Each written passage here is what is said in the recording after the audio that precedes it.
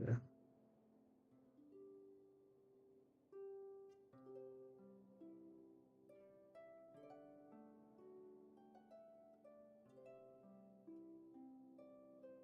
Welcome back, everybody. This is Liz Marino 300 speaking. I hope all of y'all enjoyed the previous video or stream, whichever one you're coming from today.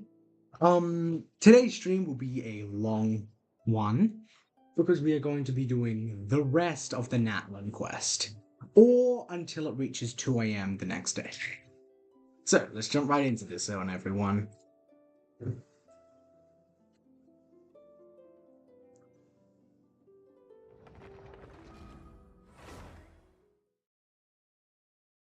So yeah, we're gonna be doing the Natlan quest where we left off yesterday, and I am tired, so I'm having a couple of snacks to wake me up.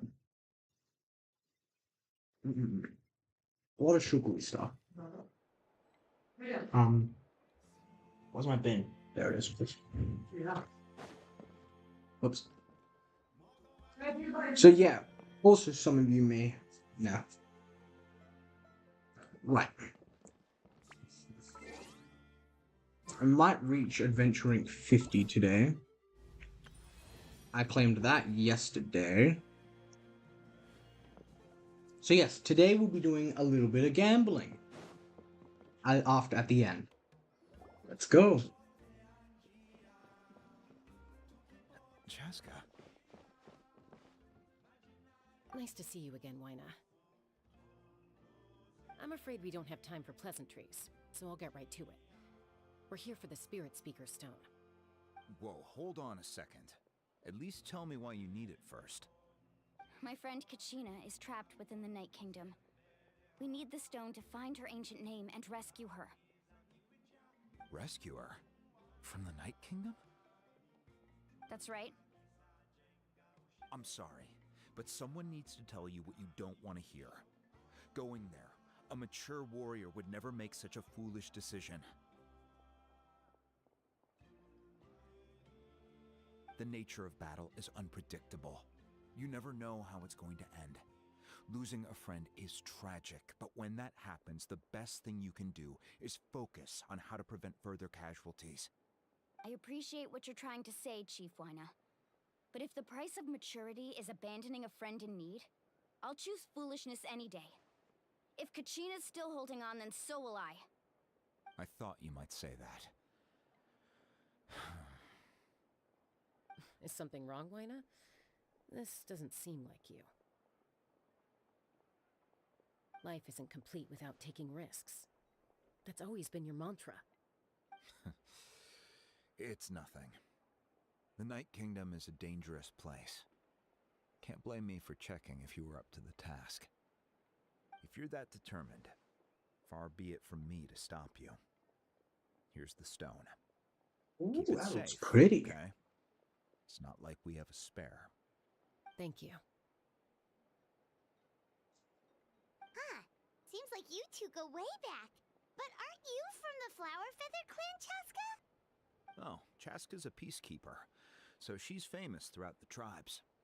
She's always the one people call to resolve conflicts, so we slowly got to know each other that way. Her younger sister Quichi's always hanging around our tribe, too. She's helped us out a lot in the past. Oh, you have a younger sister? Yes, I'll introduce you to her sometime. But let's get back to business.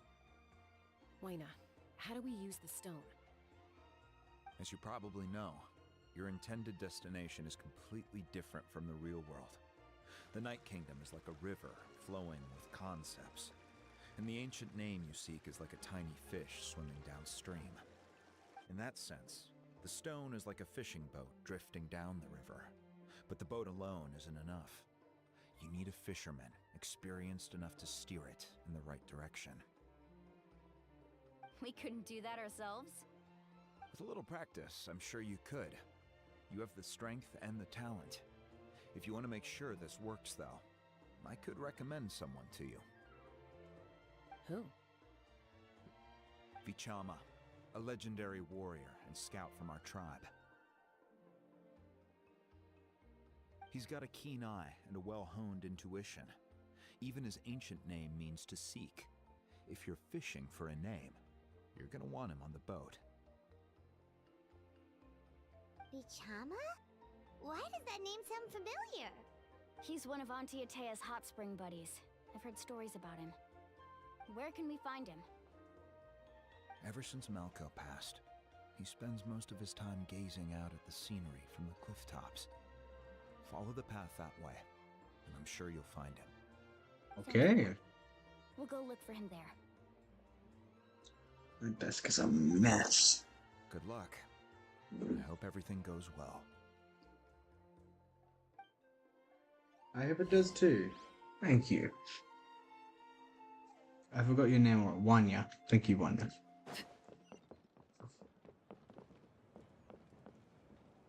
I don't have Jing Yuan active now.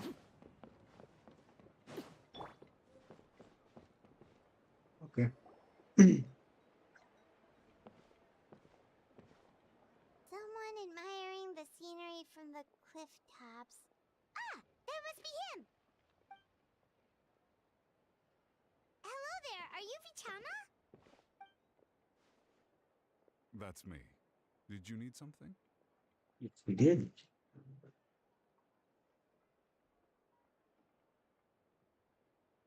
What? You're saying you can bring someone back from the Night Kingdom? How is that even possible? No, if you really think about it, anything's possible in that kind of place. But that would mean... Are you okay? You don't look so good.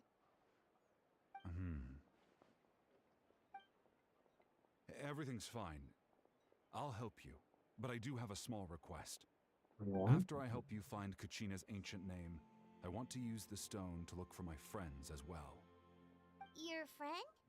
Oh, why not mention someone named Malco? Is that who you're talking about? Yes, but I'd rather not get into it if it's all the same to you. That's not a problem. We agree to your request. Yeah. Since you're helping us find Kachina's ancient name, it's only right that we return the favor. Then we're agreed. Can I have a look at the stone?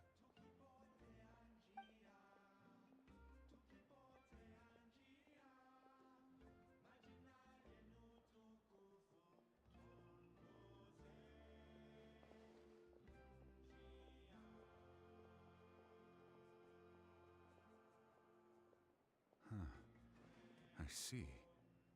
From what I can tell, it functions almost like an abyssal pylon. Both connect the Night Kingdom to the living world. Once the connection is established, the abyss will come surging through the opening like a predator honing in on the scent of blood. So we have to be sure not to use it in a tribal settlement. Oh, Wow, damn. you got all that just from looking at it? I just picked up on the basics, really. I still have no idea why it works.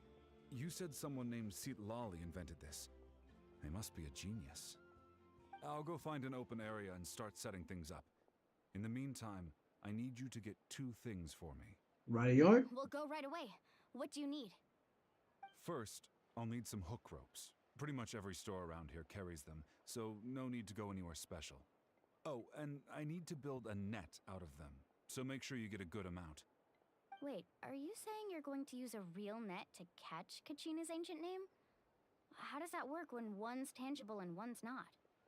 By creating something tangible in our world, like a net, we can create a connection to a corresponding concept in the Night Kingdom. Basically, I'm going to use the concept of a net to catch something equally intangible, an ancient name. Oh, I see. What about the second thing you needed? Right. I need 2 chunks of obsidian. Once we bring the ancient names into our world, we'll need a place to store them. Normally, you can only get obsidian from the Children of Echoes, but I heard there's a traveling merchant from that tribe around here somewhere, so maybe you can try your luck there. Gotcha! Alright. Alright, let's split up. See that clearing? Let's meet over there when you're done. Oh, and you can send someone with me if you want. In case you're worried I might take the stone for myself. What do you think, Chaska? There's no need. Lena spoke highly of you. That means you're trustworthy. I appreciate it, even though that doesn't mean much to me anymore. Anyway, it'll take some time to set everything up, so no need to rush. I'll see you in a bit. See you in a bit.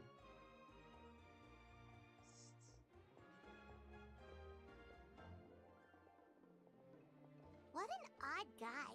He seems so defeated, but also really invested in the stone at the same time. You lost a friend. I don't have any more insight than you, Paimon. Let's just focus on the preparations for now. Hang on, Kachina. We're coming for you. Yes, we are.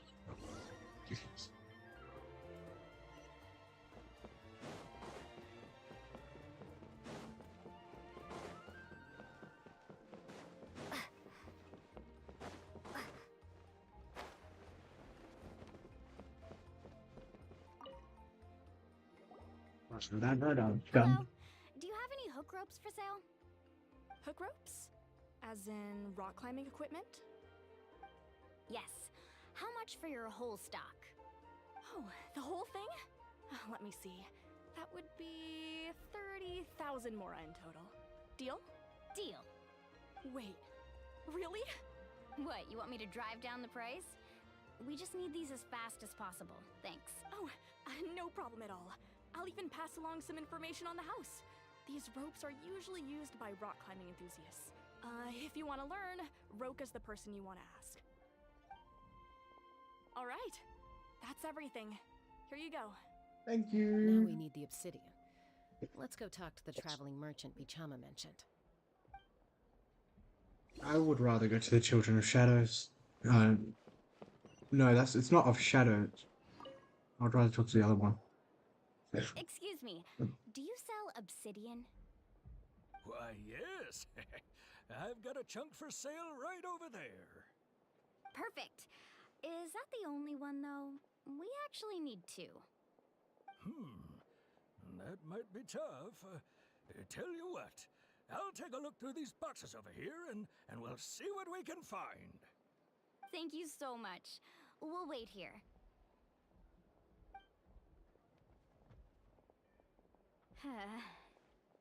Relax.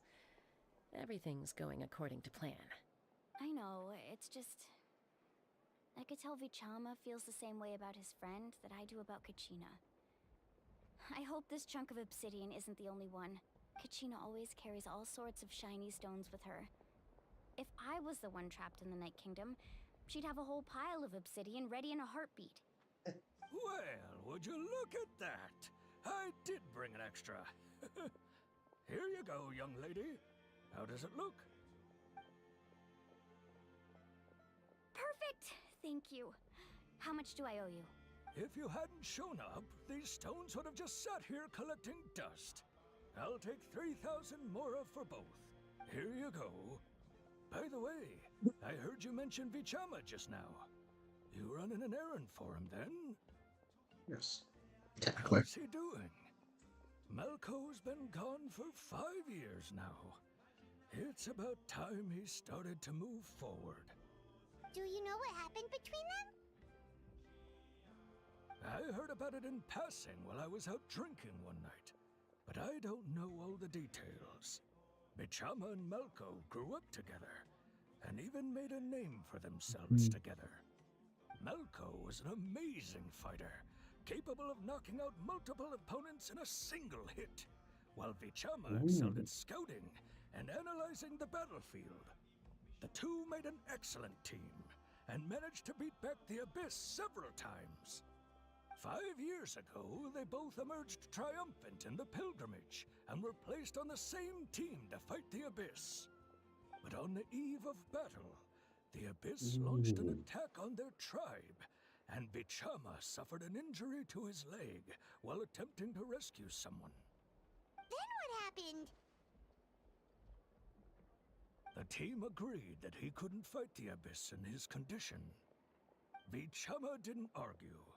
He knew going to the front lines with an injured leg would make him a burden in battle. So they raised the issue with the Pyro Archon, and she agreed to let him stay behind. It's just... Melko and the others ended up facing hordes of abyssal monsters in numbers that far exceeded anyone's expectations. The team made an error in judgment, and they fell to the onslaught. Vichama went into a deep depression after that. He blames himself for everything. Oh, you're not wrong. But it's possible he chooses to blame himself. Not because he did something wrong, but because he wasn't able to do anything at all. I've tried convincing him to move forward, to stop dwelling on the past. But the shadow of Malko's death hangs over him still. The Abyss has caused so much suffering, and some wounds never heal. I wish there was something he could do to make himself feel better. But, anyway, that's the gist of it. Maybe you could help him talk things through sometime. I would really appreciate it. No problem.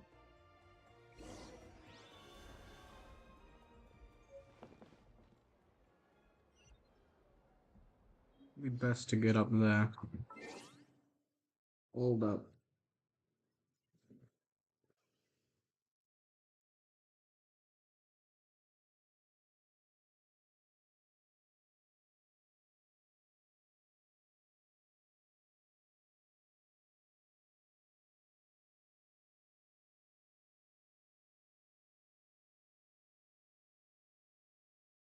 Sorry about that.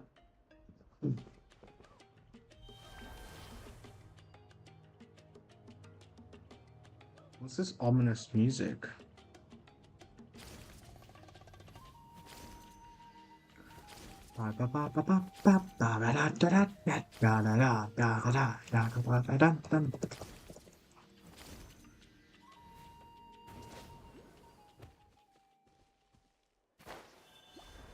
Right, let's go.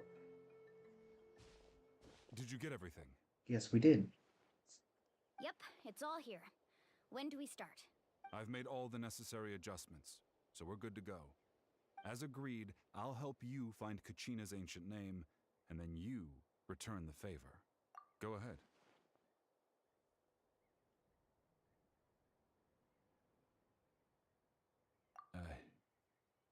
After Malko fell, I scoured the battlefield to see what happened. It turned out he wasn't bested by some impossibly powerful foe. He was dragged to his grave by the sheer number of enemies. If I had been there, I would have been able to sense the danger. I could have warned them not to advance. I've always blamed myself for what happened. But when you told me about Kachina, I realized there's a chance Malko might also be alive, fighting for survival in the Night Kingdom. I just got But goosebumps. that happened several years ago, right? The Pyro Archon said all life within the Night Kingdom eventually becomes one with the Sea of Souls. There might not be much hope, but I still have to try.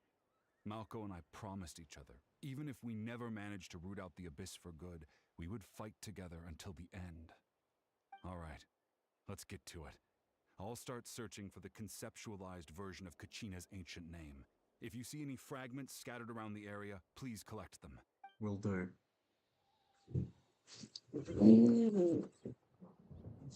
Make sure you prepare yourselves for battle. As I said, the stone will link the mortal realm to the Night Kingdom. The Abyss will likely emerge in response.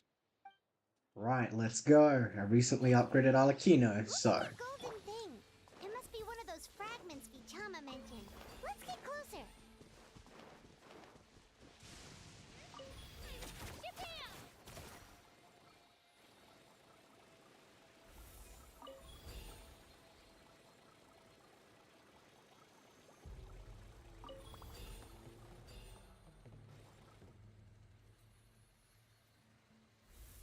I know I'm in the middle of battle, but hold up. I'm switching you for you.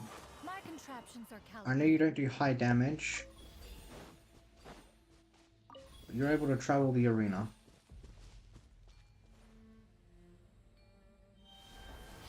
You are too.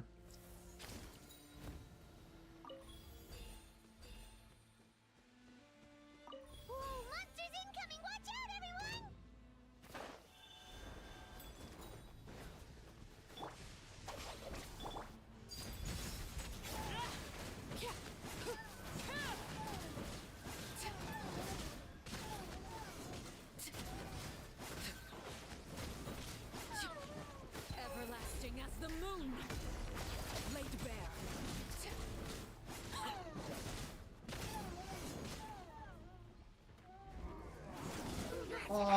purgatory again. Skyward! Drop!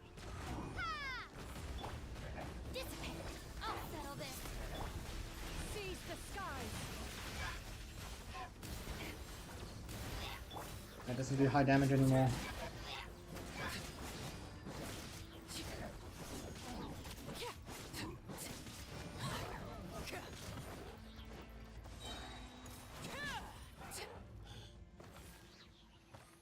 How much longer, Vichama? Not long. We're getting close. Damn. You kidding me?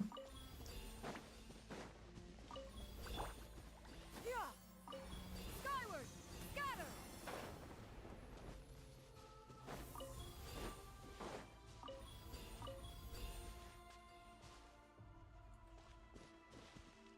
Come on. Scatter! Damn it. Alright. Vichama!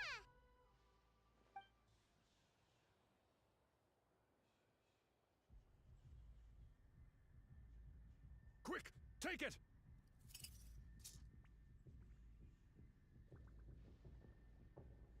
I found Kachina's ancient name. Hang in there, Malco. Just a little longer. Something's not right. The power of the Abyss is getting stronger. It's because Malco is so far deep in. This is corroding his body. Vichama, you can't keep going. You'll die. I should have died 5 years ago. I just need a little more time. Please, I'm almost there. I'll help you buy more time. Oh, Whoa, watch out! The power of the Abyss is strong.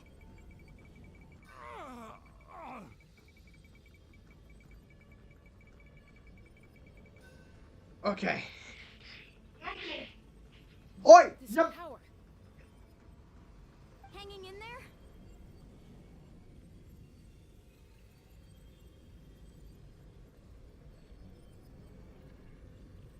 Sorry about that. Malco. No! Why can't I find him? Why? We can't wait any longer. Pull him away from the stone, Mualani. I already tried, but the power of the Abyss has him in a chokehold. It's like he's tied to the stone with an invisible rope. In that case, we have no choice. I'm sorry, Saint Molly. Get back! No. Wait! Oh, wait. Wait. Perfect. Oh, what? No! What happened just now? It looked like the Spirit Speaker Stone was... Hold up. Is that a bad thing? No, it can't. It's okay. Streaming is good. The stone's power was spiraling out of control. The only way to stop it was to destroy it. You were all caught in the shockwave of the explosion. You might feel dizzy for a while. So we destroyed the stone. That's normal. Give us a heads up next time, will you? You're lucky we managed to dodge it in time. I thought I said to get back. Yeah, barely a second before you made it go poof. Not everyone has your reflexes, Chaska. We were this close to getting dragged into the explosion. Okay. I'll be more careful next time. I don't think there will be a next time. Kachina's ancient name is still in one piece. Wait, where? Oh, Vichama! whoops. Vichama! I couldn't find Malco's ancient name. It must be completely gone by now. Once your ancient name disappears, there's no coming back. From the very beginning, I knew there was a slim chance, but still. And now... it's too late to save him. From the minute he left that day, it was already too late. Okay. Vichama. I'm sure he's heard enough condolences over the years. Let's just give him some space. Huh? What's that in your hands, Vichama? It looks like something's glowing! Huh? This is... Oh, come on.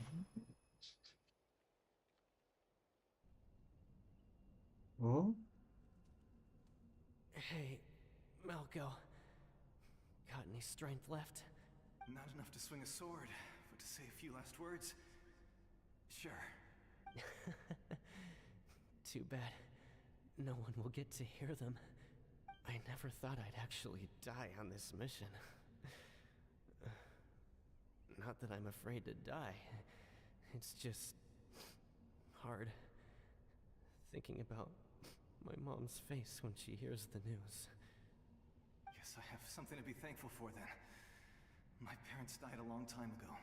They won't have to mourn me.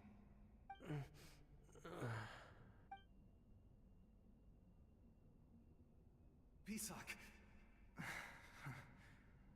Always had to beat me at everything, didn't you? Right to the end, you were never one for goodbyes. Maybe you're right. Maybe no one will get to hear our last words. But just in case, Vichama, I'm so glad you didn't come with us.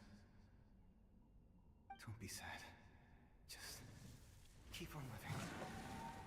For the both of us.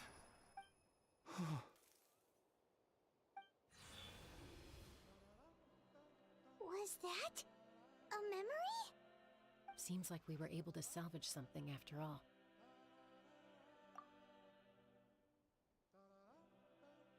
Of course. Seeing him, hearing his voice again, it makes me unbelievably happy. But it also brings with it an even deeper pain. A deeper pain? We'll Why? never get to hear him again. Malco was always the type to put on a brave face. But in that memory just now, his hands were shaking, and his smile was forced. For all these years, I regretted not being able to fight alongside him to the end. And now I know, at the end of his life, he was thinking the same thing. Vichama. I'm fine. Actually, I heard Chief Wina wasn't really on board with your plan to go to the Night Kingdom. When you asked for my help, I hesitated too. I knew helping you find your friend's ancient name meant leading you one step closer to danger, but I also understood why you had to try. Everyone has regrets in life, but not everyone gets the chance to make up for them. Once allowed to fester, guilt strips us of our most valuable qualities as warriors. In that sense, we might as well choose the braver path from the very beginning. If I could do it all over again, I would have followed Malco to the front lines no matter what. Even with an injured leg, there were still things I could have done. That way, even if the outcome stayed the same, I still would have fought alongside him to the end. It's okay. There are critical junctures in life, and if you don't seize the chance to act, there's no going back. That's something I had to learn in hindsight. But you're still at the crossroads of your journey, so I hope you can walk away without regrets.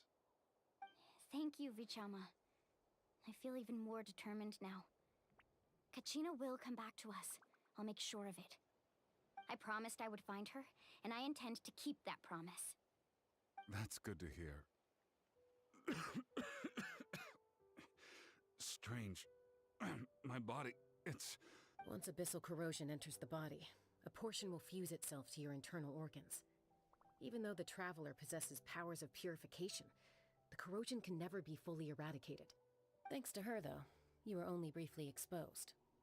Slowing your breathing and controlling your emotions should help you keep the symptoms in check.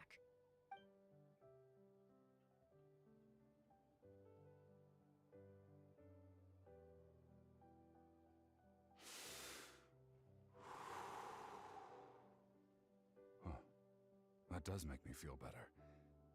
You seem very knowledgeable about all this. Just speaking from experience, that's all. Anyway, we've recovered Kachina's ancient name, so we're off to a great start. Let's get Vichama back to his tribe and tell Wina the good news. Oh, and apologize for destroying the Spirit Speaker Stone. We had no choice, though, so he'll probably understand. Right? Nah. That giggle at the end is exactly of concern. Sad we couldn't get his name there.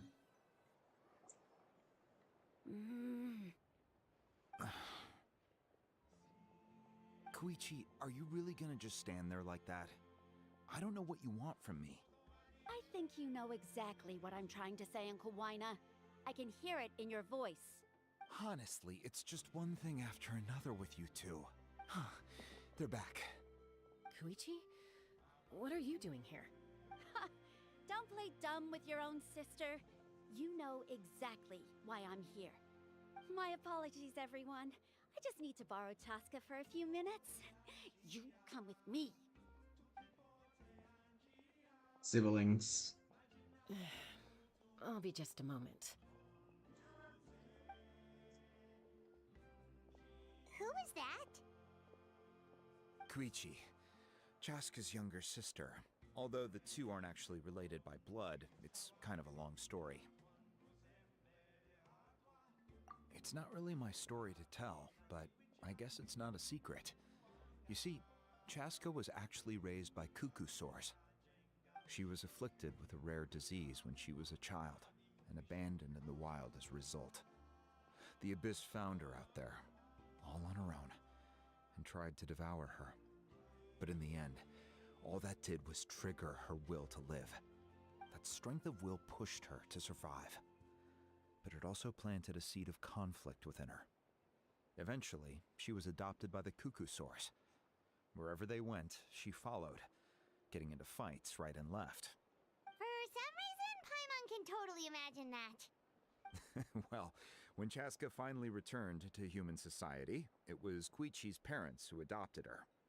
At the time, Chaska still had a habit of getting into fights, so Koichi was always taking her around, apologizing to everyone.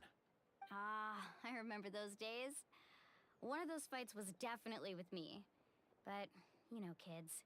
You're fighting one minute and your friend's the next. Eventually, she found a way to rein in that desire to fight. And now she's who people call to resolve conflicts.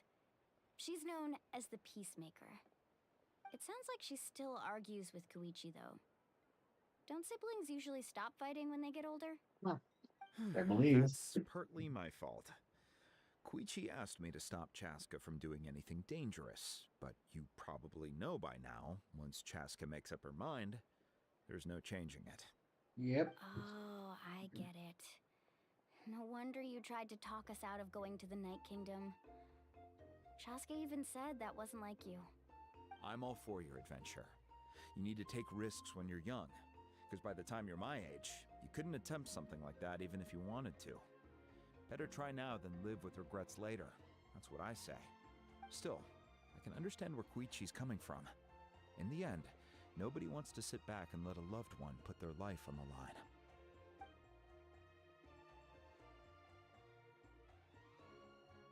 All right, it's just the two of us now. You have 1 minute to explain yourself. I don't have anything to say. You don't have to approve, but you should know I only do what's necessary. That attitude is exactly the problem. It's like you don't care. You try to sneak off to the Night Kingdom behind my back and then play it down as if it's just a trip abroad. Well, technically I am going abroad, right? Again with the excuses! We agreed, didn't we? There are 4 levels of danger. If it's not something urgent, you can only engage in level 2 danger and below. You can only go up to level 3 if a situation is so dire there's absolutely no alternative. But a trip to the Night Kingdom? If that's not a level 4, I don't know what is.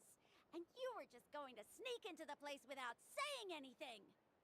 What do you mean, sneak into the place? I always planned on walking in there with my head held high. You bought off Uncle Wina, didn't you? He promised me he'd stop you from doing anything dangerous. Oh, it's like he didn't even try. You feel like he went back on his word. What if I told you my mind was made up, and there was nothing he could have done? Not even by force. Oh, I knew it! So he did try to say something, but you didn't listen. Exactly. This is important. If you were in my shoes, you'd make the same decision. You don't know that? I'm a doctor, and I handle logistics. If you're going to waltz into a dangerous situation where you could lose control at any moment, it's my duty to say something! All right, whatever. Anything else? Damn. You... What do you mean, anything else? Why don't you reflect on what you've done and promise me you'll stay put? Time out. Is this one of our normal arguments or a serious one? Chaska, does it sound like I'm joking? Then... you need to know something. What happened to Kachina was partially my fault. I can't leave her there to die. That's not who I am. But the person you become when you lose control, that's also not who you are! That's a different issue. You said it yourself. A person is only as good as their morals. If I want to live in Natlan, I need to display qualities that make me worthy of this nation. I've also told you that managing your condition is equally important. Sometimes you have to make sacrifices. All right, let's stop this here. If we keep going, I might actually have to get serious. And I think Waina prefers his roof attached to his house. Threat? That sounds like a threat to me. Koichi! Younger sisters are supposed to listen to their elders. So, you're really going to go, no matter what I say? I'm supposed to be your sister. Then support me. I'll be back. All you have to do is wait. Chaska. So, that's it. Why'd you have to turn out to be so darn annoying? That's siblings for you. You two are something else. Something you wanted to say? I know you aren't related by blood, but you two sure are similar. Really? You know, I said that very thing to Koichi not too long ago, and she reacted the exact same way, down to the very tone of voice. It's not my place to get involved, but I will say this. Try to spend a little more time with your sister. You're tough kids. That doesn't mean you have to go it alone. Thank you. Anytime. All right. If you're done with the Spirit Speaker Stone, you might as well hand it over. According to Cage, it's an important ceremonial artifact, so it'd be safer to keep it with me. About that. About that. If only Tonegif Bard was here, he could have repaired it just like the Holy Liar. It might be in a few more pieces than you remember. Huh?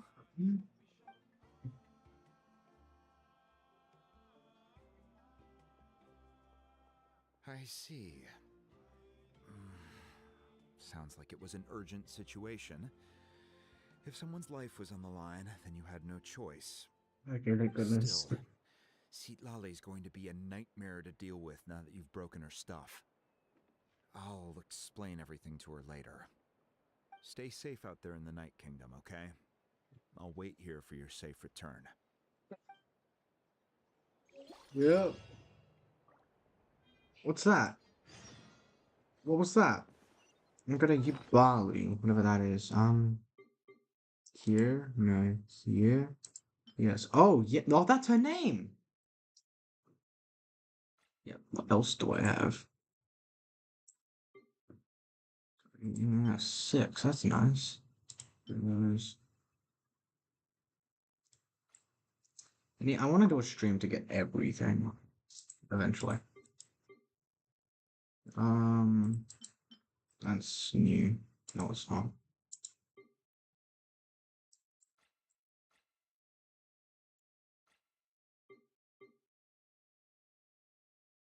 What are those bracelet things? I got like bracelet things not that long ago. It was like a half bracelet.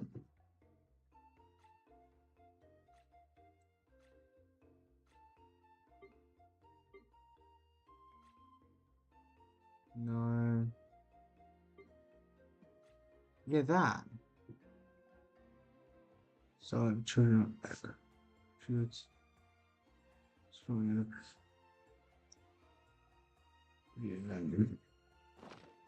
Actually, we cannot tell.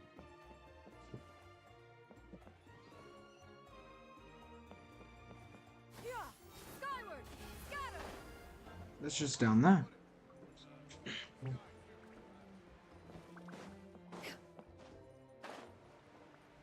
I'm not gonna make it. I'm gonna go as far as I can, though. There's a chest down there.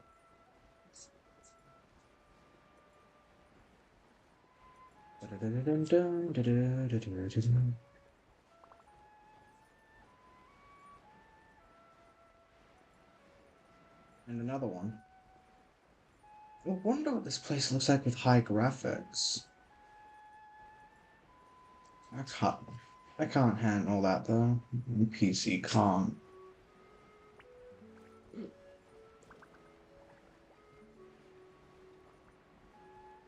I'm actually getting really close.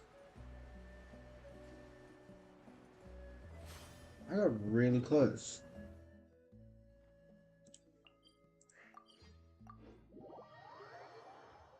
Oh well.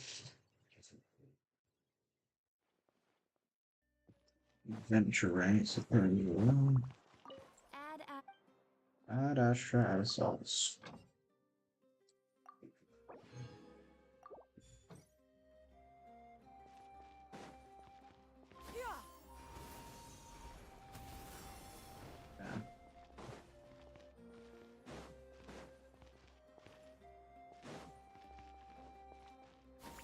Skyward!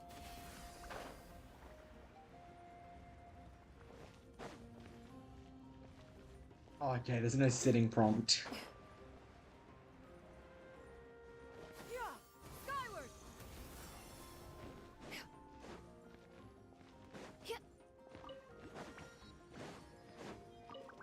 Oh, close.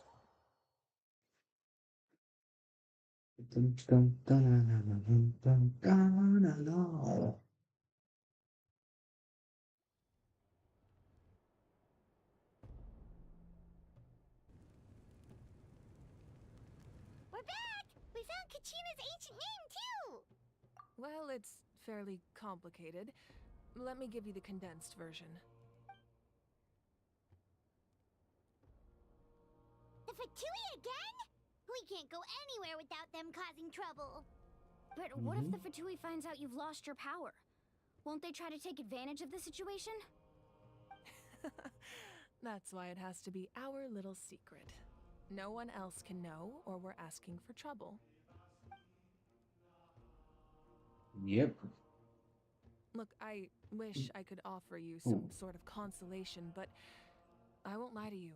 With multiple factions closing in, there's nothing comforting about the situation we're facing. Still, all you need to do is focus on your goal. You can leave the complicated matters to me. I can also step in on the Pyro Archon's behalf. There's a limit to what I can accomplish, but I'll help you however I can. There's no need to be so modest, Yan-san. Your incredible strength has long been a well-known fact. You're the pride of your tribe. Archon, I'm sorry about before. You have so much on your plate, so much that you have to worry about. But all I could do was focus on my own feelings. You have nothing to be sorry about. We all get overwhelmed by our emotions, myself included. Your reaction to Kachina's disappearance, I understand that feeling very well. Well, now that we have Kachina's ancient name, let's go track her down. Follow me. Let's go. We're going into the Night Kingdom itself now.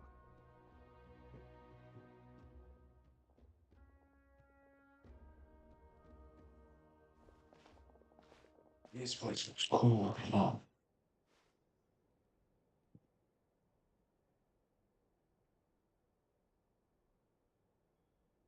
What is this place? Hey, isn't that Atea's talisman? Good eye. This is where I store all the various mementos I've collected. Whoa. I've never seen this place before. There's so many things in here. It looks like there are items from every tribe. Collecting them must have taken a lot of effort. I suppose you could think of it as a hobby of sorts. In Natlan, everyone grows up listening to the stories of heroes. And physical items do a far better job of preserving those stories than our own memory. Now, I still have some preparations to make for the ceremony, so feel free to take a look around in the meantime. If you're curious about an item, I'm more than willing to tell you about its origins. Alright, we'll have a look. 6 hours later, we're still talking.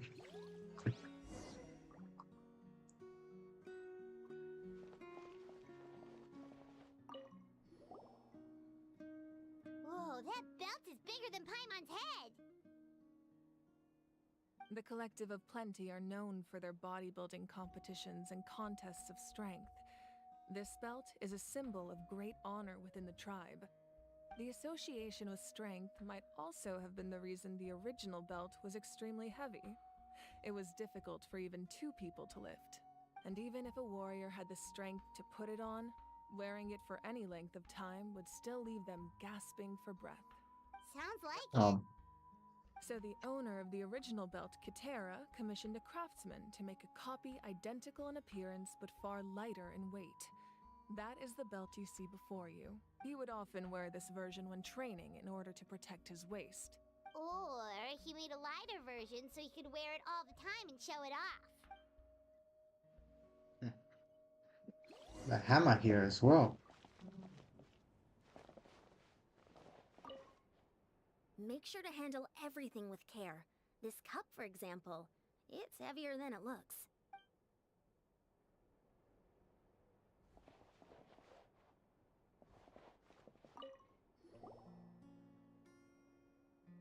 There are so many jars and potions around here.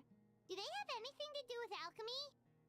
No, those belong to the Masters of the Nightwind. They're ceremonial tools used to amplify the ability to communicate with the Night Kingdom and the Wyab. Yamaya is an expert in this field, and she taught me a lot. Even though she appears stoic and serious, she actually has a keen sense of humor. The tools you see here are quite traditional. Her students found them outdated, so she passed them on to me. The contents of the jars aren't all that special. Oh, except the big jar in the middle. That's what she really wanted to give me. Ooh, must be something really cool. What's inside? Grape juice. Huh? So wine? It's quite tasty, although probably expired by now. Oh. That'd be kind of... This Chaska. flower looks like it's thriving. You must be good at taking care of plants, Archon.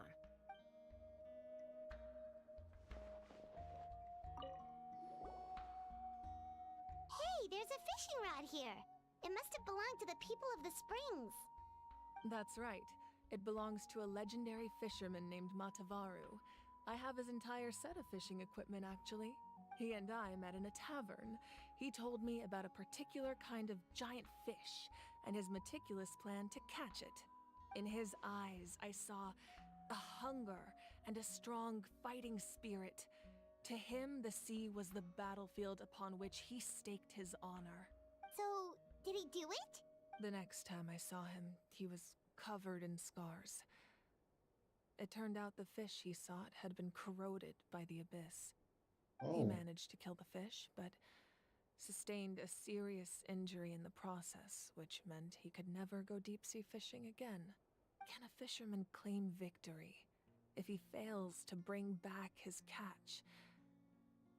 That's what he asked me in the end. Well, Paimon thinks he won.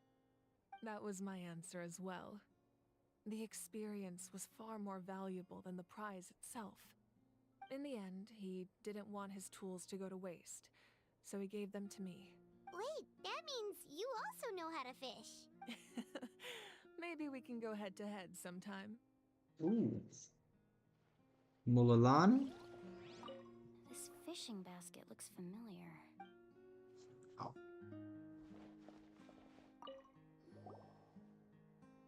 This is Atea's talisman.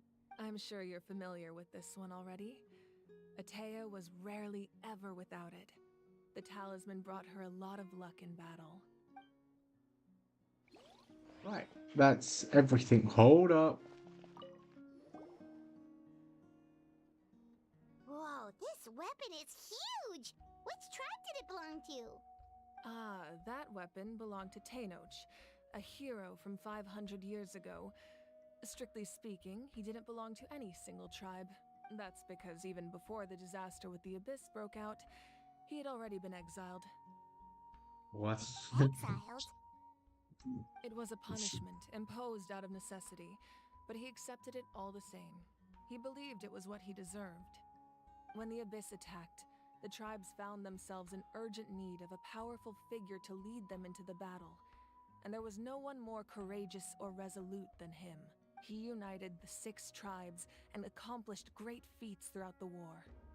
Ultimately, he perished, and because he had already lost his ancient name, the Ode of Resurrection was unable to bring him back. And so, he was laid to rest, alongside the countless warriors and civilians who lost their lives, buried in the soil of his native land. Wow. He sounds like a true hero. Indeed, even now, his story is told throughout the land. Oh, damn. Sorry, I didn't know. There's still one more thing. No. Okay. The powder still needs some time to settle, so let's wait a little longer. Well, what do you think of my collection? Do you feel like you have a better understanding of Natlan's culture now? Yeah! If each item represents a different story, seems like Natlan's really been through a lot. Does every item hold a special memory, just like Atea's talisman? That's right. The items in my collection actually serve a similar purpose to the ancient names passed down among the tribes. They demonstrate the true shape of time. The shape of time? Most people perceive time as a linear concept, almost like a straight line that can only move forward. We cannot change the past or predict the future. But there's also a different theory, one that I believe to be closer to the truth. Namely, that the past, present, and future all exist at once. At Yeah. once? Paimon's not sure she understands. My description, what I think that means is like everything in the past, like the people that lived back there, those things are happening to them right now. But we see it as like it's already happened hundreds or thousands of years ago.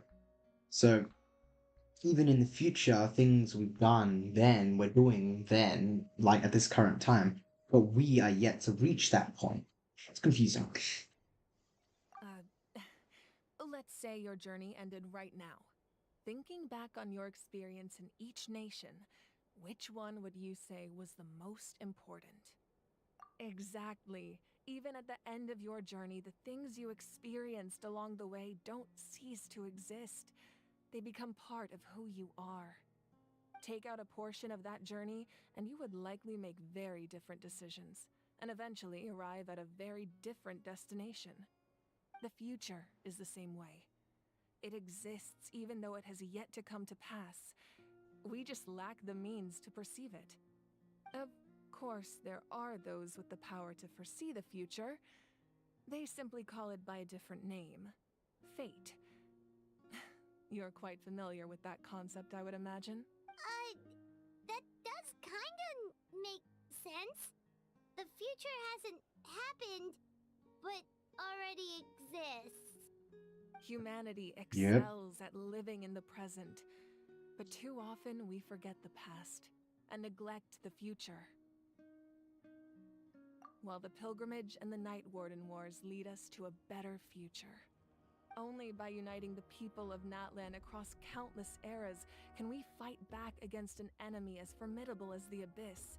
To come up with such a set of rules, the first Pyro Archon must have possessed a level of insight I can only imagine. That's correct. At first, he was a mortal man with no special power. After he ascended to the divine throne, he used it to borrow power from the heavens and establish the rules of Natlan. Namely, a framework through which ordinary people can ascend to archonhood. By holding the pilgrimage, we're able to determine the strongest among us. And when that person ascends to the divine throne, their inner flame will awaken. In addition, the sacred flame will grant them significant knowledge and memory of this land. After all, that's how I came to know everything I just told you. So, it all comes down to the power of the divine throne and the rules. Wait, is that a family portrait? Yes, that's my mother, father, younger sister, and the little saurians we raised.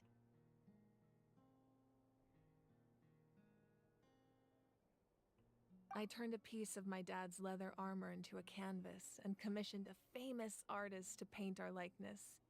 Your sister is so cute! It looks like the two of you are really close. Paimon was having a hard time thinking of an Archon as an ordinary person, but seeing this portrait, it kind of makes sense now. It really doesn't look like there was anything special about you before. Oh, wait, is Paimon allowed to say that? A little late for that question, don't you think? Sorry! Paimon's so sorry! Paimon's mouth works faster than her brain sometimes! Yep. It's all right. I'd never get upset over something like that. No matter what others may say, my past is a precious part of my identity. I'm forever proud of the life I used to lead. Becoming the Archon doesn't mean you sever ties with your family. The position just comes with a lot of responsibilities, so it impacts how often you get to see them. My father made the most delicious stew, so my sister would often bring me a large pot of his cooking, and we would sit on a blanket and eat it together. One time, we didn't close the door securely, and the saurians we were raising ran into the room and knocked over the entire pot. Ooh. My sister immediately burst into tears. The two troublemakers were going for the meat, but when they saw my sister's distress, they froze on the spot. I still remember the way they laid there, sulking like a pair of children, even after making such a mess. It was frustrating, but in the end, all I could do was comfort my sister and move on. Wow.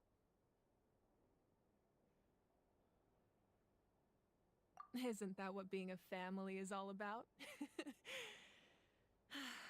I think about that story a lot, actually.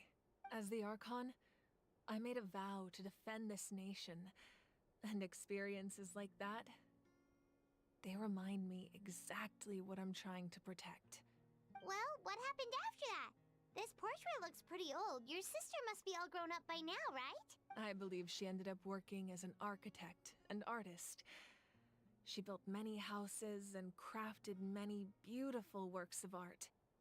Anyway, that's enough about me. Now that the powder is settled, we can begin. Iansan, Mulani, Chaska, over here, please. Place the ancient name up there, and then we'll begin.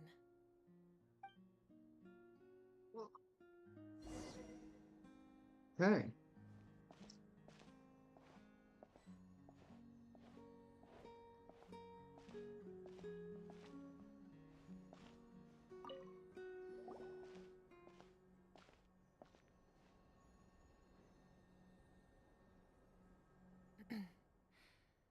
Surely as the echoes of life resound through heaven and earth, so too shall our stories remain eternal. Ancient name, take us to your fated bearer. Allow her to answer our call.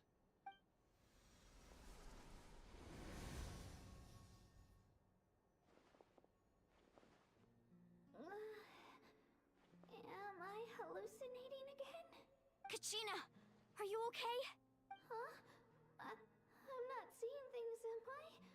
Is the abyss playing tricks on me again? It's okay, Kachina. It's just us. We're trying to find a way to bring you back. Everyone, you have to listen to me. I've been investigating the Night Kingdom this entire time, and I figured out what's wrong. The Y-Up is being affected by the abyss.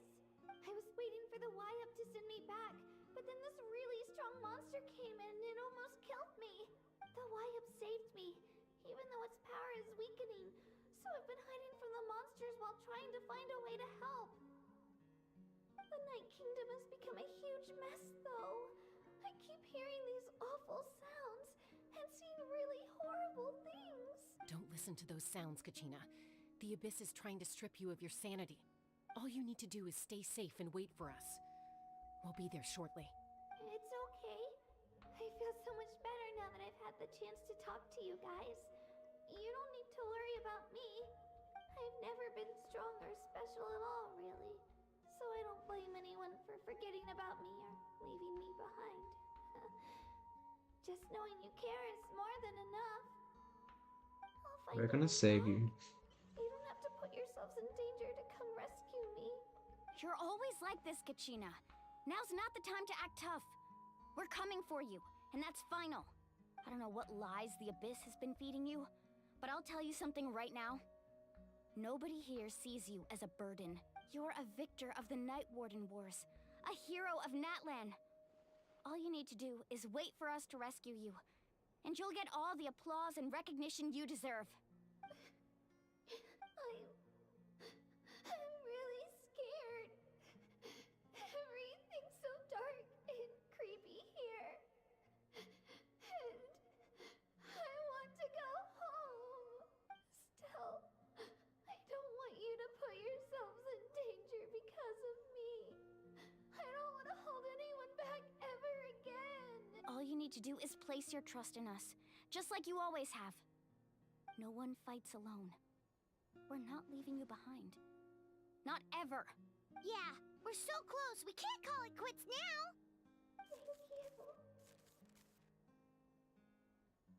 Thank you. Be careful. Looks like we've lost contact. Now comes the most dangerous part. You have to traverse the Night Kingdom in your physical form. This entrance to the Night Kingdom was left behind after an abyssal invasion. Even a brief amount of time inside could expose you to corrosion. I know. I'm prepared for that possibility. All right, then I wish you all the best. I'll tell Koichi to be ready just in case. She's very experienced in dealing with abyssal corruption. That face you just made. Don't tell me you two got into another argument. No, I just feel bad for creating more work for her. I'll go with them too, Archon. The more people, the stronger the party. Thank you so much for your help, everyone. It really means a lot that you're willing to brave these dangers with me. And there's no time to lose, so let's get going. Now that I've lost my power, I won't be able to provide much practical support. But I can still keep an eye on the situation from here. Eon-san, I know it's unlikely, but if you encounter a situation you can't handle... That won't happen. I hope not. Let's get going, saving Kachina.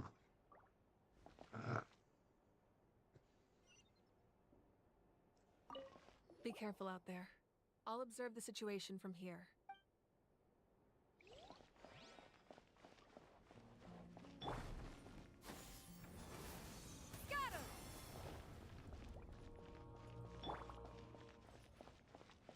I'm turning my volume up for this.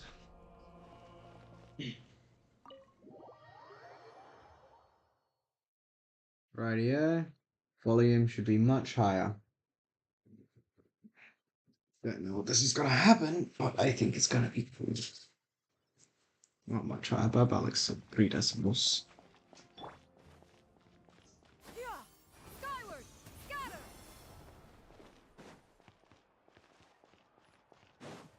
Oh, look, a camera.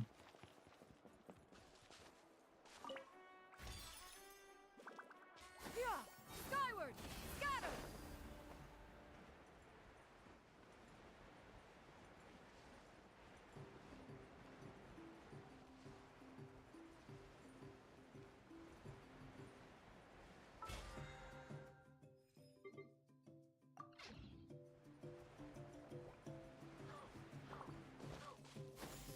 Skyward!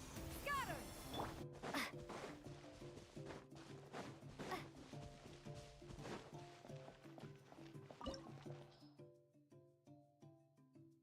Party recommended level 82 needs water. I'm actually gonna go get that.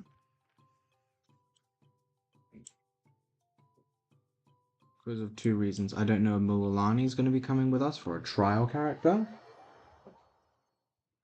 And I have a good fire character. Quickly switch to water.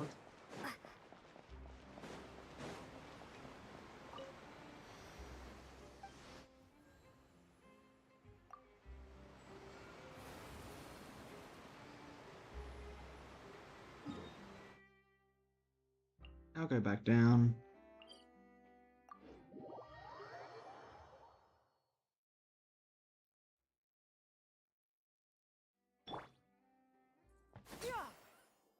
Skyward!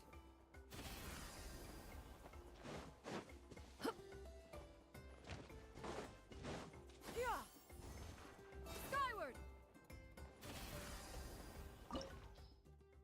There we go. Yeah, see, I don't know of any trial.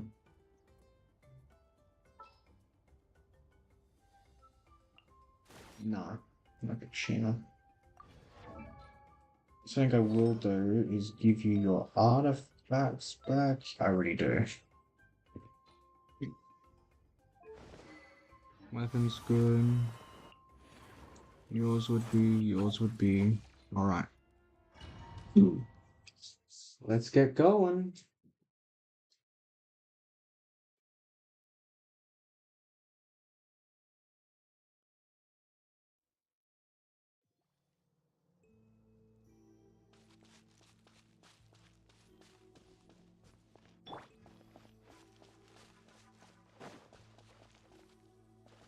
Whoa, whoa. Was this like a 7th tribe or something?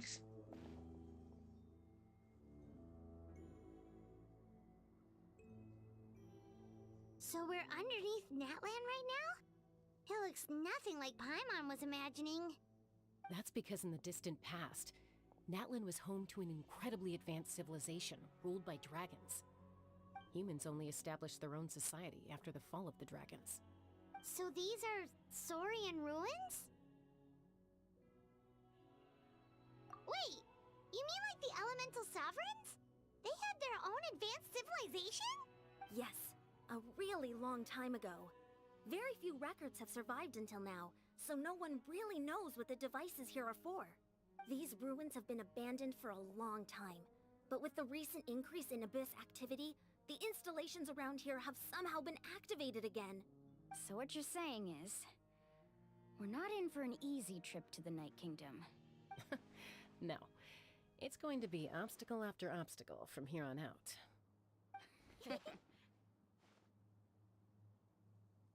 That's what I wanted to hear. Why are you all laughing like that? It's creeping Paimon out. It's the pre-adventure excitement kicking in, right guys? Of course. I'm eager to get started.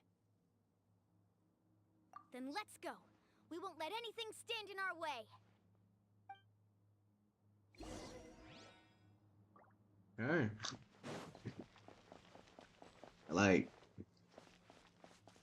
whoa. No, I can't do that. Seems like the road ends here. How should we get across? As a professional trainer, I think you could stand to build up your endurance, Paimon. Professional trainer? Paimon thought you were a warrior from the Collective of Planning. Well, that goes without saying. But I actually work as a sports coach. I provide professional guidance for many of Natlan's popular sports. And I don't just mean physical training. I design nutrition plans as well. Ah, so basically no sugar, no soft drinks, no Those guys look familiar. We've fought them before. Let's go. Show no mercy.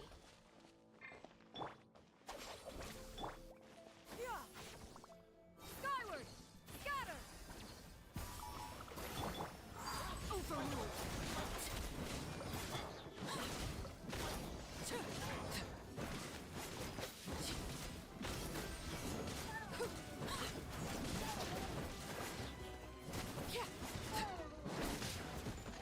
This is where you fall. Transfixed!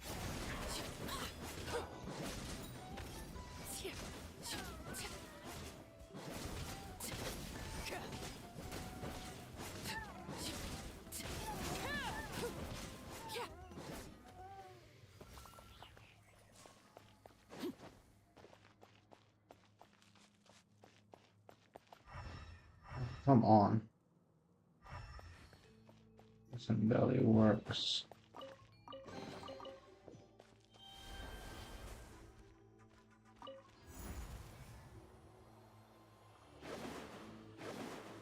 Oh, the place we need to go seems really high up.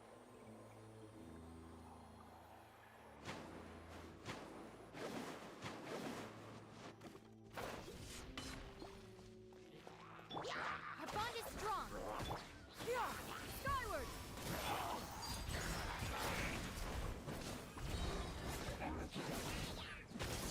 Oh, are you serious?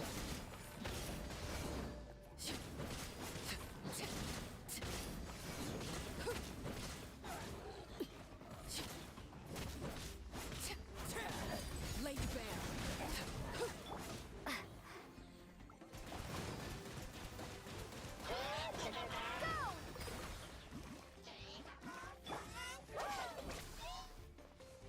Lightning terrified.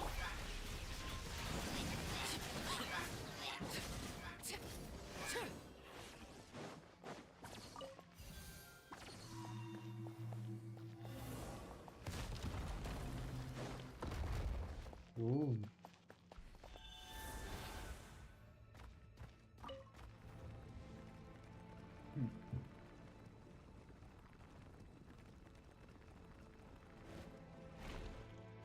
Um.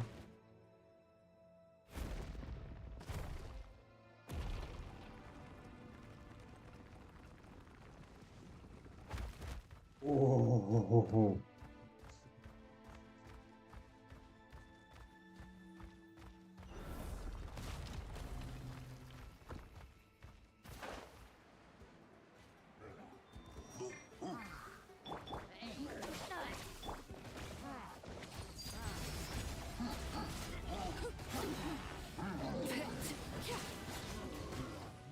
I've never really seen them do them moves before.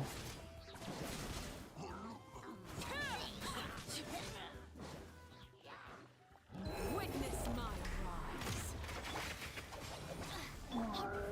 Transfixed. Go on.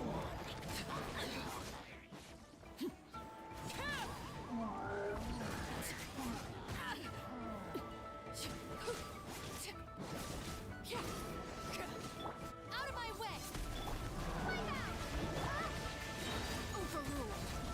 Everlasting as the moon. Laid bare.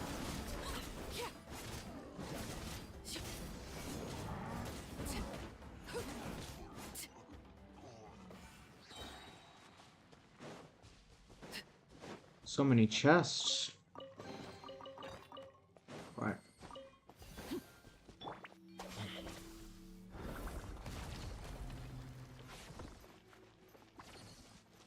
About. Need to let my hack character heal.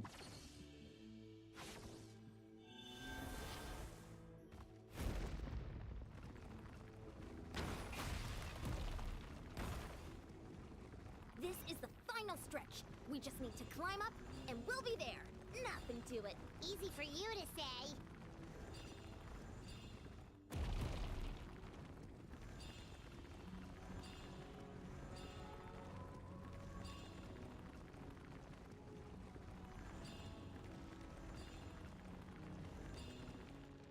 There's the rift.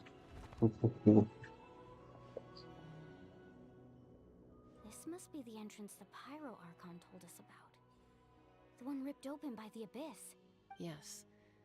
There's something in the depths of this place that feels familiar, yet also foreign. We actually have to go in there? Okay, Paimon just needs to psych herself up. Don't push her through before she's ready. That kind of looks like that portal that was opened during somewhere in episode 50s when we might found our brother again, and there's that other guy that had that weird power. Sorry, I'll let everyone keep watching. Kavia, I'm pretty sure his name is. Yeah. Cousin? By any chance? Hey! No. You don't have to drag Paimon! You're pulling too hard! Oh, this Looks like we place. made it. This is the Night Kingdom. Oh, we've kind of been here before. Huh. It looks so different from what I imagined in the stories. That overflow of energy is probably what trapped Kachina here in the first place. From this point forward, everything we know about the real world no longer applies. Anything can happen here. Yeah, Capybara has 10 million HP. Paimon's more worried about how we're gonna make it out. We obviously can't go back the way we came. Do you see that patch of light on the ground? It's shining down from that fissure in the sky. Oh yeah, right in front of us. So that's coming from up there? Oh, it's so high up. Did we really fall that far down? Just like I said, our real-world knowledge doesn't apply here. We fell all this way, yet came out completely unscathed. If this was the real world, we'd have to climb our way back up to the entrance. But here, all we have to do is stand underneath the light and offer a prayer. That's it?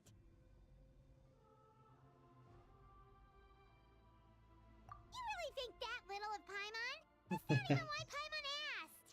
So that means all we need to do is find Kachina and bring her to this location.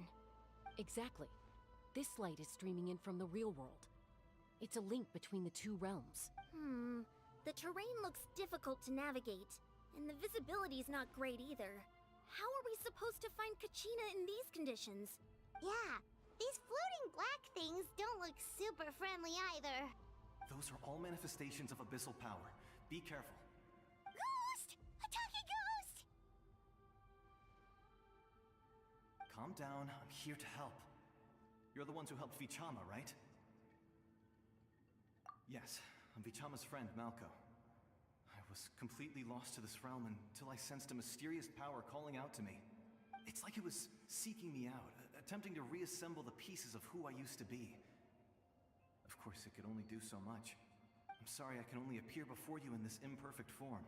No, we should be the ones apologizing. If the Spirit Speaker Stone hadn't become corrupted by the Abyss, we could have done much more. But we had to destroy it. Otherwise, Vichama and his tribe would have been in danger. Of course. Thank you for protecting him. I never imagined that, even after all these years, he'd still take such a risk for me. Under the power of the stone, it felt like our souls were connected. Turns out even our regrets were exactly the same. Whether in triumph or death, you want your best friend by your side. Exactly. That may not be in the cards for us, but it's not too late for you. You're looking for a young girl from the Children of Echoes, right? She's being chased by an embodiment of abyssal power. I'd like to help her while I'm still in this form, so follow me. Be careful. This place has been severely corroded by the Abyss. Yep. Paimon didn't realize it had gotten this bad. It's like a seething volcano ready to engulf our world at any moment.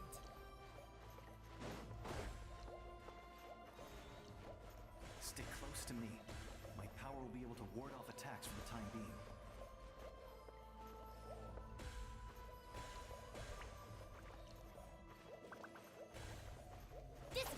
Sounds. We won't be able to keep this up. Let's try another route. This way.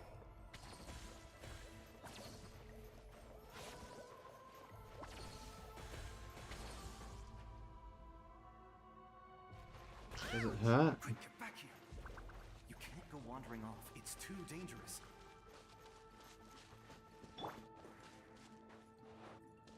That's a lot of abyssal power. More monsters. We shouldn't waste our time on them.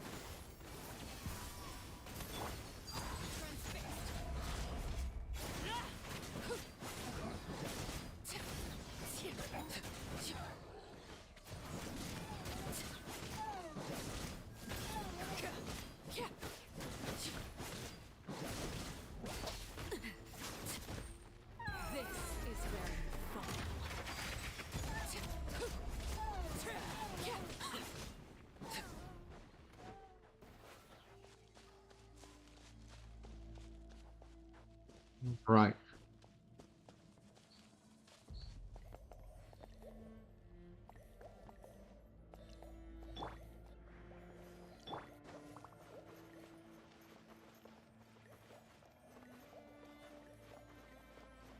don't know where, but okay. Oh, Paimon can't see anything. It's easy to get lost here. Just stick close.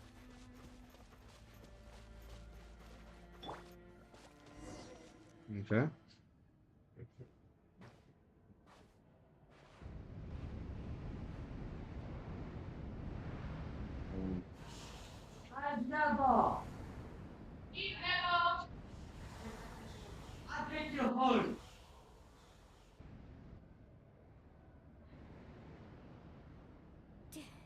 Did you hear that?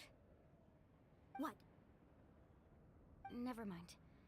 It was probably just my imagination. Don't scare Paimon like that. I heard it too. It was a voice from the abyss. What did it say? Doesn't matter. It certainly doesn't harbor good intentions.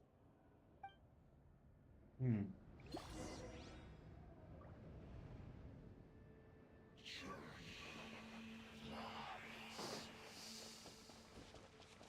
Hey, wrong way. Get back here. Paimon just heard it too. Let's keep going. Paimon wants to get out of this place.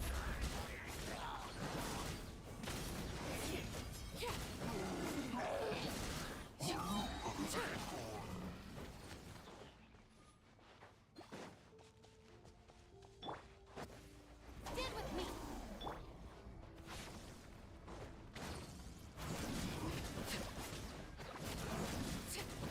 Everlasting as the moon! Transfixed!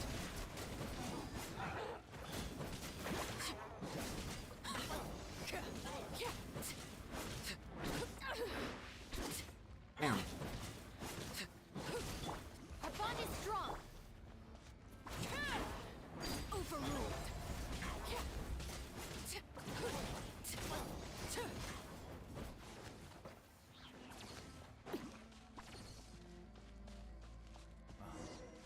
I'm impressed. Hina.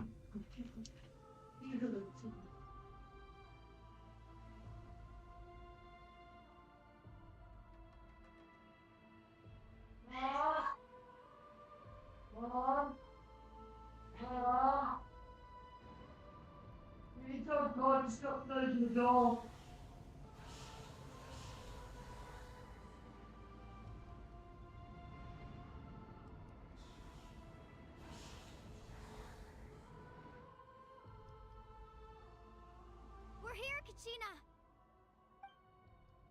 Oh, honey? You made it! Looks like our reunion will have to wait until we take care of these monsters. Good idea. Let's go!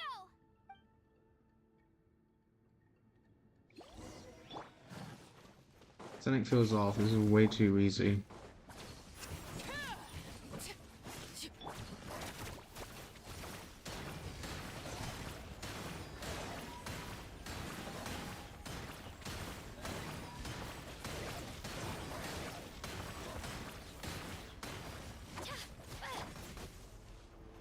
Ooh, wrong number. Witness my rise! Transfixed!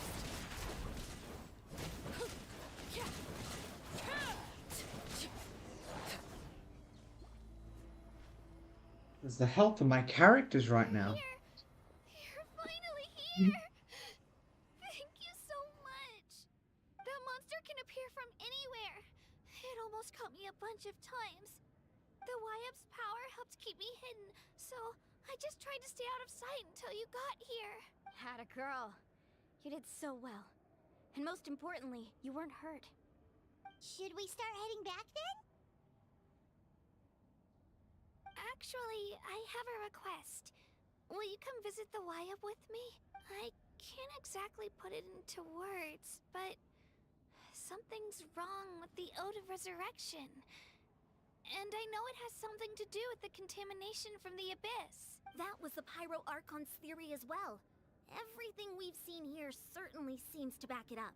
In the Night Kingdom, there are 6 main totem poles representing the Wyab of each tribe. You can think of them like the body of each Wyab.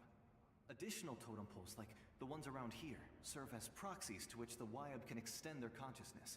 There are countless proxies scattered around the Night Kingdom. Through them, the Wyab can extend their consciousness over the entire realm and track down souls no matter where they roam. But if a proxy were to become severely contaminated, then a soul could become lost within the Night Kingdom. Judging by the current situation, I don't think we're dealing with just one contaminated proxy. Even if we could drive back the abyssal power from one of them, that probably wouldn't even put a dent in the problem. Still, we can't just leave the Wyab to suffer. It's protected me this whole time. Saving one is better than saving one. We might even manage to draw out the monster that's been hunting Kachina. Getting rid of the monster might slow down the deterioration of the Night Kingdom. Or stop it. Kachina? What's wrong? Nothing. Just a headache. And that voice again, telling me to abandon the Wyab and leave this place. Maybe we really should leave. Kachina's already been here for too long. No, I'm fine.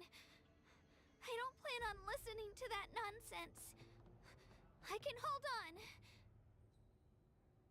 Just up ahead. I'll lead the way.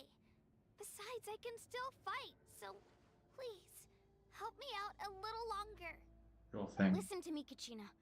We'll come with you, but that's because we want to help the Wyab, not because we have something to prove. You don't have anything to prove either. It's okay if you reach your limit. We'll be there for you. All right. The sooner we get this done, the better. We're defeating everything. So we might as well try to get to the bottom of this. Let's go. This way. I'll stay here and try to stall the Abyss Monster. All by yourself? That's too dangerous. It's all right. I may not be as strong as that monster, but I'm definitely more familiar with the area. Besides, I don't have much time left. If you're anything like my friend, I'm sure you're not particularly fond of goodbyes. So go. Achieve your goal, and return to the world where you belong. Thank you for everything. You're a true hero. Thank you. No one fights alone. Reunion. I need to heal my characters. Holy crap. Let me help you walk. I'm fine. You should know I'm made of stronger stuff than that.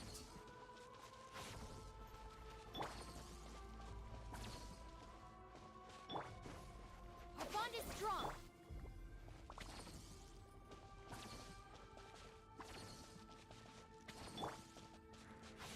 The only one that doesn't want to get healed is Bloody Arlecchino, the one that my main DPS.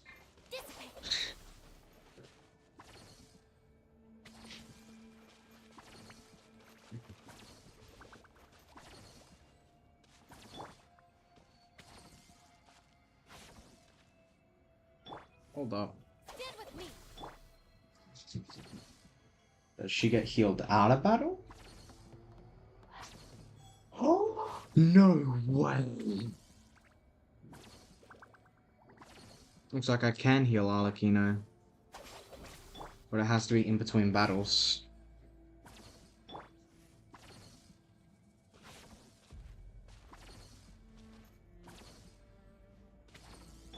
Everyone's full health. There's a totem pole. Okay. I want to heal everything. Everything in this place. Rid the abyss.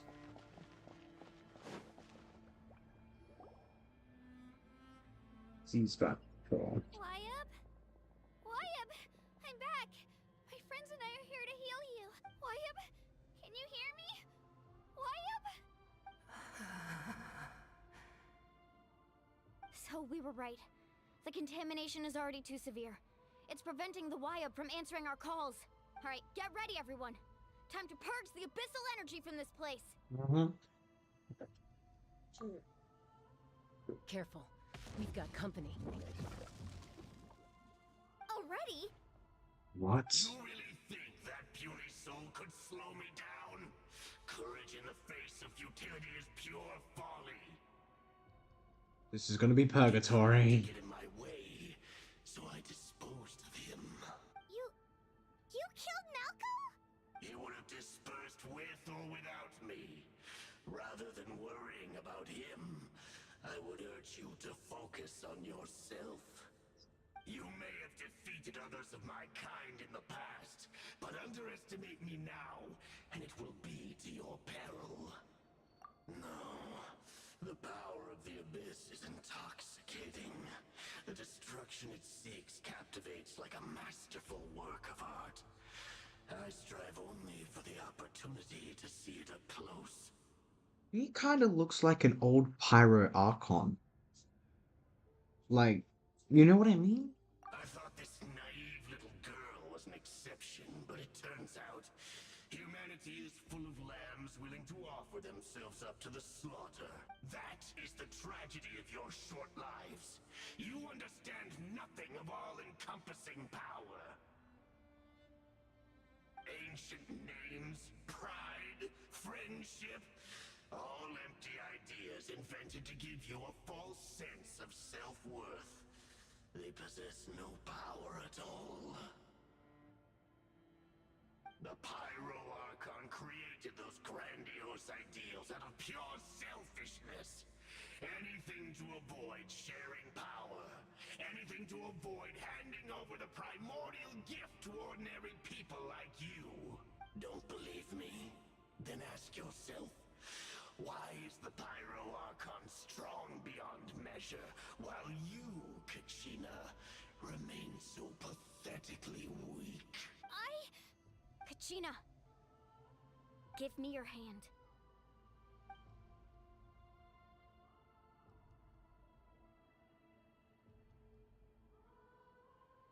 Feel that? I'm right here next to you. Thanks, Moalani. You're right. I have nothing to fear, because I'm not alone anymore. You're right. Maybe comforting ideals don't have any power. But you also couldn't be more wrong. You've never had to work for your own strength, so you will never understand the true source of our power. What? The courage we have to stand before you and not back down? It comes from our friendship. The power lies not in the ideal itself, but in our commitment to upholding that ideal, and in our decision to stand together and fight! Well said! Let's go, Kachina. It shouldn't take more than 2 of us to handle an enemy like this. Sorry in advance, but you deserve what's coming to you! There aren't many in Natlan who can beat us when we're together. It's time he got a taste of that kind of power. Time. Wait, 2 characters? Holy damn. Surfboard?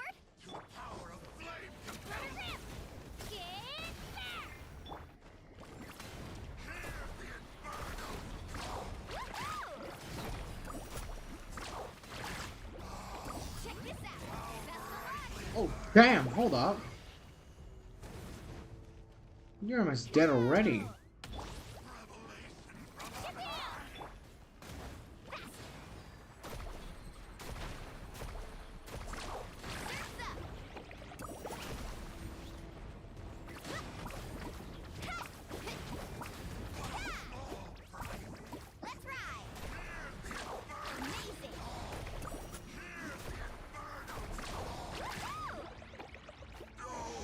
The heck?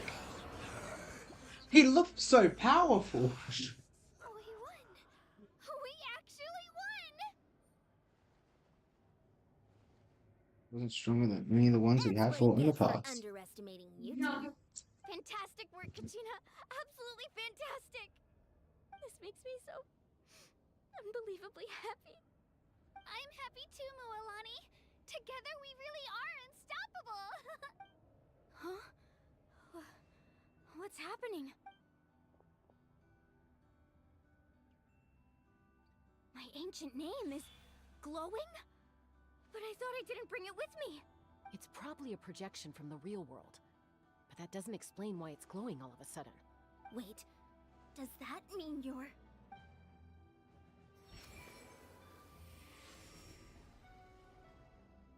That was a bold move, diving headfirst into the fire to save your friend, especially in a place so overrun with abyssal corruption. Damn. Still, seeing you pull it off was really something. What? Everything you said was exactly right.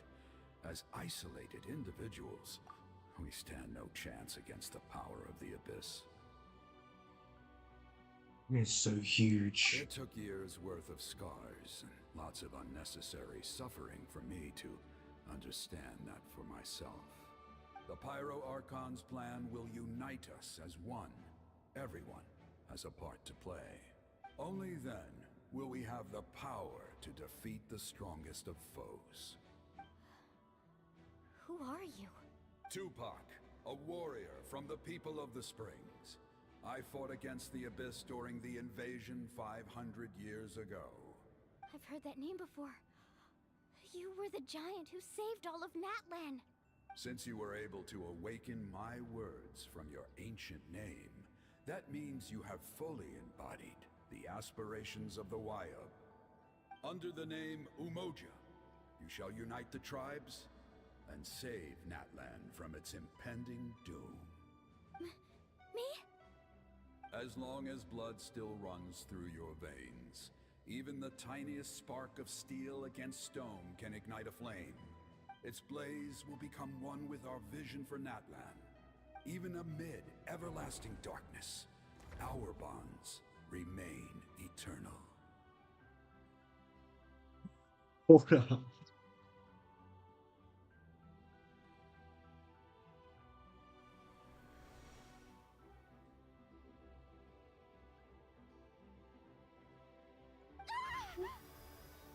How? What's wrong, Moalani? So many memories. My brain was just flooded I with know, everything right? I once knew. So that's what happened. What do you mean? Did you just figure something out? 500 years ago, they foresaw the very crisis we're facing now. Efforts to save Natlan started all the way back then. We can go over the details once we get back.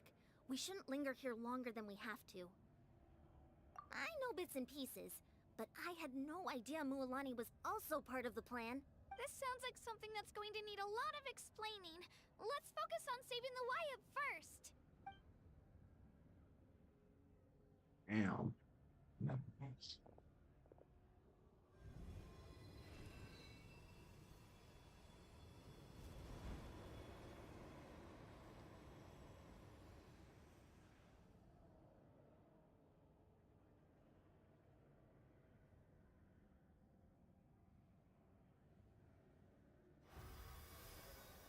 Okay, that should be enough. Wayab? Wayab? Can you hear me? I hear your voice, Kachina, my dear child. Great. Well then, I'm afraid it's time to say goodbye. I just wanted to make sure you were okay before we leave, but we can't afford to stay here any longer. I was going to ask why you bestowed an ancient name upon someone like me, but it's okay. I'll keep searching within myself for the answer. I'll never stop trying to improve my strength.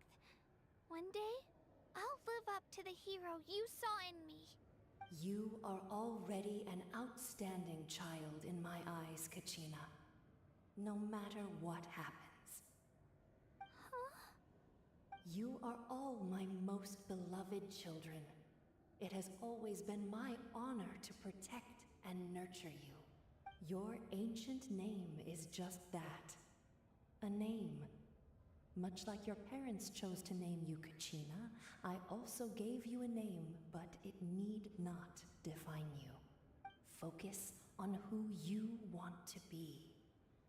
You are already worthy of your name. Now, you need only devote yourself to becoming a better you. The story of your ancient name is for you to continue. Just like your parents, my love for you will never change. No matter what the future holds. Thank you, Wayab. It gladdens me to see the Pyro Archon's plan move another step towards completion. But it is time for you to leave this place. The situation here is getting worse. I want to help this place though. Go now, my children. Save Natlan on behalf of all you hold dear. I know we've never met before, Wyab, but I just wanted to say thank you for encouraging Kachina. It was exactly what she needed to hear. Whoa! What's going on? An earthquake? We're out of time. It's the power of the Abyss. Quick, we need to run! Oh no. It's a Sealy! The Sealy opened the way for us! Thank you, Sealy. Even in the time of need, Venti is always here to save us. Thank you, Venti.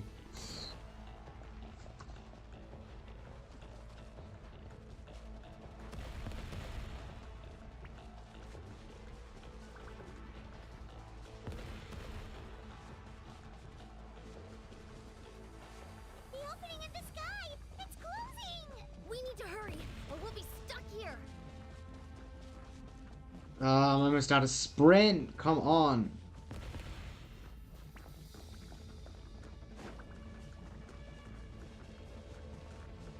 Watch out for the falling rocks!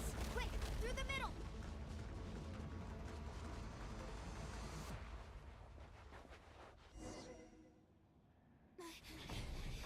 Come on, faster! We'll never make it!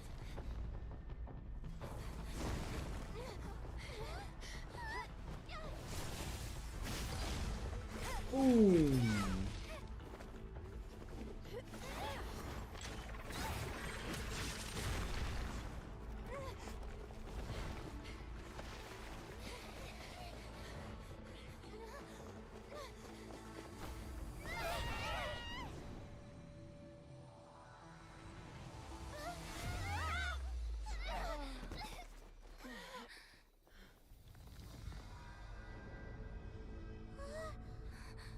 Oh no.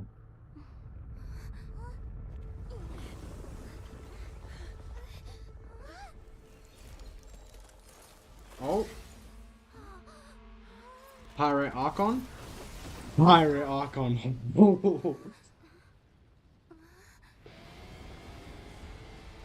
Oh, damn. Hold up. You've done well. Now come home.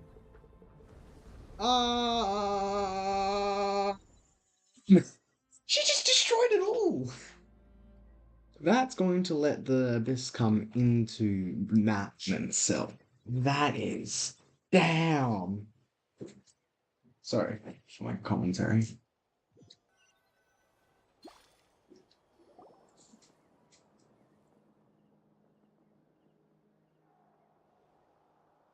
We're back! The Pyro Archon saved us. But she's not here. Oh no. I think that was the last of her strength. Yeah, didn't she say she used it all up? She's still in the Speaker's Chamber. What we saw in the Night Kingdom was just her consciousness. So you're Oh. saying her consciousness did all that? Every great display of power comes at a price. You must feel terrible, Kachina. Just hold on. We'll get you to a doctor soon. Let's get back to the stadium. The Pyro Archon said she'd have a doctor waiting for us. I recommend getting a full checkup, just to make sure no damage gets left behind. Paimon feels okay. What about you, Traveler? Right. You always seem to do pretty well against the Abyss. Let's get going. We need to share what we learned in the Night Kingdom as well. I'm afraid that Pirate Archon The is something Wyat bad has mentioned happened. Something about the Pyro Archon's plan.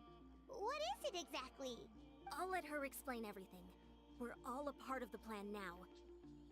Every move we make from here on out will decide Natlan's ultimate fate.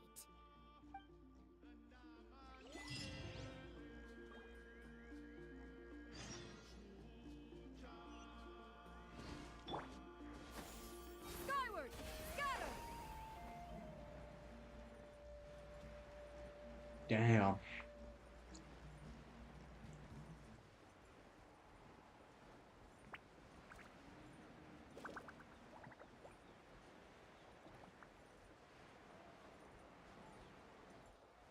Oh, I forgot to say, welcome, Milo.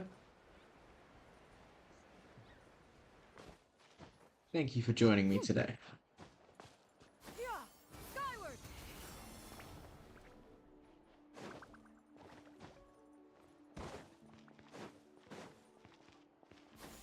Skyward!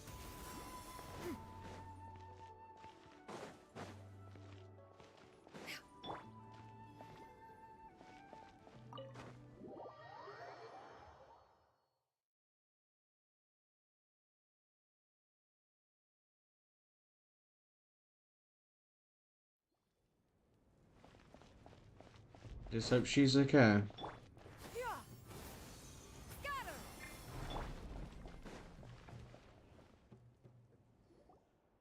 Huh.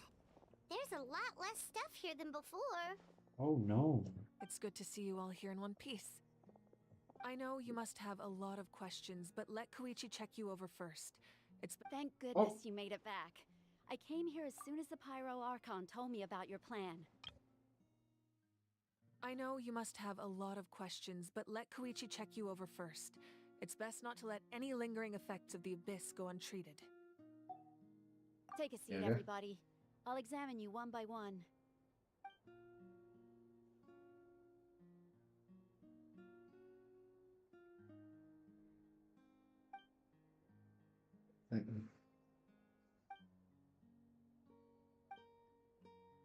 All right, that should do it for now.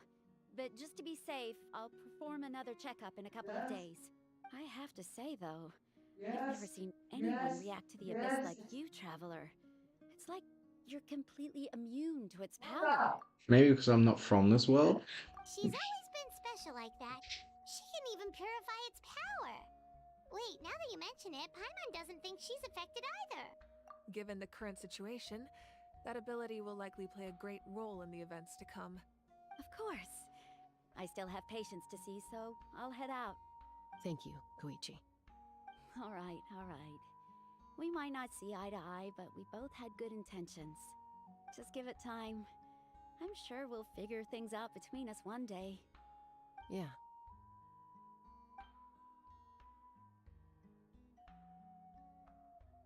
All right.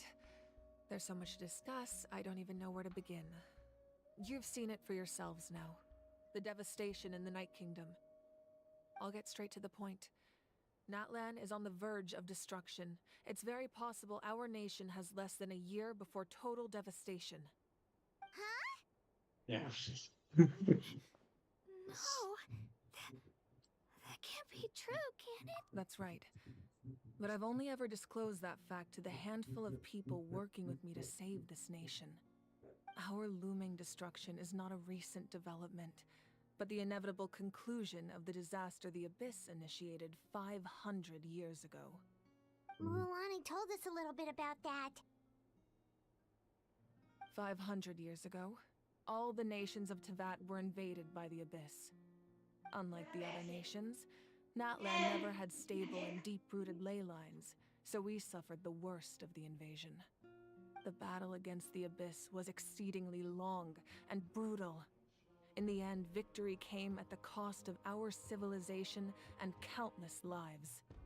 Even then, it took centuries of solving the disasters caused by the Abyss to finally achieve the peace we know today. And still, this is but a superficial victory.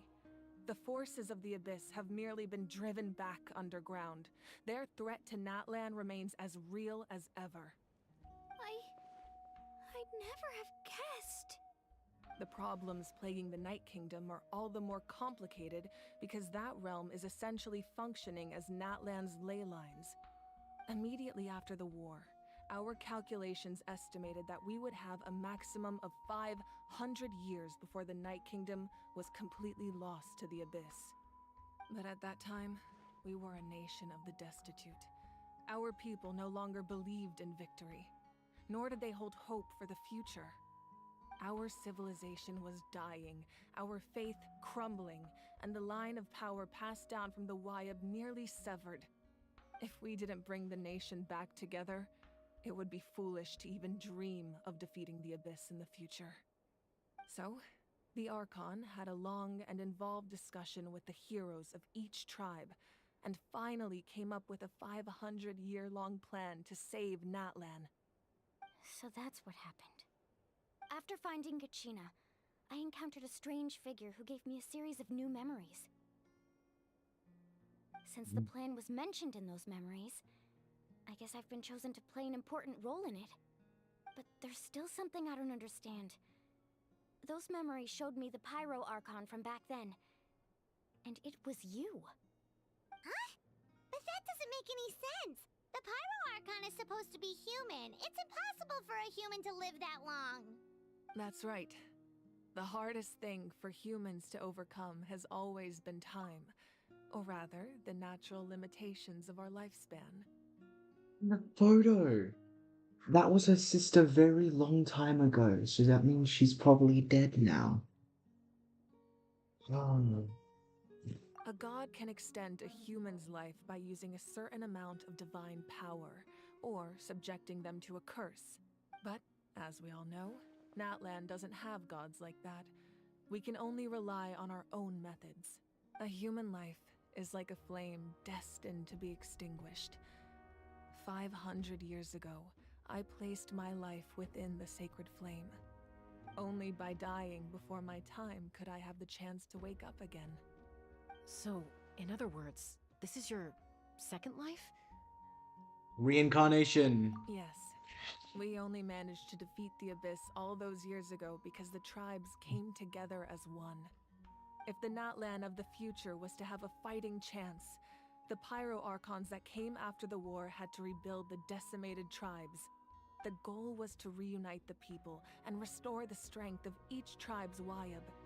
Once a tribe was back to its full strength, the tribe's Wyab would select a hero, indicating the tribe was once again ready for war.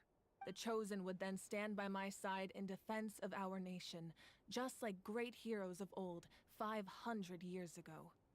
So that means I'm one of the Chosen? That's right. You bear the ancient name Umoja, the same one held by the hero from your tribe 500 years ago. It means unity. After your adventure in the Night Kingdom, I trust you've come to fully understand the meaning of that name. So in other words, you always knew who the Wyab were going to pick from each tribe? Yes. According to the plan, each tribe was supposed to have been fully restored by the time I awoke. But something went wrong along the way. The 6 heroes successfully inherited the ancient names from 500 years ago, but the intel regarding the plan wasn't passed on to them.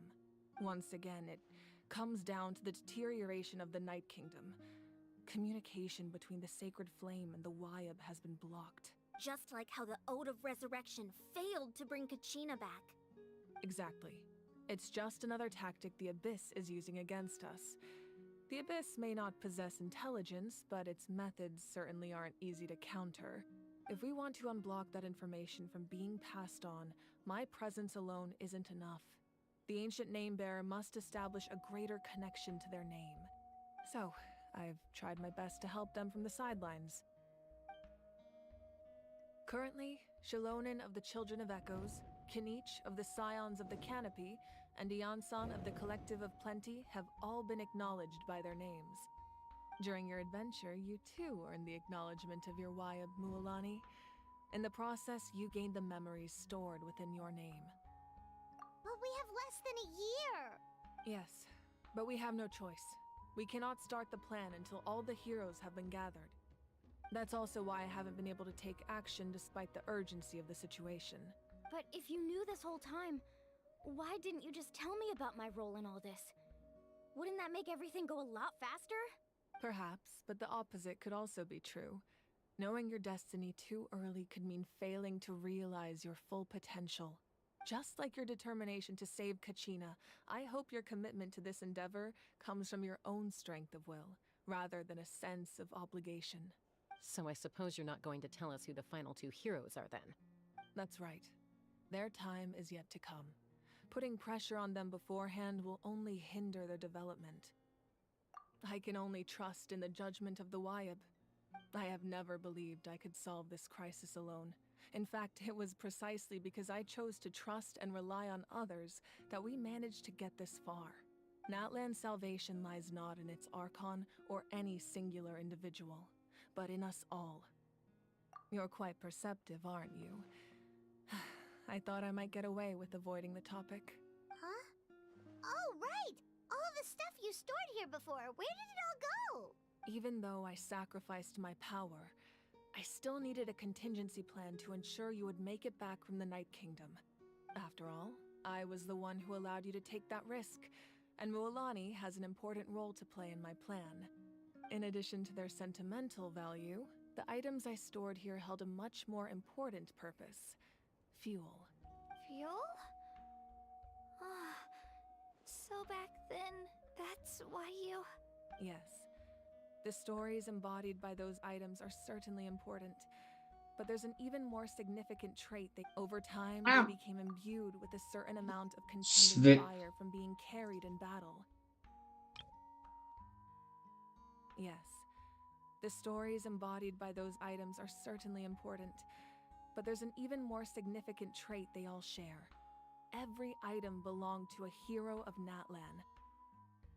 On their own, each item's power is limited, but together their combined effect can prove quite useful in a dire situation.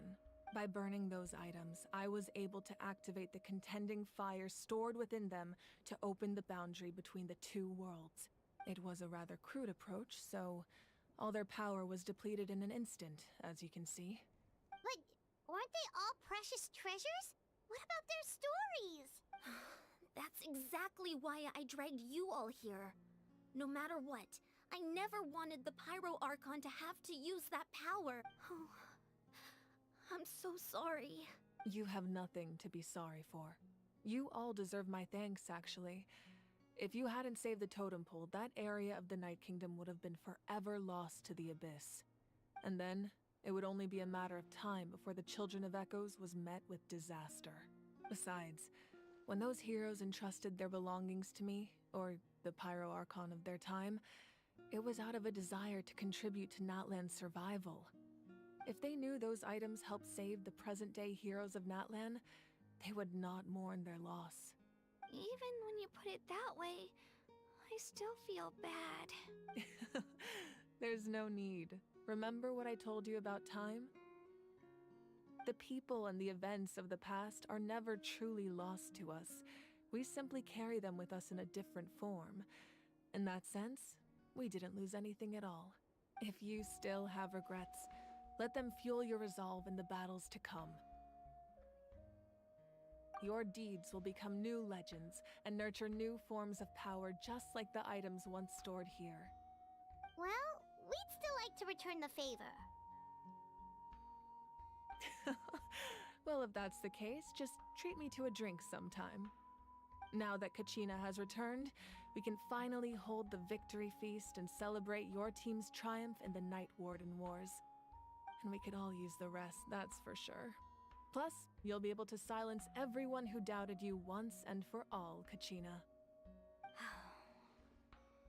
Still, now that I know the danger we're facing, having a victory feast doesn't feel right. Try not to let it get to you. It's important to stay calm.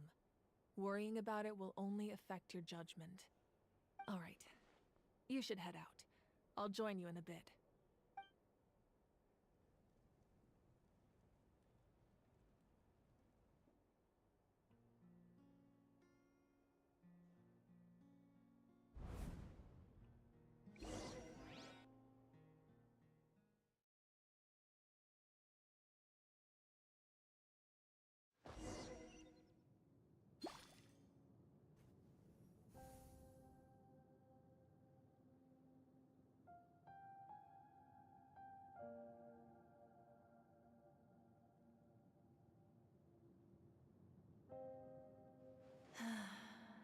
When I was young, I used to sit by the hot springs and listen to the stories of warriors from all over Natlan.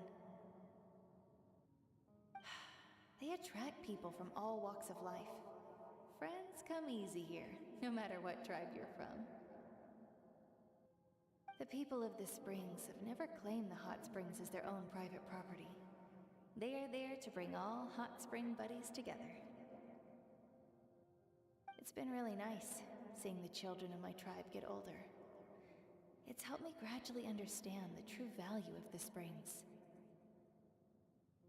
I've witnessed their energy, their determination, their absolute passion for life. Even when they cause trouble, I never manage to hold on to my anger for long. It's unbelievable how quickly they worm their way back into my good graces. I'm certain Mualani will become a great warrior when she grows up. She possesses infinite potential. I can see it. One day, when I'm no longer in fighting form, I'll come here and tell stories to all the children, just like those warriors did for me. So, you better get busy, Pyro Archon, or I'll end up running out of stories.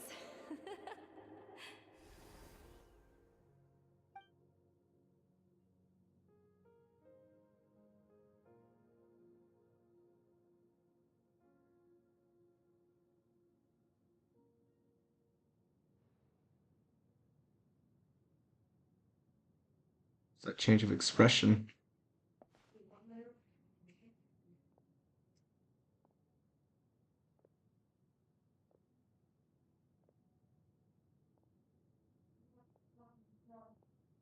Our nation is engulfed in darkness. Our tribes stand divided, and yet you promise victory in the distant future.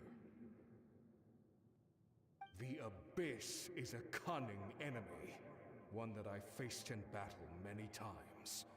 Were that not the case, I would never understand exercising this degree of caution.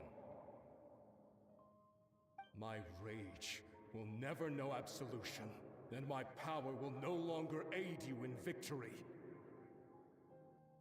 But you came to me because you knew you could convince me with just a single sentence. I understand your choice. The heroes of today will forge the path ahead with blood and fire. Just remember to earn us the victory we are owed.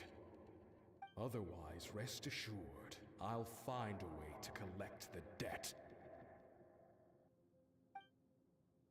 For Natlan.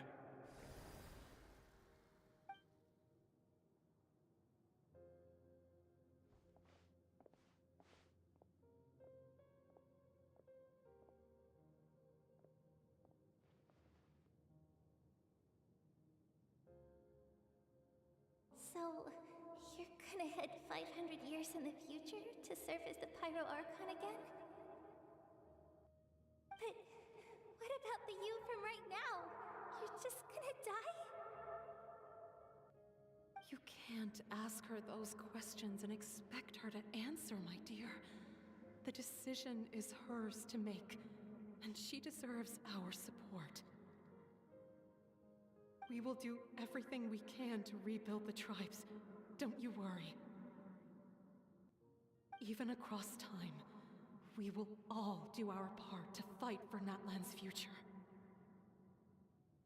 Yeah, Mom's right. We'll always believe in you, sis. Oh, seriously though, Dad should be here. Where is he?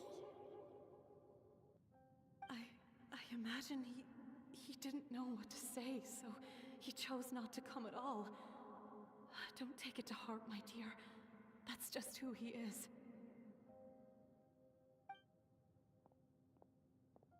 Just remember, no matter what happens in the future, we will always love you.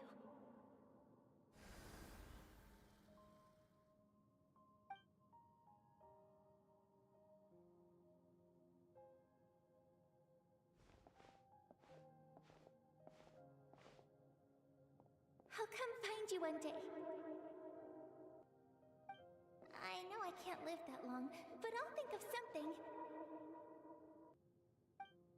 There has to be a way for us to meet again one day. If there's an answer out there somewhere, I'm gonna find it. So, don't forget about me.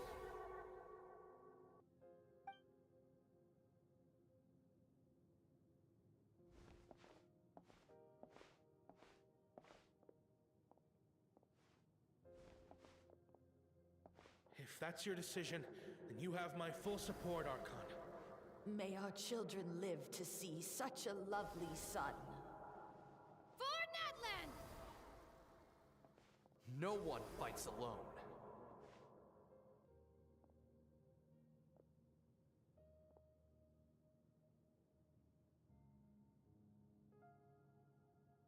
The rules are my legacy. They shall grant us the strength to overcome the next tragedy. War forged the 6 tribes, taught us how to fight, instilled in us what it means to love. Who will be the one to bring this to an end?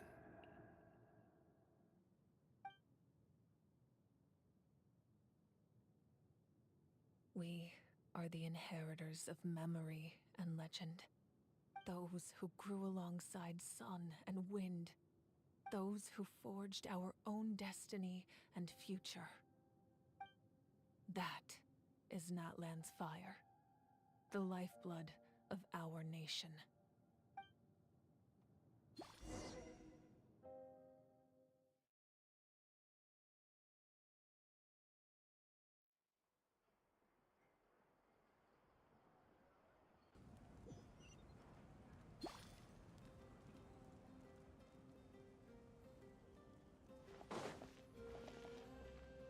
Is it possible? Hold up, hold up, hold up. Oh, I'm just testing something.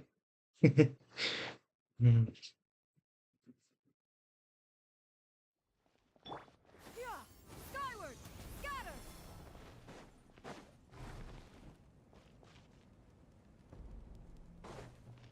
Okay. Skyward! Scatter! Keep it there.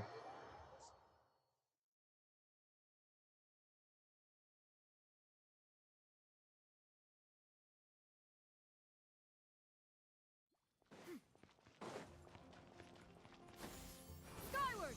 Scatter!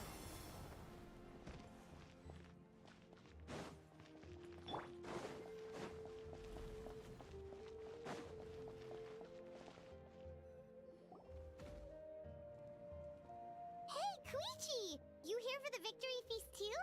Oh, no. I knew Chaska would be here, so I just came to deliver some medicine. I was about to leave, actually. No, it's not that I don't want to celebrate Kachina and the others. I'm so glad she made it back. It's just... Well, I'll make things awkward if I'm around my sister right now. Ah, well, you two had a fight, so Paimon can understand. She didn't cause any trouble during your trip, right? No, she didn't. Yeah, she was super helpful. She gave us a lot of useful information about the Abyss. That's good. That's all I needed to know. Is there a reason you asked? You were pretty outspoken when we first met, but now it's like you're holding something back.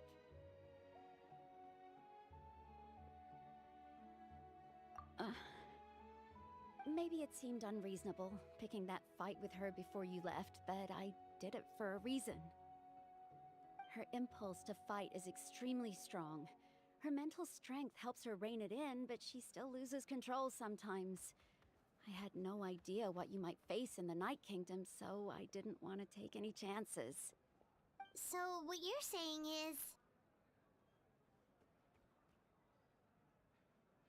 Okay, so maybe it sounds a little stupid, but it works pretty well. It helps her keep her cool for a little while, at least. Anyway, I'm just glad you were able to make it back safe and sound.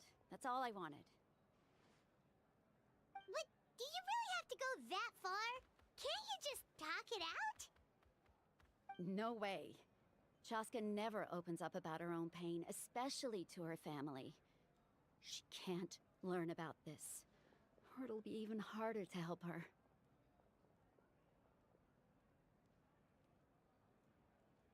I appreciate the understanding, and don't worry. I'll find a way to help her ease this burden. Anyway, I need to get going. Enjoy the celebration. Oh, Will and do. if you ever need a doctor, you know who to find. Yep. Huh. Who would have thought there was a deeper reason behind their arguing? In the end, it's all the Abyss's fault. Paimon's had enough of them.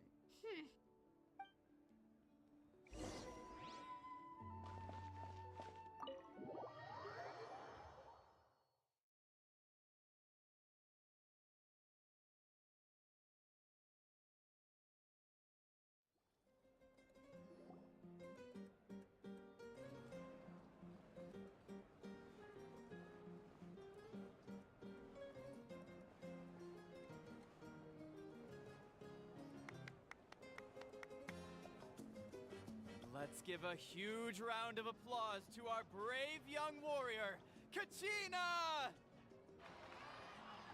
Woohoo! Well done, Kachina. Thank you, everyone. I'm so glad I finally made it. I always knew you could do it. With so much potential at your age, you have a great future ahead of you. You're one to talk. Don't think I didn't know you were the first person to abandon your team. I'll be dealing with you when we get back. I had no choice. My friend invited me. I couldn't just say no. Oh, really? So you weren't just trying to get ahead in the first round? I wasn't, I swear. I just happened to find that bearer injured in the wild, so I stopped to bandage his wounds. When he insisted on repaying the favor, what was I supposed to do? I'm just one person. I figured Kachina would have no trouble replacing me. But the fact of the matter is that after your departure, everyone else started thinking about swapping teams too. I'm really sorry, Kachina. It was wrong of us to abandon you like that. It's amazing that you still made it all the way through to the Night Warden Wars. That's the highest honor. So, what about you guys? Did you make it far? Our team captain drank too much the night before the competition and turned up late to the stadium on the day. We got disqualified. Serves you all right. No sympathy from me. Alright. There's no need to be like that, Uncle Pakal. Dear friends, I'd like to say a few words. Firstly, I'm grateful to my friends and our great Archon for helping to bring me back. This traveler and her companion Paimon are some of the strongest people I've ever met. If they were allowed to participate in the pilgrimage, I have no doubt that they'd win the whole thing. They've agreed to let me learn from them. With their help, I believe I can become even stronger still. And let's not forget my good friends, Moalani, Chaska, Kanich, and Ayan-san. They all helped the Traveler and Paimon figure out a way to bring me back from the Night Kingdom. They too deserve to be called our heroes. So, please give another round of applause for them. Thank you so much. Well said!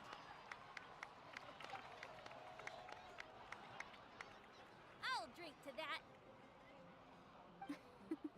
How does it feel being a hero, Kachina? To be honest, it's a bit overwhelming. It all just feels so surreal. Well, you better get used to it. Next up, undefeated champion! Hey, please don't make fun of me.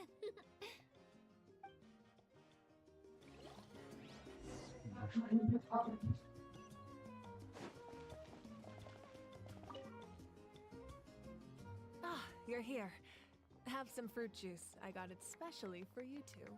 How did you know? That's Paimon's favorite! You look like you've still got questions.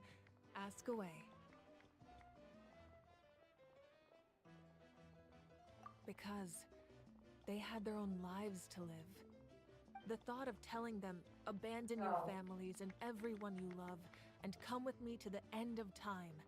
For in 500 years, Natlan will be destroyed. It seemed too cruel. They could just as easily point out that everything in this world would come to an end eventually. You said that to anyone, I'm breaking your heart. Beyond a point, it just doesn't seem real. Imagine if I said, let's leave right now, and go save the sun because it'll flame out in a few million years. It would sound quite ridiculous. I couldn't make them shoulder that burden with me. Besides, every generation will have its heroes, this one included. The plan could still work without them. Or, of course, without me. But since I was the one who came up with the plan, I felt duty-bound to see it through to the end. I'm suddenly remembering that portrait in your room. Was that your family from back then? Yes, it was. So when you asked me who my sister grew up to be, the truth is that very little information survives. From what I've been able to piece together, I can conclude with a reasonable degree of confidence that she ended up as an architect and artist. She played an instrumental role in rebuilding the scions of the Canopy tribe, designing and building many houses. But of course, none of her buildings are around anymore. Still, it was an impressive achievement, and I'm very proud of her. You feel loss keenly. It seems to stir up feelings of regret in you. But this is something I have long since come to terms with. This is a war, and there can be no war without loss. I am already far more fortunate than those who lost their lives to the Abyss. The people of Natlan look to me as their Archon, and the weight of their expectations is mine to bear. I must see our fate through to the very end, no matter what I may find there. Yeah, doesn't that mean the way everything ends has already been written, including your plan? I suppose, but so what? Don't forget, time takes many forms. The past, present, and future coexist, and all are equally important.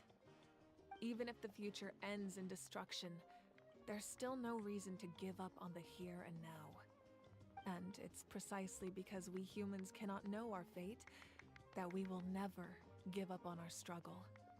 This is a pivotal moment. We are still 2 heroes short. Well, 3 to be precise. There's one further hero who I'm hoping to get on my side, whatever it takes. Your resistance to the corrupting power of the Abyss is truly remarkable. It would easily make you an all-important figure in the upcoming battle. If you agree to join us, you will not only gain my full support in your journey, but I will also No, no, no, no, forge no, a no, brand no. new Oh, wait, ancient wait. name for you. Ancient names can be forged? Does that mean I can use Pyro? Please say that means I can use Pyro. But I don't want... They can. Several strict conditions must be met, but if they couldn't be forged at all, then the number of them in circulation would have long dwindled to 0. Possessing an ancient name would mean that your adventures in Natlan are recorded in full. Your stories would be remembered by our people for all the years to come. The Ode of Resurrection may have temporarily lost its power, but still, take this as my personal guarantee that I shall never let you fall. Just like in the Night Kingdom, I will be there for you. That is a promise I will fulfill at all costs. This nation always honors its heroes. Yeah, we can't just ignore the situation here. Wonderful. Then I'll reach out to Shilonen right away. She's the one who will forge the name. We've never forged an ancient name for an Outlander before, but I trust she'll find a way. I bet she will. Black stone under the white stone. Completed. My lord, we've received word that the Pyro Archon has lost much of her power. Although your injury complicates things, this is most certainly the opportune time to seize the Gnosis. Victory and defeat are rules, not outcomes. I have never taken advantage of an opponent in a time of weakness, and I don't intend to start now. As for you, I must confess, I did not expect that little trick of yours to save the day. No matter how dense the fog, as long as the sun remains, we cannot turn day into night. She could have dispelled it. She simply chose not to. You don't have much time, and you're injured on top of that. What do you plan to do next? I'm beginning to see just how useful you may turn out to be. You Is this who I think it is? heard something from here, didn't you? Is that who I think it is? Ooh. Ooh. Stars and flames. I want to see what that is. This? No.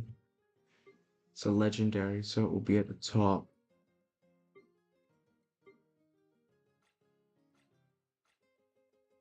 Sometimes. Here it is. Character level up material. This must be for Pyro. Hold up. Can I be Pyro now? Oof. I will start the next series in this quest. I have no idea what I just did, but I guess I got something out of it. Okay. I need to do that. I don't know if it requires keys. Don't think it does. You, why not? No. Yep. Wait. Oh, it's still here. The chasm? No, no, no, no, no, no, no, no, no, no. That can't be true.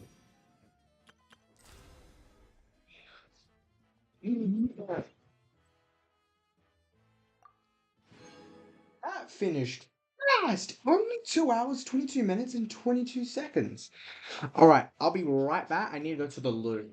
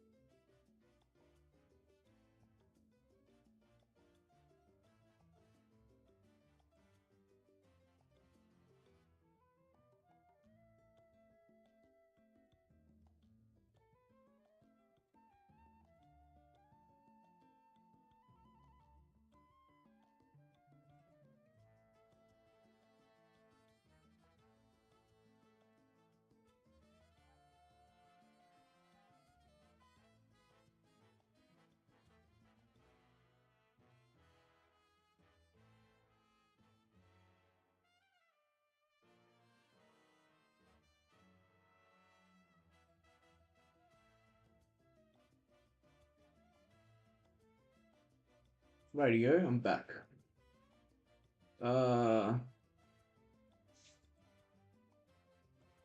Zero bitrate? I had a zero bitrate moment?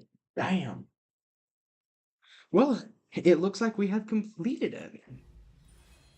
Still don't know which character to choose. Actually, I think it's about time to go gambling. It might be. Even more level up material stuff. Might be time to go gambling. What is this stuff? We'll do one commission so we can actually get the commissions out of the way. No. No. No. No. Commissions here? Interesting.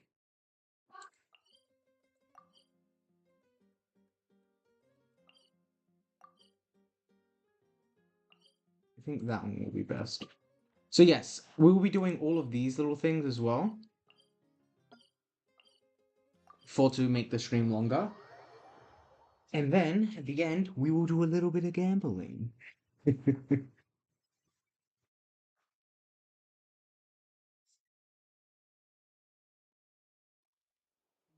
Alright. Our bond is strong.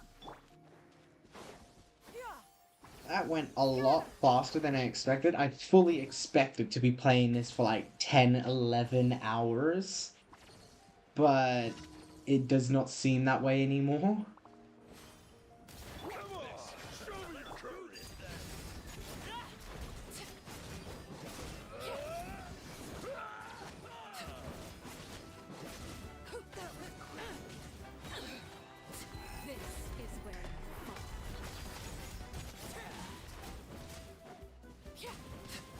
Yes, you are.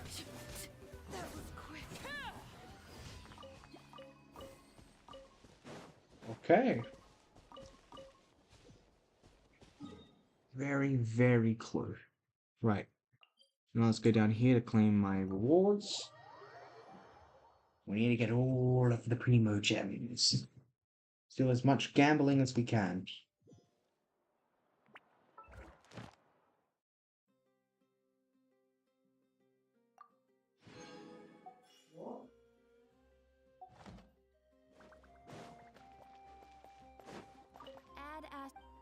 Add Astra, add a Thank you for sauce. completing today's commissions. No problem. More character XP.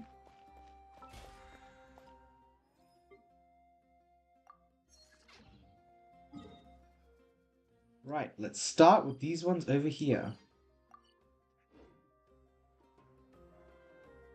Which is in where? No, it's in here. Story quests. You. No!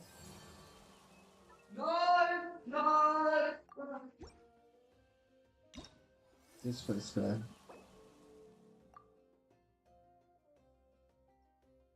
There we go.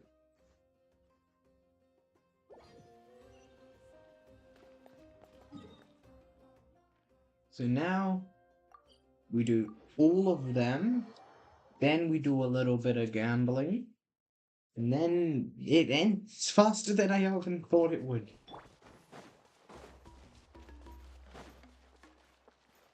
Okay. Let's...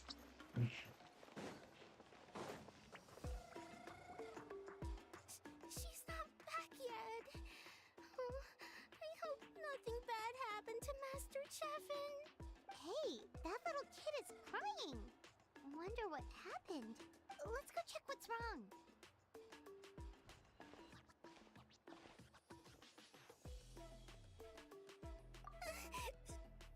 Master Cheffin, she went to gather volcanic crystals, but she's still not back yet.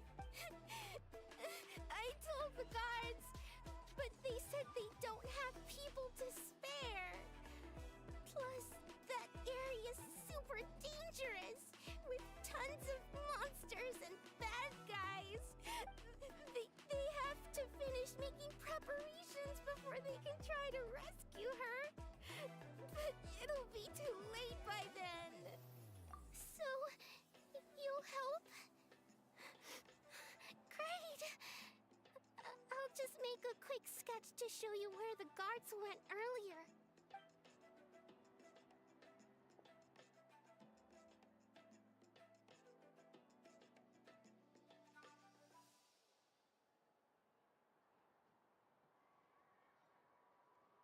They said Master Chevin might have stopped around here. She might have been forced to go near the Umbral Needle. If that's the case, then... Please, you have to save her! Will do. Temple Eye Desolate. Let's start this. Skyward! Scatter!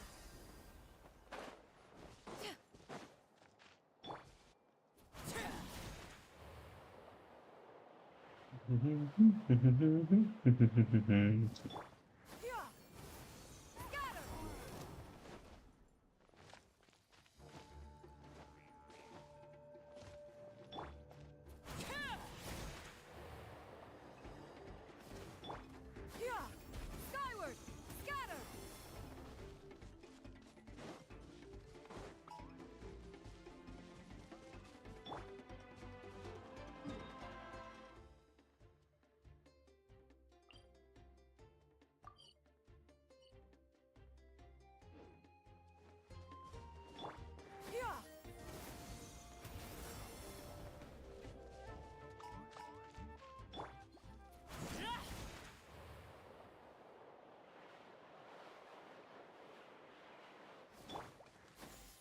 Skyward! Right. There's a world quest here, but it shouldn't activate. Skyward! Show me your courage.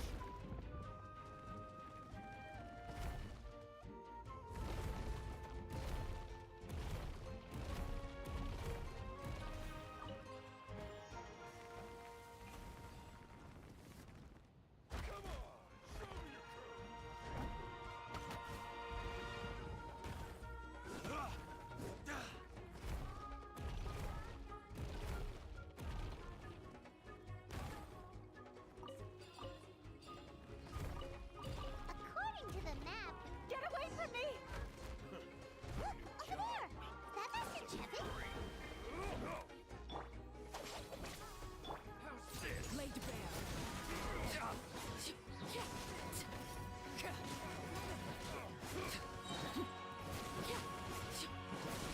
Where did you come from?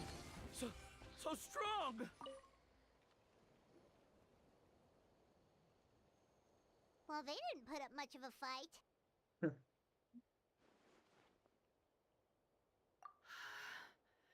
Thank you so much. I thought I wasn't gonna make it down this mountain alive. Saved by the Traveler. Guess my luck's not too bad today. Sorry. Let me introduce myself. I'm Chevin, a gem artisan. I'm not usually this lucky, but maybe things are looking up. She did, huh? I didn't mean to make her worry. I wasn't planning to be gone longer than 2 days, tops.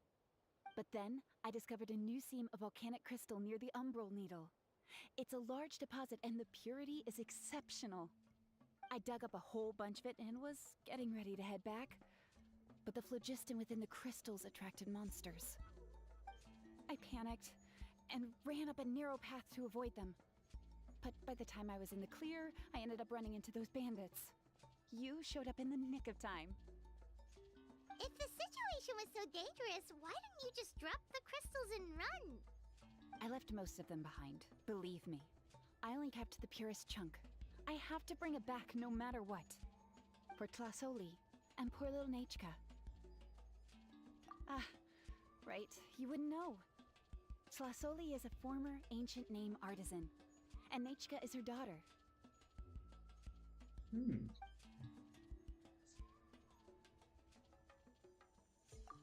That's right. Or, well, she used to. Now she just handles regular forging commissions. Pretty sure that's the girl that was born my ancient name. Laid off. Wait. Because of her daughter. Poor Nachka contracted an awful illness, and Tlasoli put everything aside to take care of her. Even as Nachka's illness grew worse, Tlasoli never gave up. Like a torch in the night, she was determined to burn bright, even as darkness encroached from all directions. Still, all's well that ends well, thanks to the doctor's medicine and the Great Spirit's protection. Nachka's flame was rekindled. Her condition has been slowly improving ever since. She's still weak, of course, and has to recuperate at home, but she's well enough to write letters already. She often writes to Shilonen, apparently. Her dream is to become an ancient names forger, just like her mother. Her birthday's in a few days, so Tlasoli asked me to find a pure volcanic crystal to give her as a present. Yeah, talk about an important chunk of ore! What a nice gift! Paimon hopes it helps her feel better. I'm sure she and her mother appreciate your well wishes. All right, let's head back. I'm sure Imish is worried sick. Actually, why don't you come with me to visit Tlasoli tomorrow? Cool thing. It's all thanks to you that I managed to bring back the crystal. You deserve a reward for helping us protect something so significant. Hey, the Pyro Archon said she contacted Shilonen about that already. Let's not complicate things. We don't need anything fancy like that. A normal gift is more than enough. Don't worry, something tells me you'll like this one. But I'll let Tlasoli tell you what it is herself.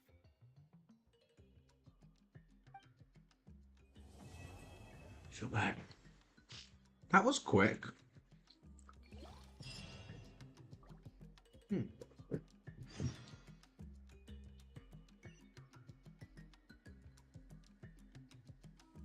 First off, there is a thing here. I'm avoiding you. Don't talk to me. And she said she left some. Do we think it's down?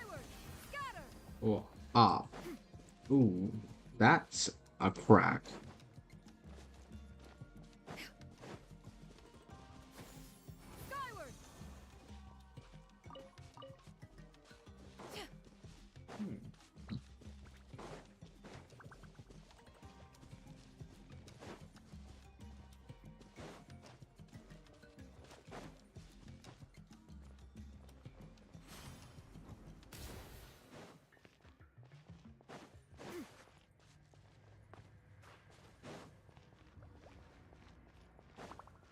Oh, damn.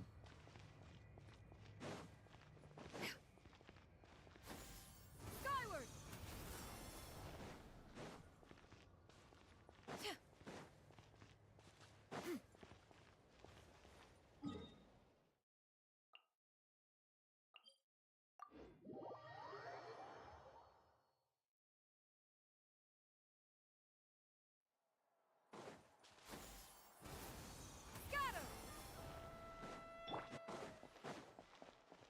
I'll check that later. Oh, you're early. Looking forward to your gift? That's right. Nachka's been so sick, and Tlasoli had to give up what she loves. Things might get better, but they could probably still use some cheering up. I've already asked someone to swing by and let Tlasoli know we're coming. She's probably made all the necessary preparations. Let's go then. Do you mind watching the story, Mish? I'll be right back. Forest Echoes.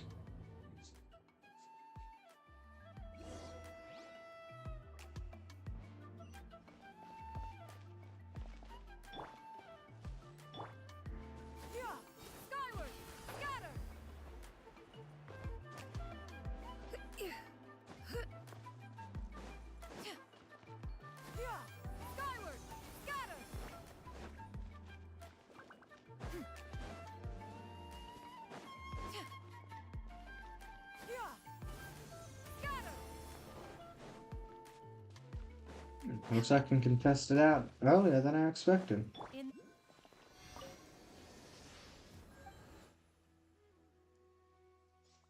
Innocent night with pirate. Oh no! Oh well, looks like we gotta wait a little longer.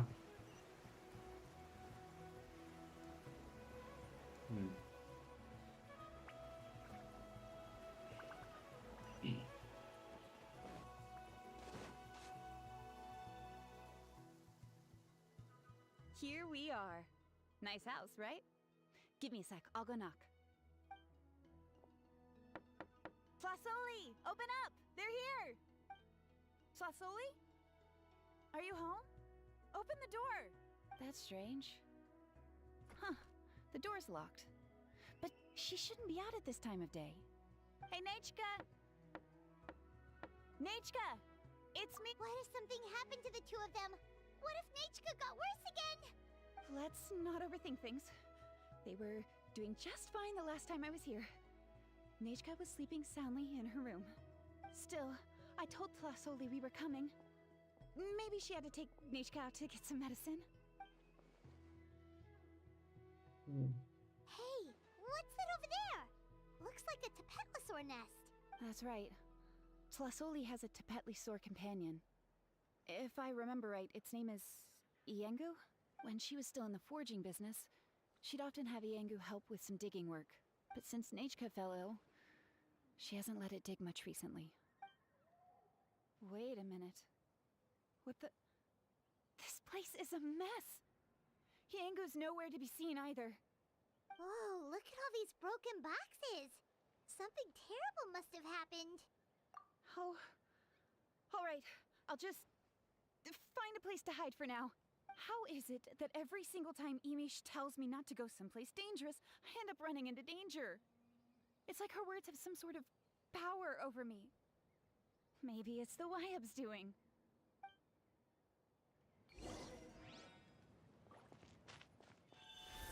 The tracks end at this cliff.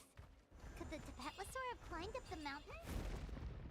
Let's head up there and see.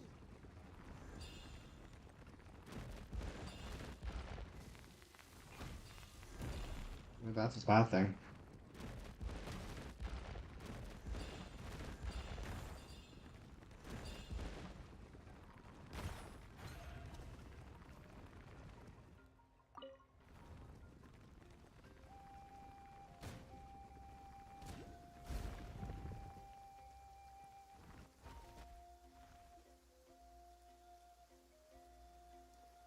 Huh, there really is a Tapetlosaur up here.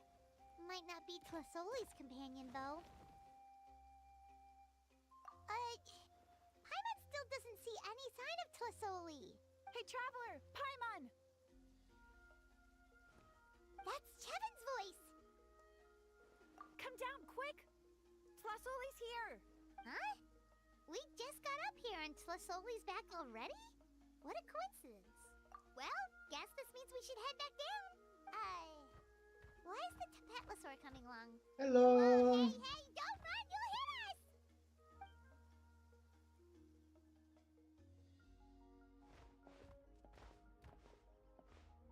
Iengu, come here. Are you being naughty again? Oh, that's a good Saurian. Oh, you must be hungry. Sorry. I'll whip up something for you later. All right, run along and play now. I'll come along in a sec. I'm going fine. We just completed the full Natlan quest. We're just doing the side ones now. For you at home when Nechka, well, she snuck out and ran off by herself. She said she just wanted to pick some flowers for our guests.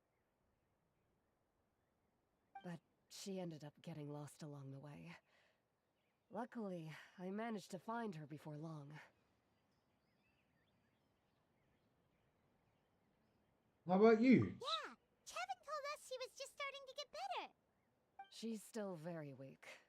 The shock and the cold winds certainly didn't help, so she ended up with a slight fever. I gave her some medicine and now she's in bed. But it's nothing a good night's rest can't fix. That said, she won't be able to meet you today. I'm sorry you came all this way for nothing. So good to Soli. Don't worry about it. We know she's still recovering. Chevin told us how serious her illness was. Her health definitely comes first. We were just dropping by to check on her.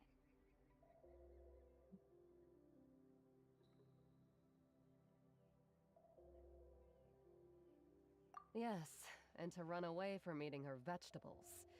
She's a fast one, that's for sure.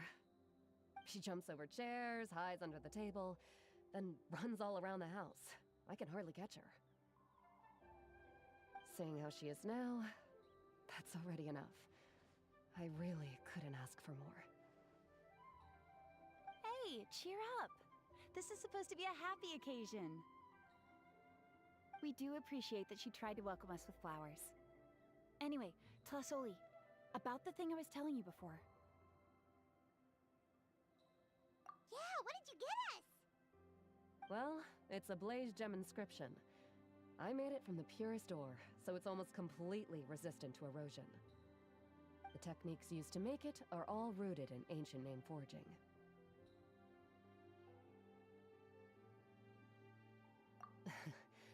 Don't say that or the Wyab might smite me. The process just uses a few of the same techniques and materials. When I first made one, I didn't think it could serve any practical purpose, apart from the erosion resistance and the general aesthetic. Oh, okay. Then Chevin suggested using the crystals to make a special kind of ornament. Blaze gem inscriptions made by an ancient name artisan, engraved with words that never fade. Quite the sales pitch, don't you think? Wow, that description really does make it seem special. Tlasoli's blaze gem inscriptions really are special, though. Word of mouth isn't always reliable. As information gets passed along, it becomes incomplete, forgotten, and sometimes even distorted. That is true. But the words inscribed on these crystals will stand the test of time. The inscription will never deteriorate, and the meaning will never get twisted. Yeah, that's all good. You can see your channel, so I kind of. Ah, well, I am streaming, and I have been streaming for about 3 hours. Although I was anticipating the quest line was going to take longer, and a lot longer. It's the perfect gift for a dear friend or significant other. That's all good. You could even pass it down to younger generations. Paimon's interested! Let's buy one, Traveler! We can engrave our names onto it! Then, once we find your brother, we can get him to add his name as well! That way, our names will be together forever!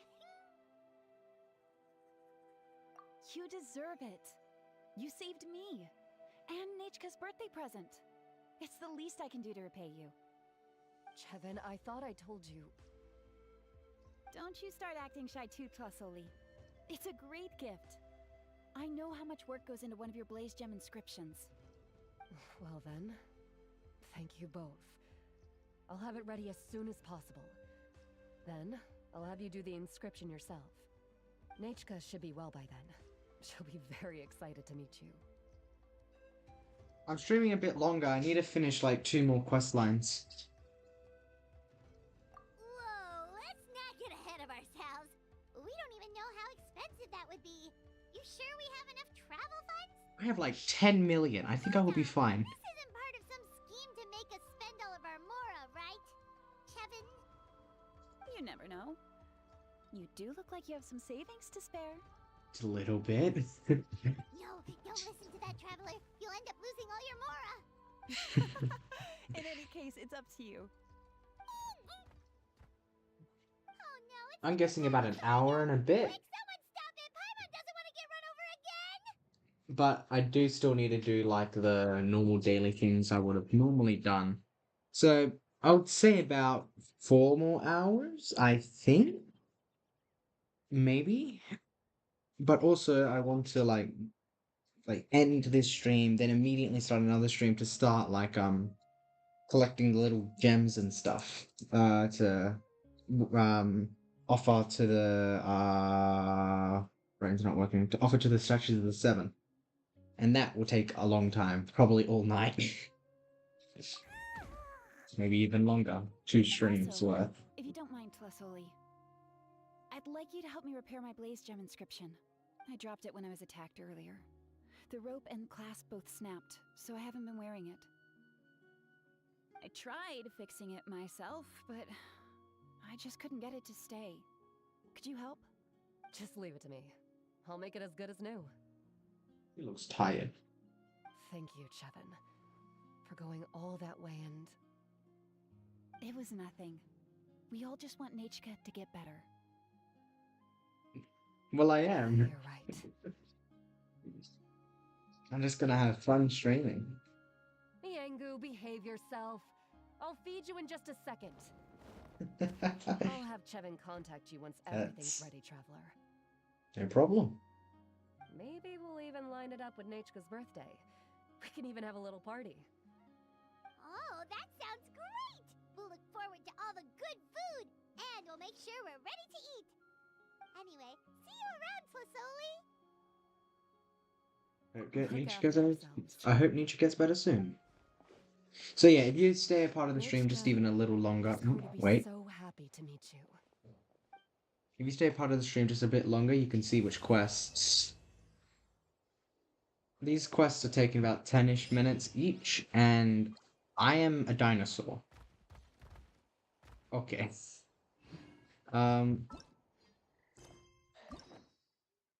Yep, I've completed 2 of those so far, and I need to complete the quest for these ones. And after that, I would do my normal things around, like collecting meats, collecting the milk, cooking, and all of that. And then start with like, I'll actually do this place, the Statue of the Seven first, and then go to Leeway, Inazuma, to like, probably not Inazuma. That place is way too difficult to traverse. But yeah, I'll probably just go around and start collecting them, like, not in this exact stream, but I'll boot up one about an hour, maybe 20 minutes after my,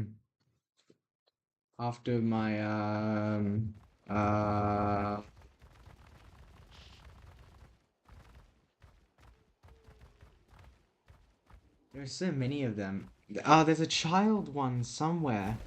Hold up.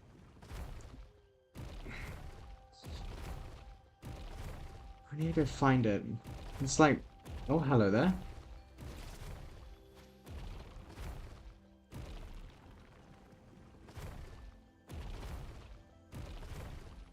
They're like somewhere down here.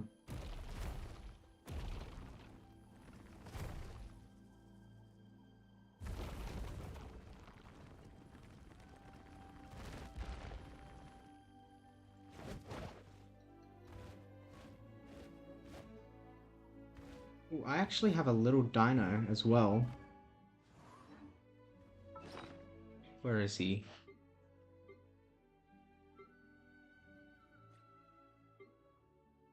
Him. Nazareth. I don't want to edit his name.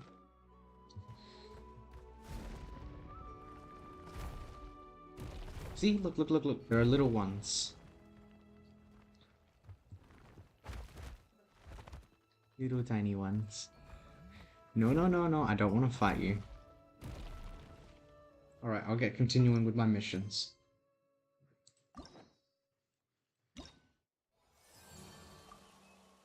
Coming soon? What? Okay. I don't know Genshin has dinos. This is valuable info for me. Well, it only has dinos in Natlan. There's dragons in almost every region. But about only in Natlan is the thing. So yeah. I need to do those later. Exploration. Reputation 1. How much reputation points are there? Ooh, very special item.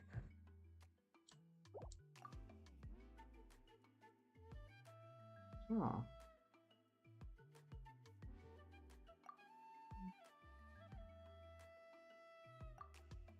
Interesting. Glittering gemstone. I want to get that eventually. I want to reach Tribal 4 to claim that. Right. So it doesn't look like I can continue there. So I'll continue on this one.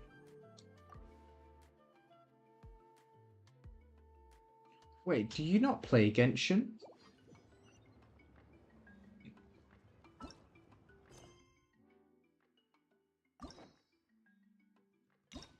Remember. I hopefully will. Hopefully.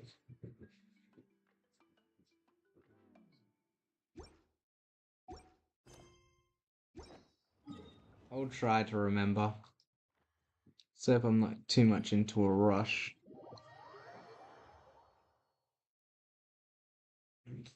Well, you might want to get into it if you want. It's a fun game. Sometimes it takes a lot of time and sometimes it doesn't.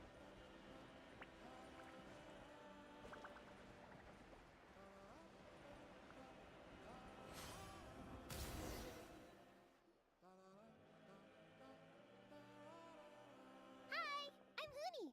Are you here to help find the baby Saurians? Hello, Uni. Sure thing. And I'm Toba. You must be the helpers that we've been waiting for. Hello, Toba. It's nice to meet you too, but we're just passing through. Oh, but Uncle Sanka said he was gonna send some of his friends over to help us. You sure he didn't mean you? Yeah, sorry.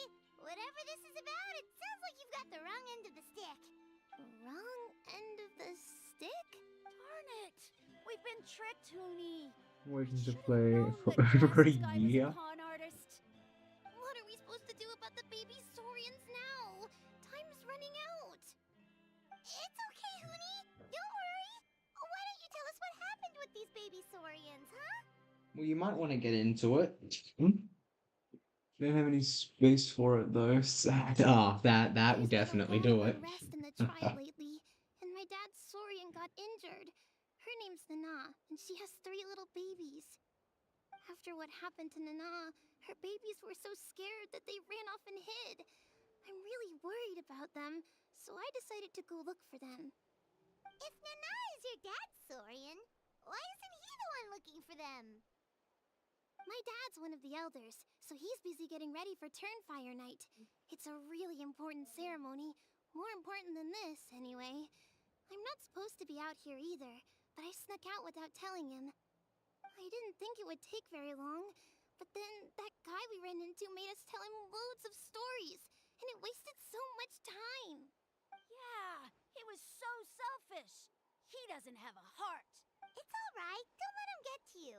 We're here now and we'll help you because they should be. Oh, I already managed to find their tracks, and it seems like they're hiding on the cliff.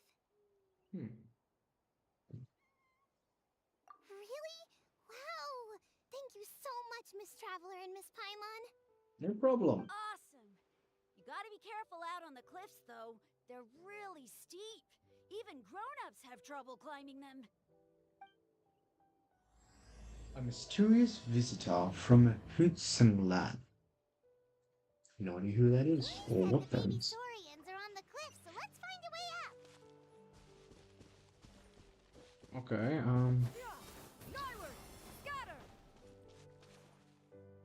I guess I will need to use something, but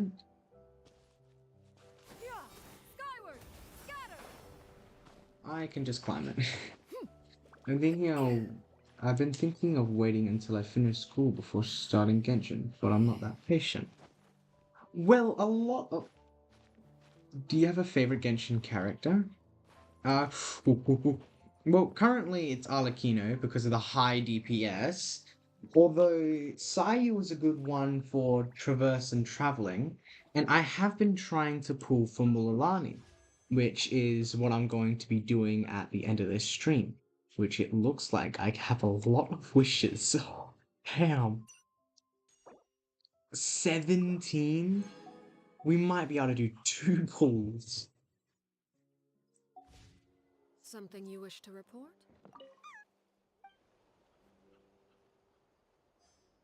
One of the baby Saurians.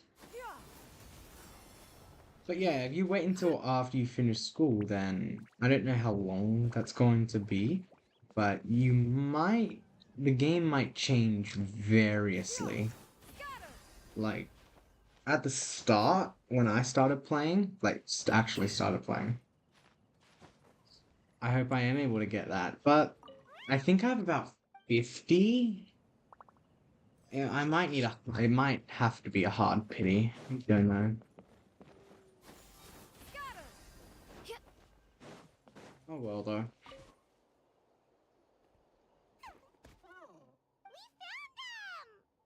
but what's that other...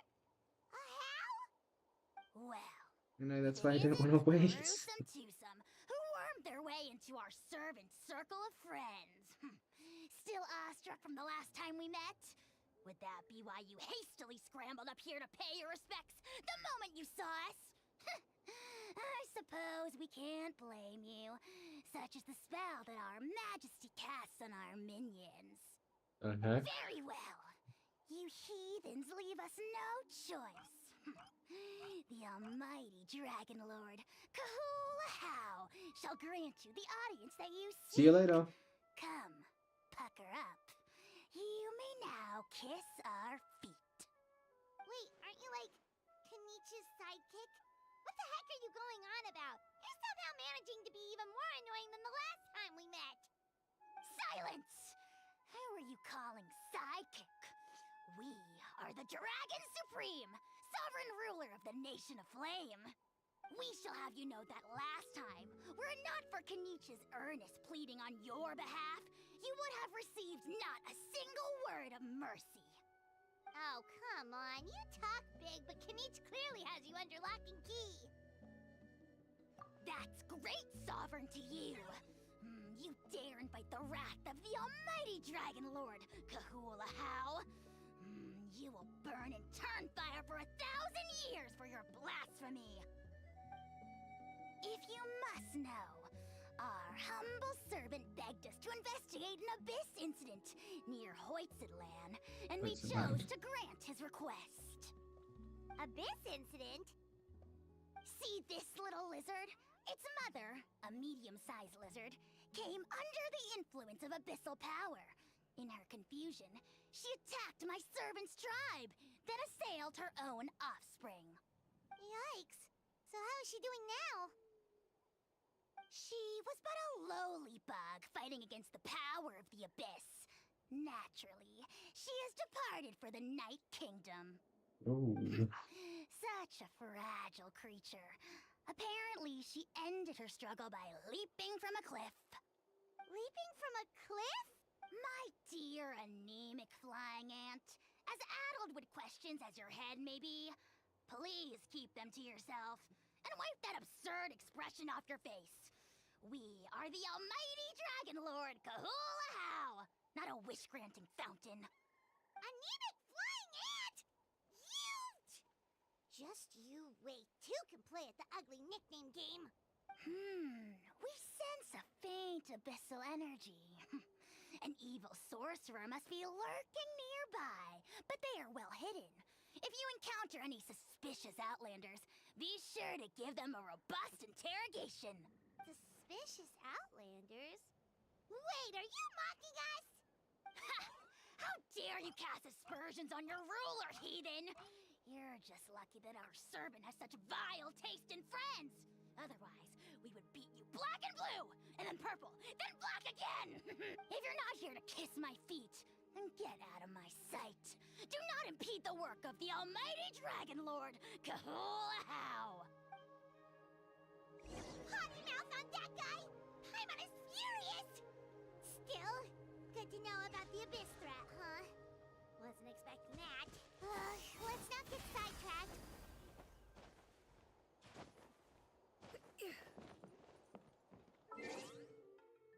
There's something I do want to change.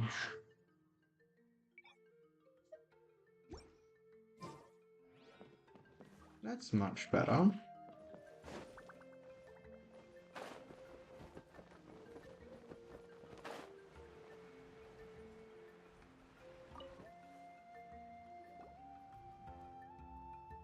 That might not work though. Wow, you're back already? That was so fast. I'm so glad that the babies are all right. Thank you both so much. Now we can finally go home and stop worrying about them. You're welcome. Piece of cake. You're not from Natlan, right? Because your clothes look different than ours. Hey, you must be tired after all that climbing. You should come take a rest at my house. Yeah, please come. I promise you'll get a big Scions at the Canopy welcome. We love having guests, and you're really nice people. Not like Glasses Guy. By the sound of it, Glasses Guy wasn't from Natlan either, right? Uh-huh. Well, his clothes sure weren't. You know what? Now that I think about it, there was something really fishy about him. Really? Maybe he was the suspicious outlander that Ahau mentioned. Sure, if you're interested. Let me think. How did the conversation go again? Oh, please, mister. I've told you so many stories already. When are you gonna help me find the baby Saurians? Just one more story. One more, I swear. Why don't you tell me more about that ball of fire? I heard that there was a huge transparent ball of fire that used to burn 500 years ago, 1,000 years ago, maybe even further back than that. Oh, you mean Turnfire. That's where the ancient name Malipo comes from. Oh, wow. So it was the origin of an ancient name. That's impressive. Uh-huh. There's a story behind every ancient name. The legend goes that the Turnfire first appeared in the era of the Grand Alliance. It was used by the tyrant Och Khan to rule over Natlan and oppress anyone who opposed him. Turnfire is different from normal fire. If you get set on fire with it, you'll feel horrible burning pain from behind you, but you won't die from it right away. And whatever you do, you mustn't turn back to look at it. Why? What happens if you turn back? As soon as you turn around, poof! You get burned to a crisp. Well, good golly gee. I mean, it's one thing to singe someone's clothes, but burning people alive? That is a big no-no in my book. Right? How nasty is it to burn someone from behind and not even let them turn around to look? Och Khan really was an evil tyrant. Yes, shocking behavior. Now, let me guess. Eventually, a valiant hero came to save the day? That's usually how these stories go. Good guess, Uncle Glasses. Seems like you really know your stuff. The hero was called Yupanqui. He's the ancestor of our tribe. Mm-hmm. Yupanqui was friends with Och Khan the Tyrant, and also Shibalanke, the first Pyro Archon. He was working as an ordnance officer for the Grand Alliance at the time. He didn't like how Och Khan was such a cruel tyrant, so he stole the Turnfire and threw it at the Och Khan's army. The soldiers couldn't defend against it, and they all got turned to ash. And that's how our ancestors set our people free. But, just as he was about to leave the city, he thought he heard Och Khan calling out to him from behind. It caught him off guard, and he turned around to look. And he But died? Och Khan wasn't there. All he saw was a city burned black, an army in ruins, and giant flames reaching up into the sky. A split second later, the flames he saw burst out from inside his eyes and swallowed him up. All it took was a single glance. As soon as he looked back, he was burned to a crisp.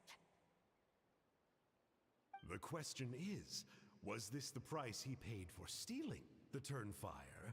or the price of turning back? Nobody knows the answer.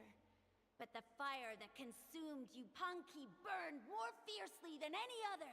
It burned for 100 days until it burned a hole right through the ley lines. And then, the flame dropped into the deathly dark Night Kingdom, where it still burns to this day. The grown-ups say that it lights up the path that leads to the next life. But for the dead to be reborn, they have to accept the flames and be purified by the fire first. It's like a final look back at your life, where you have to answer for everything you did. Anyway, that's the story of Yupanqui's Turnfire. Ah, a fine parable indeed. So, is it true? Is it really possible to find this fire in the Night Kingdom? I don't know. I think it's just a story. Either way, I assume this name has been passed down in your tribe ever since? Sure has. It went to Burkina, the hero that we celebrate on Turnfire Night. But that was 500 years ago. Yeah, and now it belongs to Kinich. So we often call him Malipo Kinich. Oh. Kinich, huh? All right, Uncle Glasses, that's enough stories. Now, can you please go find the baby Saurians for us like you promised? I would, but doesn't the legend of the Turnfire teach us not to look back? Let's not go dredging up the past. Tell me more about this Kinich guy. One more story, I swear. Starting now. No? Careful, Toba. You look dangerously close to cursing me out right now. Tut tut. We can't have that. Cursing is for grown-ups only. Uncle, you'd better not be trying to trick us, or the Turnfire will get you when you die. How would it get me if I'm outside of Natlan? Uncle Glasses isn't from here, you know. Unlike you. Huh? Wait. Is that? All right, kiddos. I'm a man of my word. 2 of my friends are on their way here, and, yeah, they'll help you out on my behalf. Work them like dogs, okay? That's what they're here for. Don't go easy on them just for my sake. Really? Well, first, can you tell us your name? Hello. We met at the foot of this cliff, so beneath the peaks, let's go with Sanka. Seriously? If you don't believe me, turn around and see for yourselves. They're right behind you. Huh? Where? Oh, wait! Uncle Sanka, where did you go? Yeah, definitely a fishy character. It sounds like he was digging for info about the ancient names. Yeah, and not only that, but he betrayed us too. He'll pay for this. All he got out of us was some stories, though. What's the worst that could happen? Traveler, maybe we should go tell Kinich about this. Ahau says he's investigating it, but he's a bit of a loose cannon. We probably shouldn't take him at his word. Huh? You know Kinich? Not very well, but we have met him before, and one time we had a meal together.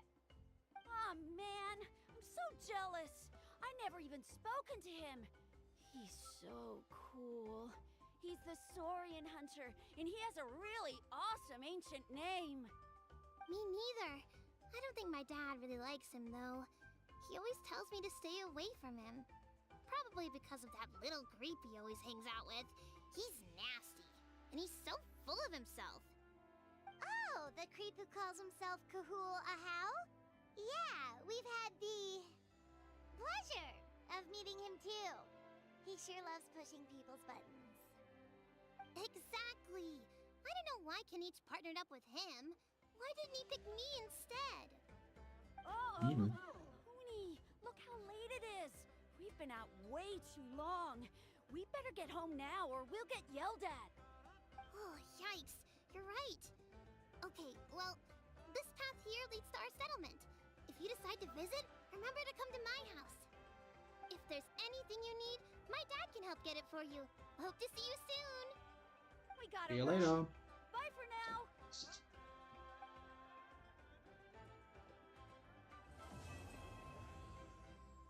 Oh.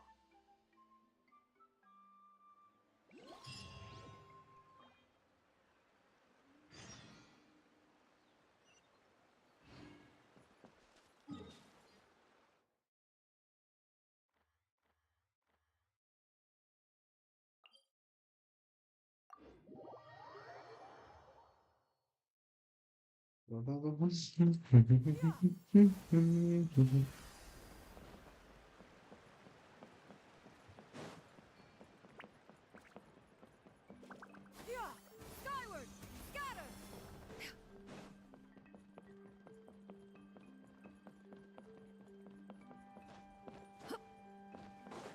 Yeah, skyward.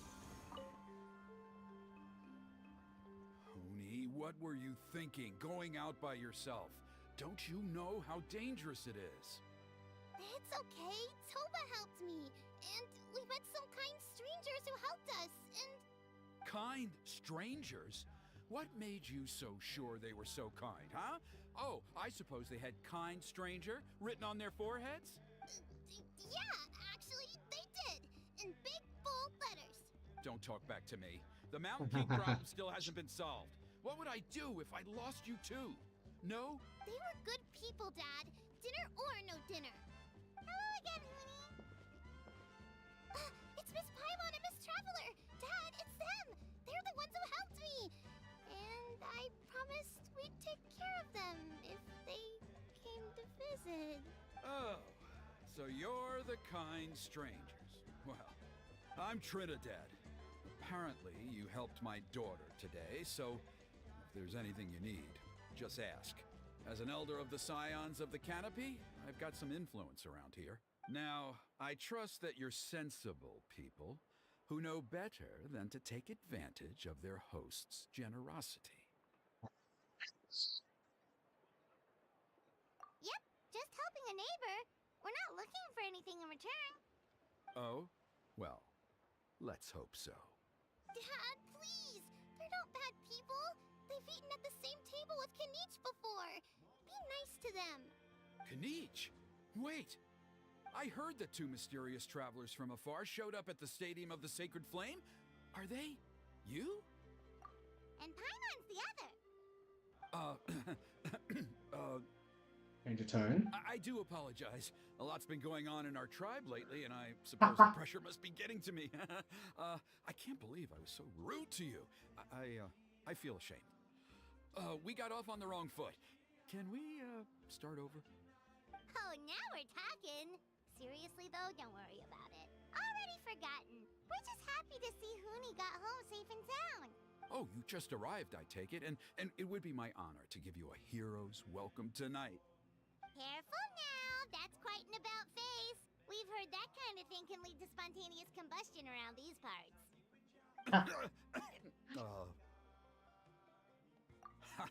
My dear traveler, you are very perceptive indeed. Go inside now, Huni. Dad's got some important business to discuss. Okay. Look after Miss Traveler and Miss Paimon. They're very special guests. Well, we'll hear you out, but we can't make any promises that we'll be able to help. Well, this is a matter of utmost importance. Please, allow me to explain. For many years, our tribe has celebrated the Turnfire Night. It is a traditional ceremony among the Scions of the Canopy in which we remember our ancestor, Burkina, and his companion, Kangamato, the Mountain King. Burkina was a hero who bore the ancient name Malipo, and Kangamato was a powerful Yumkasor warrior. Together, they fought against the Abyss. They were victorious, but it came at a great cost. Burkina paid with his life. The Mountain King survived, but was contaminated by the Abyss, and he remains in hibernation to this day. Are you talking about that guy I've defeated like 12 times? Normally, Yumkasors never live longer than a century. It is possible that the abyssal power is responsible for his unnaturally long lifespan. Oh, that's right. The Mountain King is a living symbol of our glory, but even this glory comes at a price. The abyssal power inside him is highly sensitive, and when it is disturbed, he awakens and flies into a blind rage, attacking anything that moves. So, besides the ceremony, another important part of Turnfire Night each year is cleansing the abyssal power inside the Mountain King so that he will remain sound asleep. However, Abyss-related incidents have been on the rise in Natlan lately, as I'm sure you're both aware. As a result, it has become increasingly difficult to keep the Mountain King in hibernation. Only 5 months have passed since the last Turnfire Night, and he's already showing signs of instability. Has he woken up again? He has.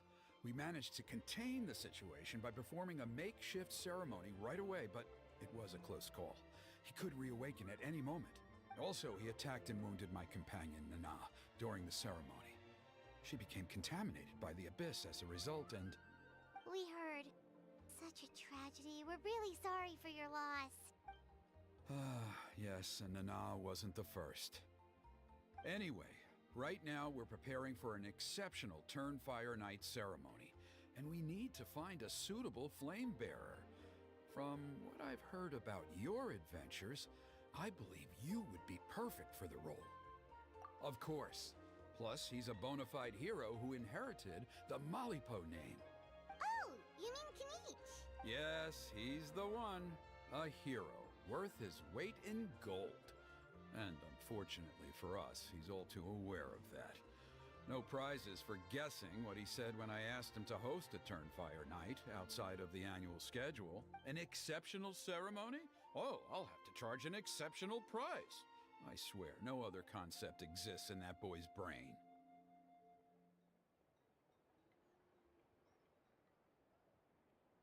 I'm not the one to usually talk about people behind their backs, but I'm convinced the Wyab got hit on the head and took a wrong turn the day it chose to give that ancient name to him. I mean, have you ever heard of a hero whose mantra is, "What's your asking price?"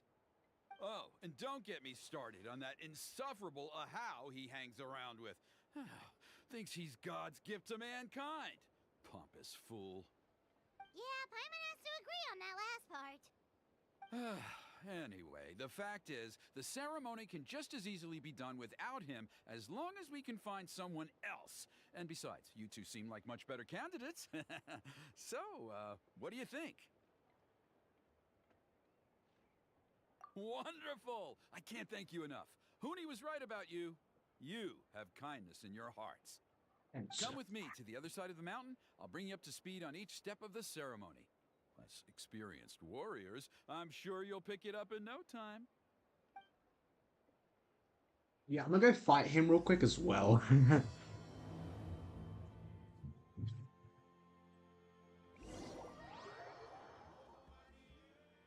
Huh.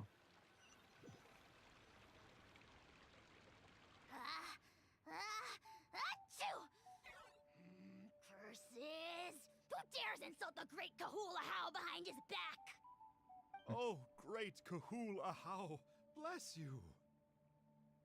Shut your filthy mouth, worm of the abyss!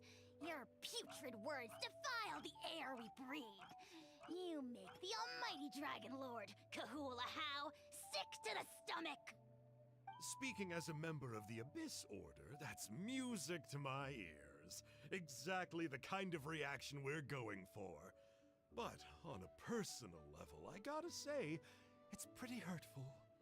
Ugh, never have we heard such brazen blustering from someone who is inches from death! Up yours, Four Eyes! We spit in your face! Okay, well, that I am at a loss to explain. How do I manage to stay so chirpy and cheerful? I can only guess it's some kind of powerful magic. But I digress. Mr. Kinich, I admit it, you, sir, are a legendary hunter. Still, the only reason you caught me is that I was reluctant to run away. You see, I'm very interested in the lore of your tribe. Okay. Is that it? Kay? Aren't you intrigued to know what it is about you guys that prompted a visit from the Abyss? It's the extreme sports! The other day, I narrowly avoided getting hit by a very brave soul who just leaped off a cliff. I think you call it bungee jumping? Anyway, I was very impressed. That is what I call embracing the spirit of adventure. Look, I even did a painting inspired by the bravery and freedom of the scions of the canopy. You scum-sucking swine! I swear, if you go bungee jumping, it'll be without a rope! Head first off the tallest cliff, with a band of hunters on your tail, and nowhere left to run, and a bottomless cesspit waiting for you on the ground. You say that, but I get the sense that Mr. Kinich isn't planning to take my life right now. On top of that, I'm tired of spying on you from afar. So why don't we just negotiate a comfortable operating distance that works for both of us?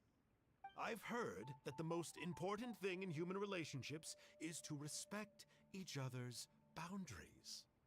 What do you say, Mr. Kinich?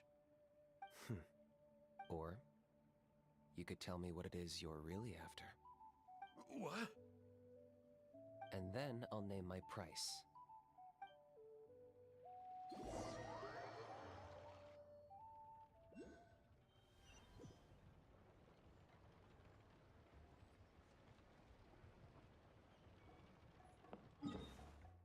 I'm gonna go kill him real quick.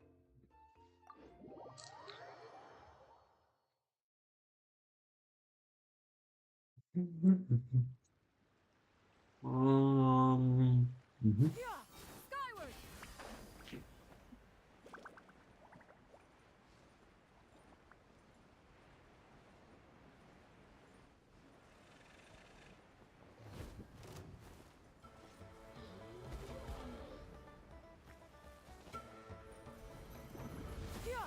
Scatter!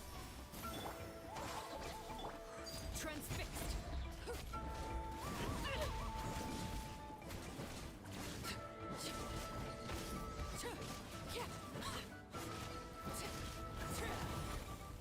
Witness my rise. Overruled.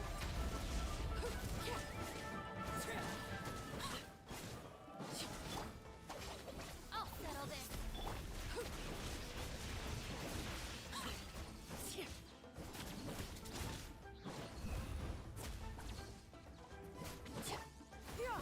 Scatter! Skyward! Go! Transfixed! Pitiful.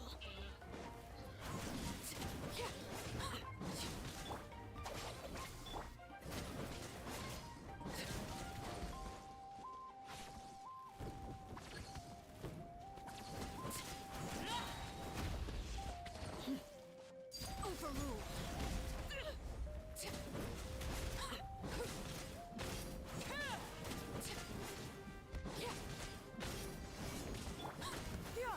Skyward! Stand with me.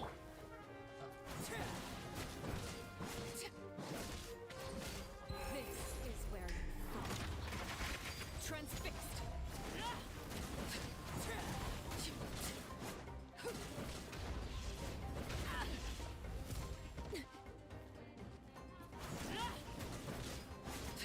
Our bond is strong. Lightning,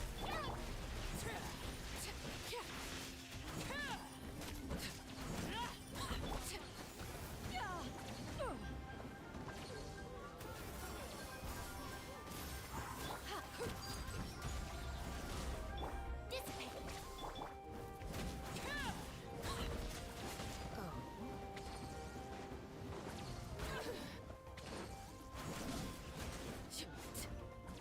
Bada boom.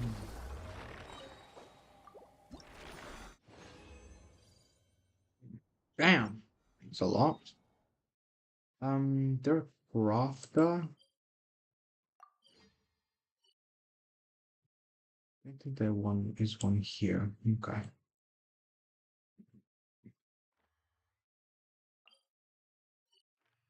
It's just not a blacksmith. Are you sure there's no blacksmith here? Oh no, there is. There is. That's good.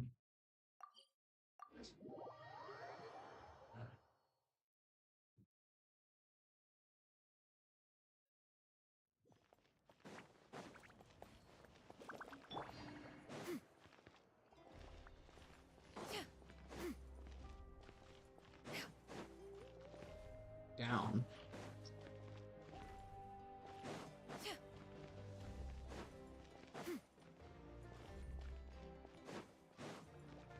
Yeah!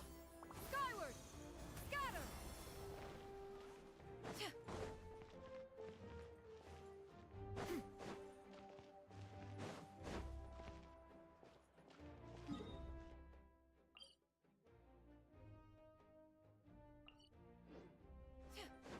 Oh.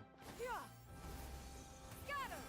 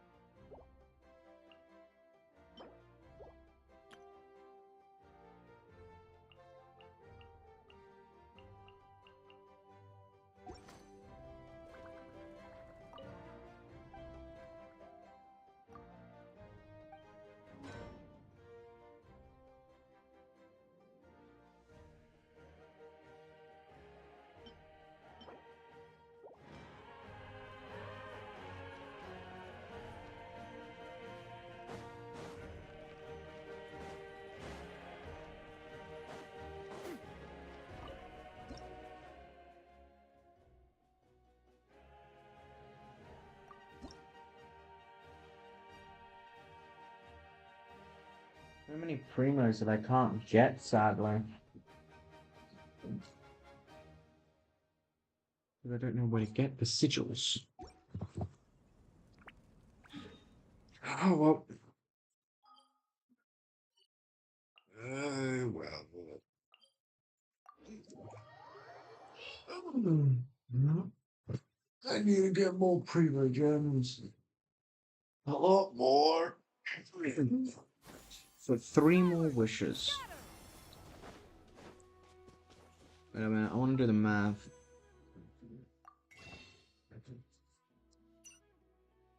If each one is 160, so 160 times 3 is 480. Just need 480. Okay. The abyss contamination is back. No surprises there. No doubt that explains the Mountain King's recent activity. See those torches over there? Those are the Sacred Flame offshoots that we requested from the Stadium of the Sacred Flame. They contain the power of the Pyro Archon. Are you saying that the Sacred Flame and the Turnfire are the same thing? Well, for ceremonial purposes, at least. Sending someone to the Night Kingdom to retrieve the legendary Turnfire isn't exactly an option.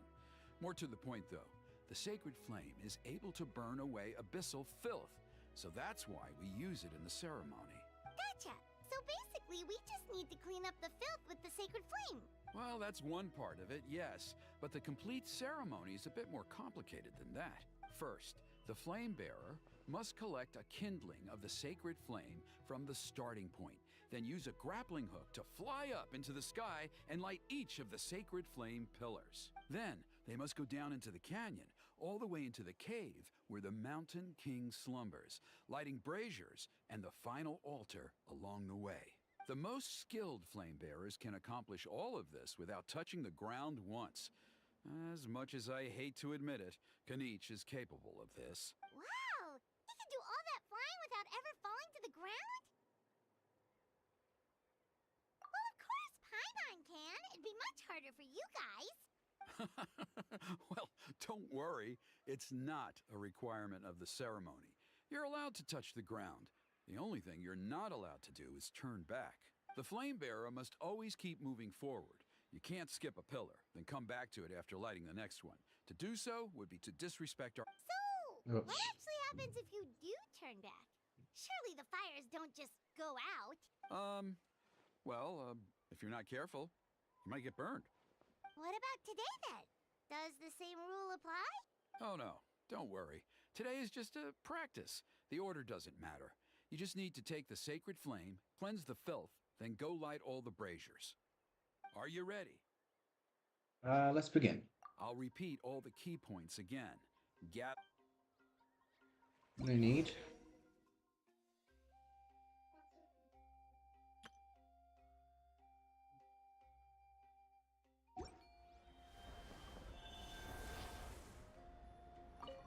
Alright, let's use this kindling to complete our mission. There's abyssal filth over there. Let's burn it away with the sacred flame.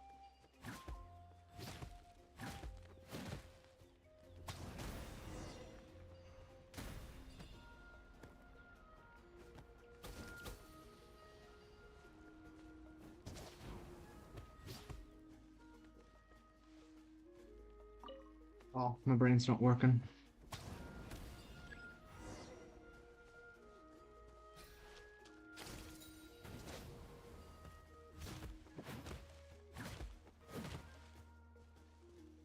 Oh.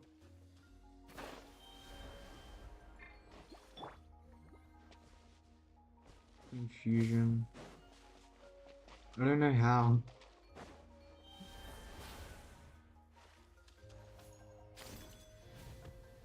No. That over there will do it.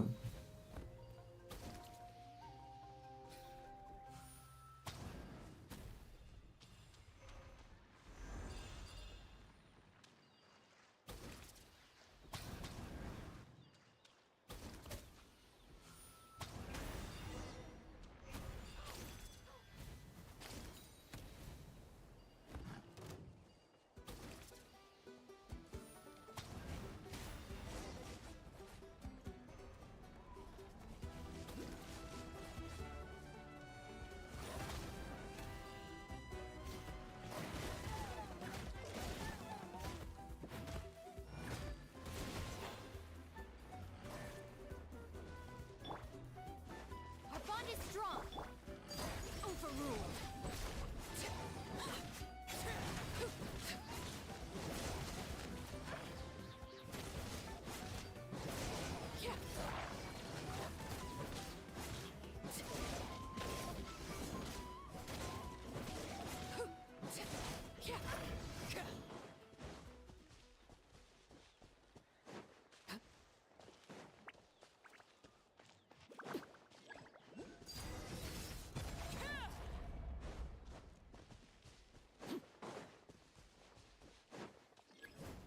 That should be all the braziers. Let's regroup with Trinity.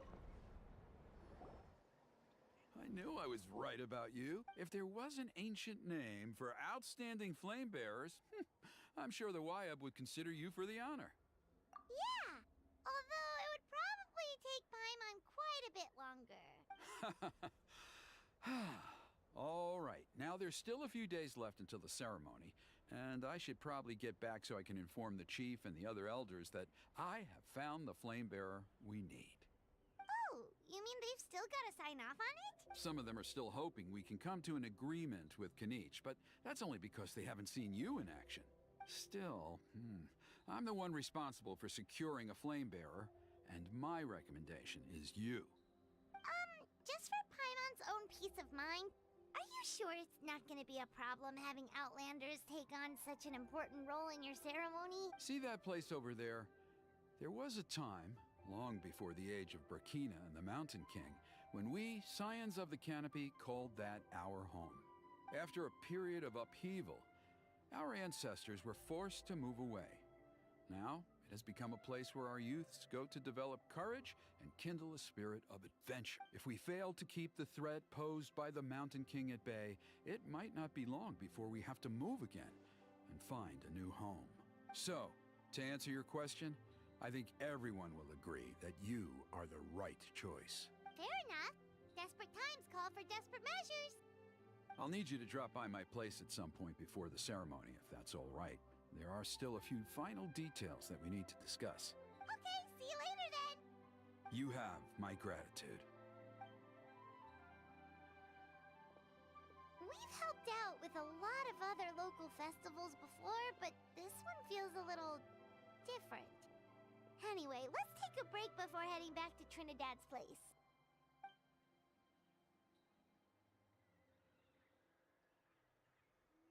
Hello there.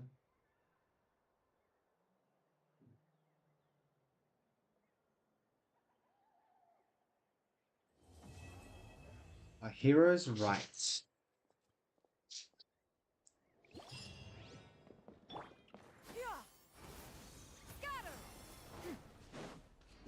Where'd you go off to, eh?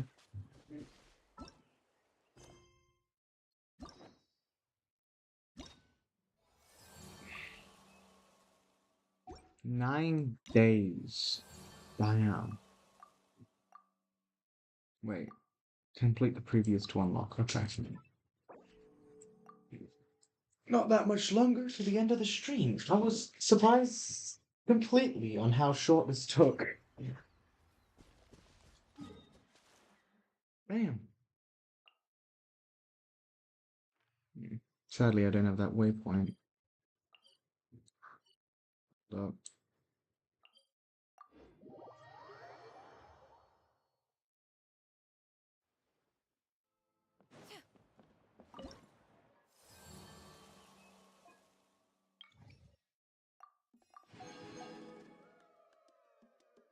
Seems like there's a lot more.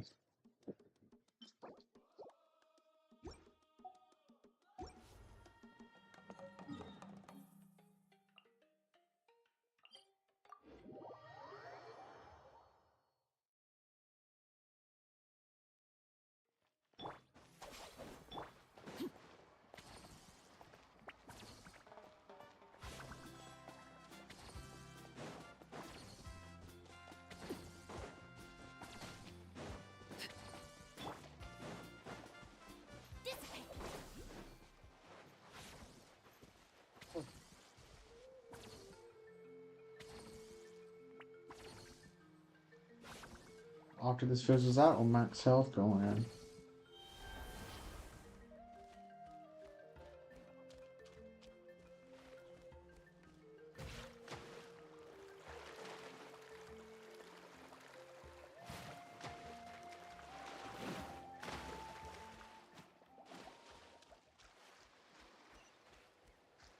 Oh.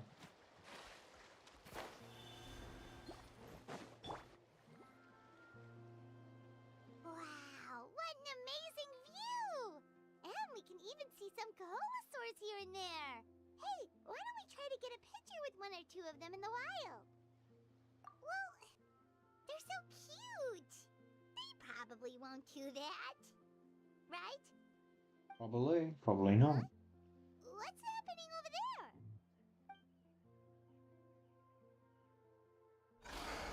Help! Somebody help us! Ah! Wild Kaholosaurs are actually biting people! Yeah, those two are in trouble! The legendary traveler and her trusty sidekick Paimon will not stand by idly!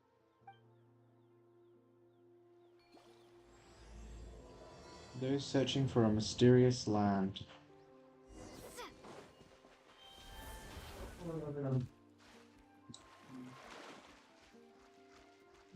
Get back! Don't panic! Just hang in there! Finally, someone's coming. Please help us! No way it's that easy. Judging from your clothes, you must be scholars from Sumeru, right? Yes, I'm Karya, and this is my senior Baramdra. Thank you so much for saving us. That was a little too close. Don't mention it! Handling these sort of things is practically second nature to us by now. Paimon is Paimon, and this is the Traveler! Still, it seems that all the Kaholosaurs just ran off. We need to capture at least one alive. Capture one alive? Correct. Say, I can see you are very skilled at dealing with them. Do you think you could use me as live bait to help us capture one? I will pay you for the efforts. Well... Apologies. Verandra has been hyper-focused on his research. So please, don't be too hard on him. Oh, no worries. But why did you approach a whole group of wild Kaholosaurs, and what's this talk about capturing them? Paimon's pretty sure that's not what they're trying to do. I'm sure we must look very silly. The fact of the matter is that we're searching for a mysterious island from a certain legend. It's said that a very important clue about the island can be found on Kaholosaurs, so approaching them without the help of a guide from the people of the Springs was certainly an unwise choice on our part. A mysterious island? Yes. There is a legend from the people of the Springs that mentions a mysterious island, and Verandra believes the key to his research can be found there. Are you certain you two won't consider my proposal to capture one? Some proposal? There's no way we'd be willing to use a person as live bait! Then I suppose discussing it any further will just be a waste of time. I must come up with another solution. Verandra! Oh, all right. You did rescue Karia and I just now, and I suppose I should express some gratitude. A little awkward, but Paimon will take it. We should move on, Karia.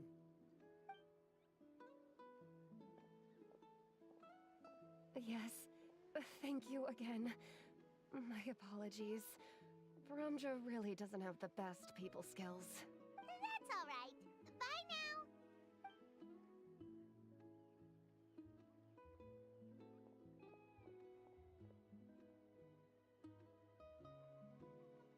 You really don't see a pair of adventurers like those two every day. But anyway, Paimon's really curious about that mysterious island that lady just mentioned. Yeah, who knows? There might be treasure! After all the amazing places we've explored during our adventures, finding some mysterious island should be a walk in the park for us. Oh, you're right. The lady mentioned that the mysterious island is related to a legend of the people of the Springs. So maybe we can start by asking some of them about it. Time's ticking, let's get started on our next adventure! But the real question is, who should we ask? That's an idea. If anyone, the chief of the tribe should know the details. Good.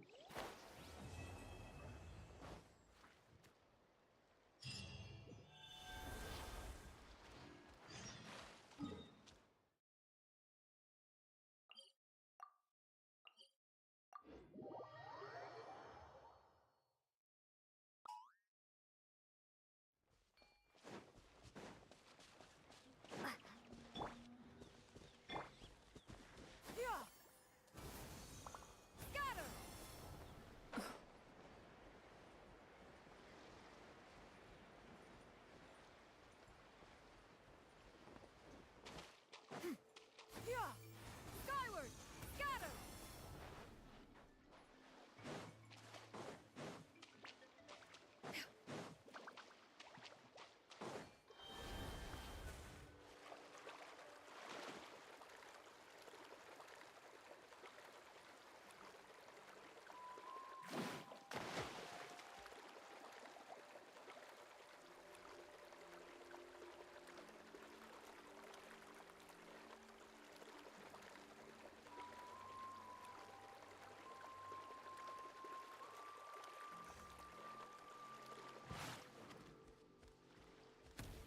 Firing at me?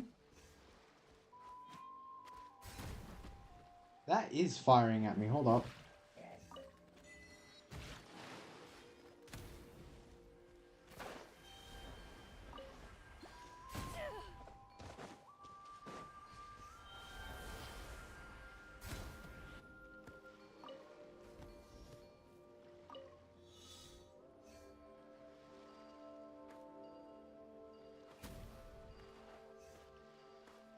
is it? I don't know what the challenge is.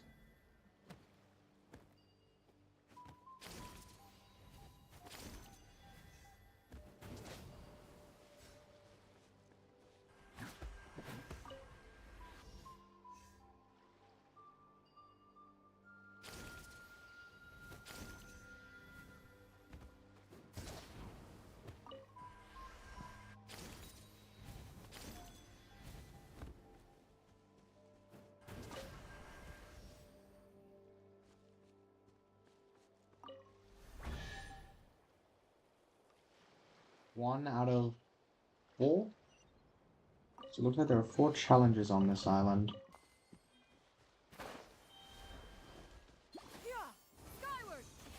That one must be one right there.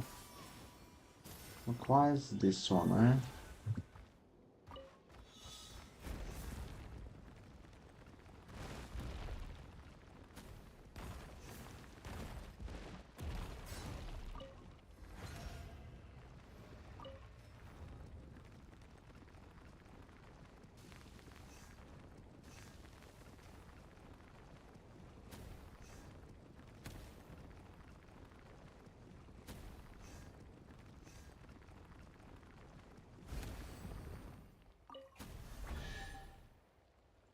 Number 2. Yeah, I am right about this. There's 4 challenges around.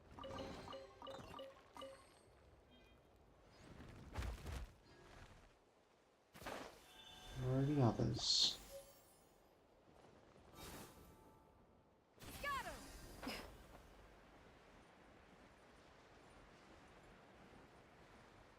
Other challenges.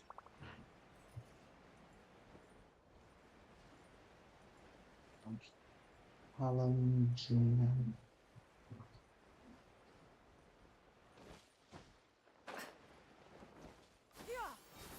Where could they be?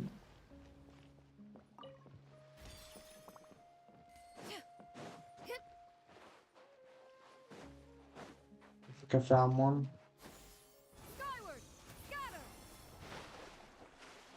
There's just one more afterwards. But I don't know what it is. That one over there.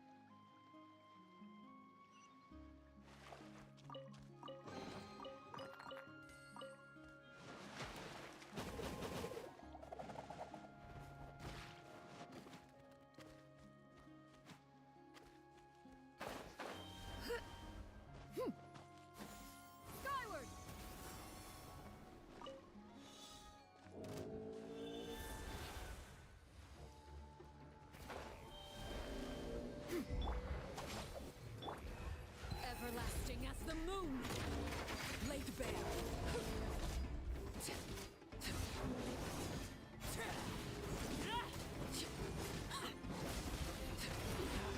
Go on.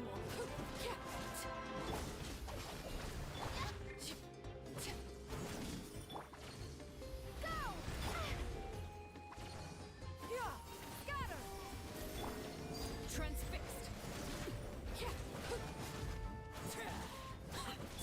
Our bond is strong. Water jet.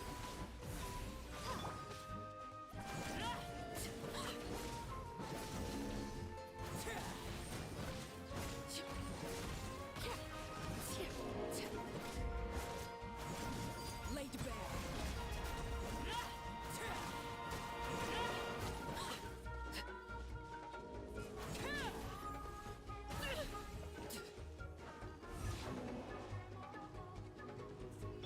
Givers.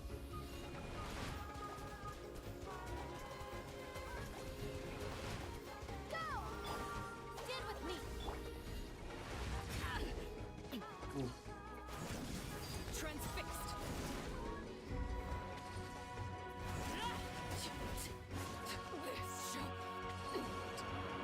Damn.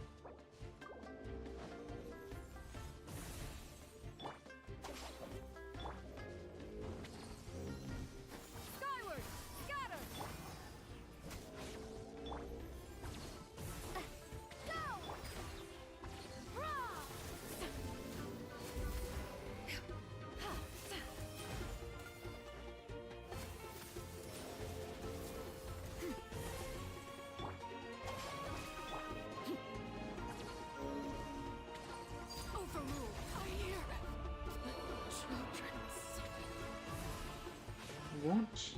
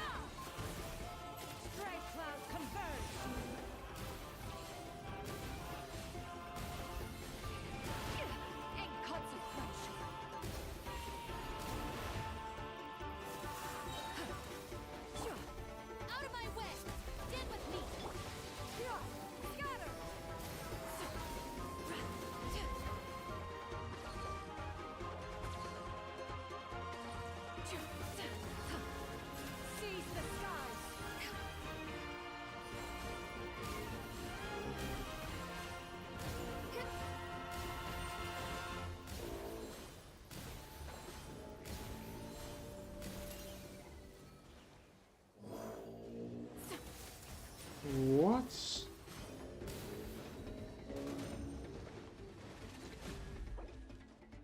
I can't fight them. Not them both, at least.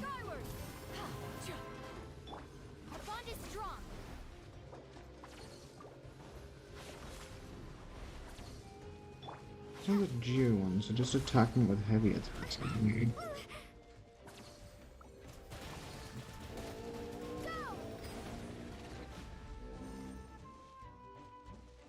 Ones are...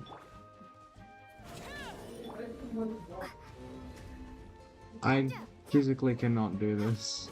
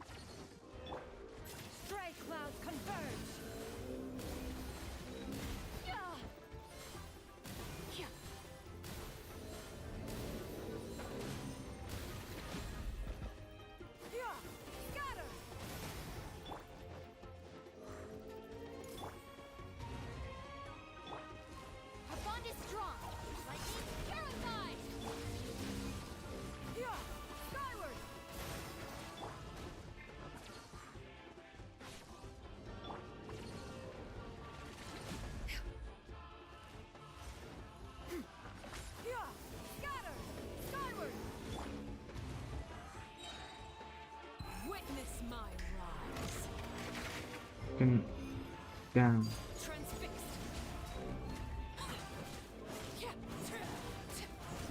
Can't defeat all of them.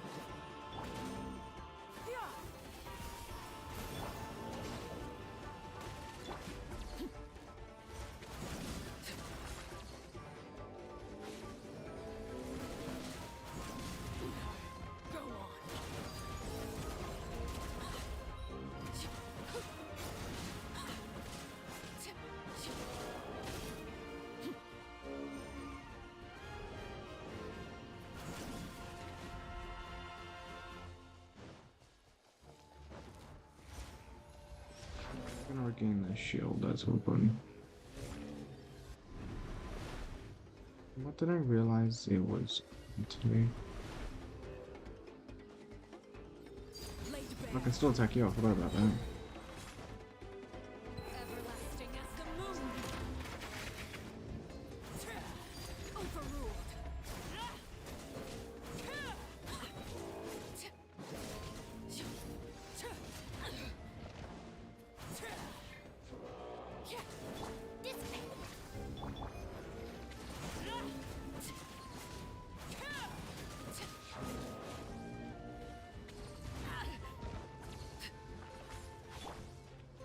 I won't be able to do this.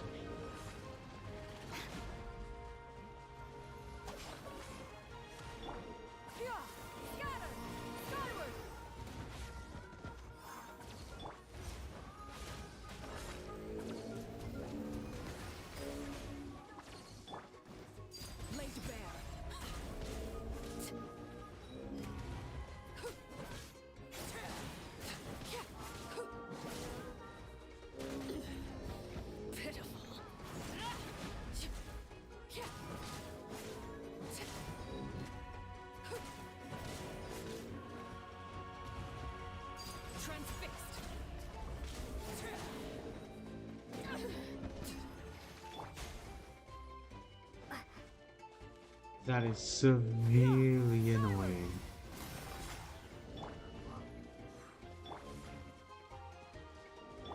Our bond is strong.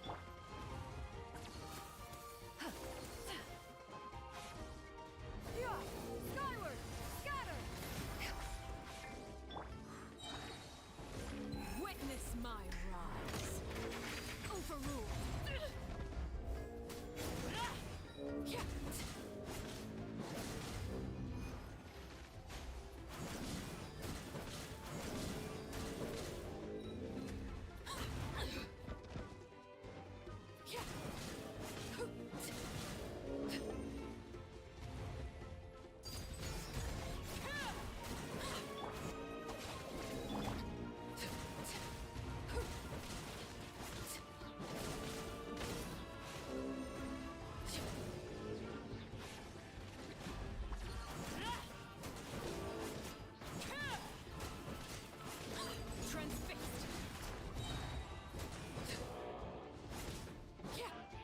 Everlasting as the moon. Out of my way! Laid bare.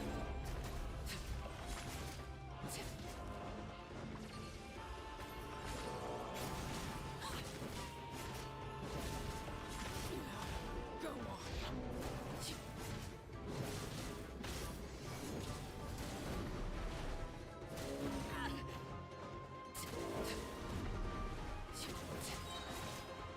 Witness my rise. Overruled.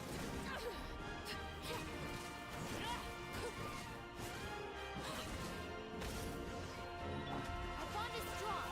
I'll settle this. Skyward! Scatter!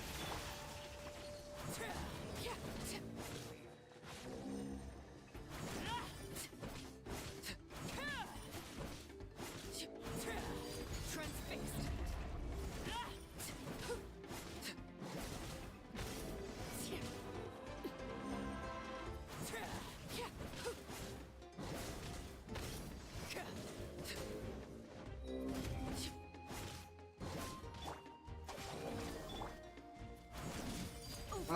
Hold on, just finishing this battle up. Everlasting as the moon.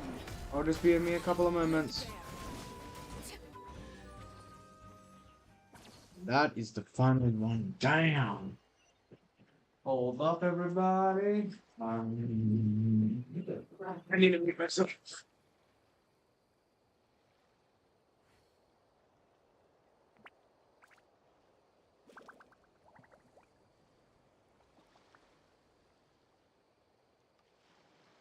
Staring into my eyes is ill-advised. I can't promise you'll like what you see.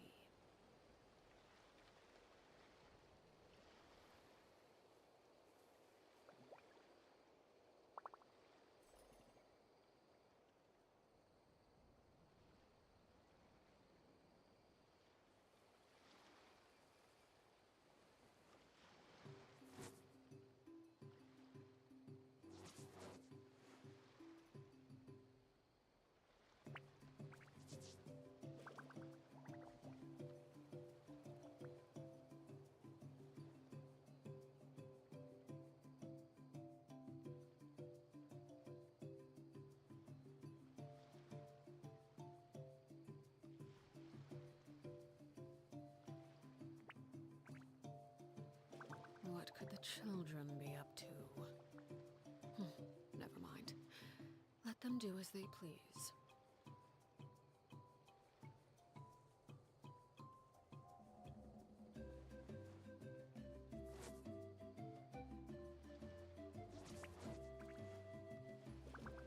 Yeah, my mom was just talking to me about dinner. What greater pleasure is there than the unexpected? Now I wonder, will I get to do something with this name?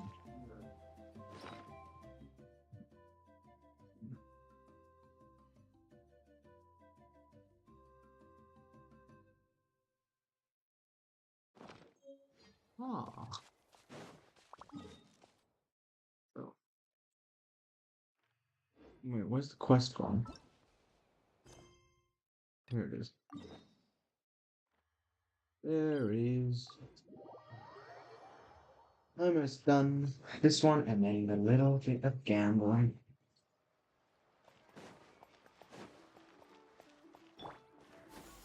Skyward! Scatter!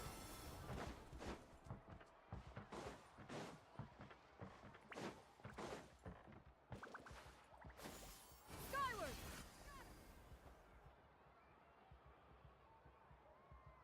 Someone looking for me?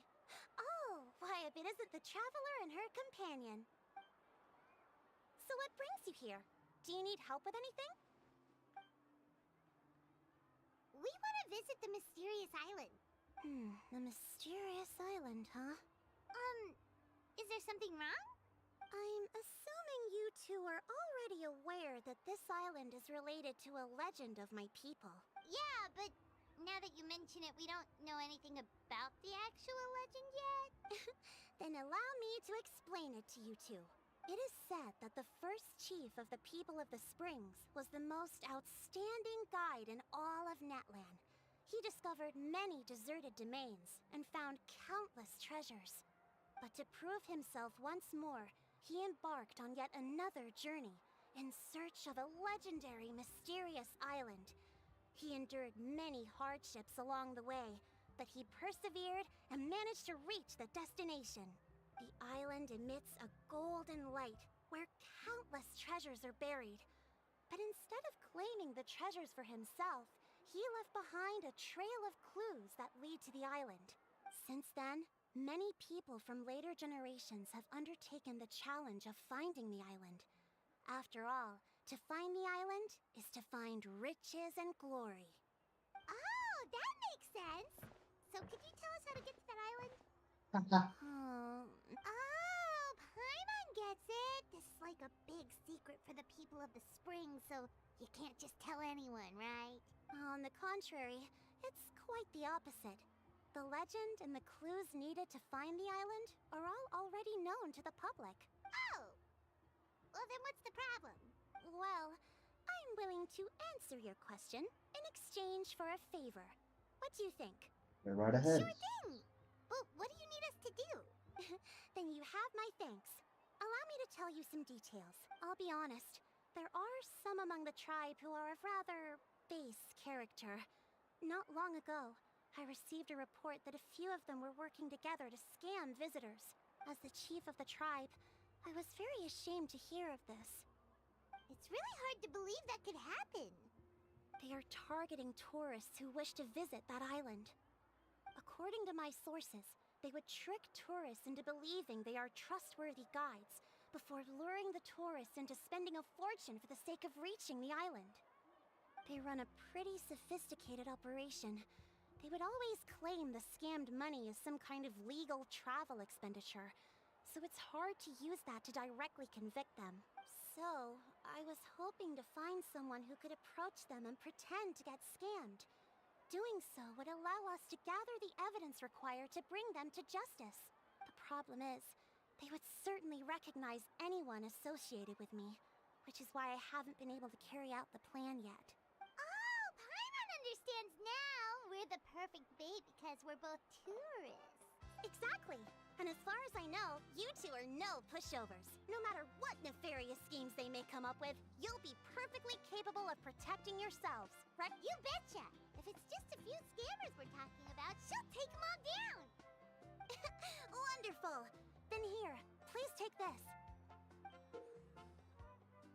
Oh. Whoa, that's a lot of Mora! Did we already earn a bonus? There will be plenty of rewards if you manage to catch those scoundrels. This Mora, however, is for other purposes. I'm sure some spending will be required on your part before they lower their guard. I certainly wouldn't expect you to pay out of your own pockets. So please use the Mora as needed, and collect as much evidence as possible. No wonder you're the chief. Seems like you've already thought of everything. Okay, we'll take it from here. I've marked the location of the scammers on your map.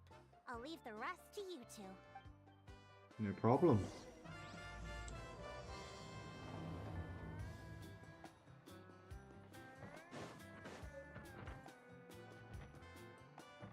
No, that's not who I think it is.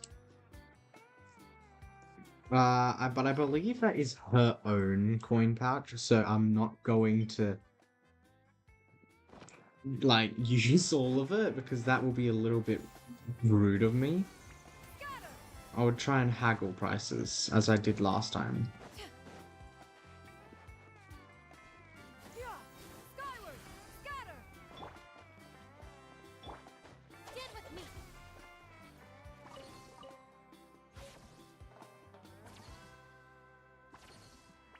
Just need to heal up.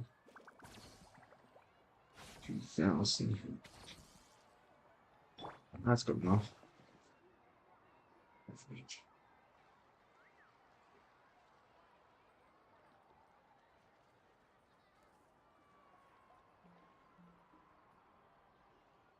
This should be the place. Now let's see if anyone around here looks like a scammer. Oh, right. We should pretend we are innocent tourists with no idea about what's going on. But how should we lure those scammers out? Good idea. Speaking of which, Paimon's dying to know what kind of treasures could be buried on the mysterious island. Wonder if anyone's ever really seen them before. Ah! Are you two visitors from afar looking to visit the mysterious island? Who the... Oh, looks like we managed to lure them out already. Oh, pardon. I just happened to overhear you two talking about the mysterious island. I assume you two must be tourists, brought here by the legend and looking for the island. Am I right? Hello, Paimon is Paimon and this is the Traveler. That's right. We were just getting ready to look for that island from the legend. In that case, as a qualified guide, I certainly cannot allow you to embark on such a dangerous journey. Uh-huh. As the legend says, if you can manage to reach the mysterious island, riches and glory will be yours for the taking. Be that as it may, the journey to the island is full of untold perils and dangers. It would be nigh impossible for any average person to reach the island.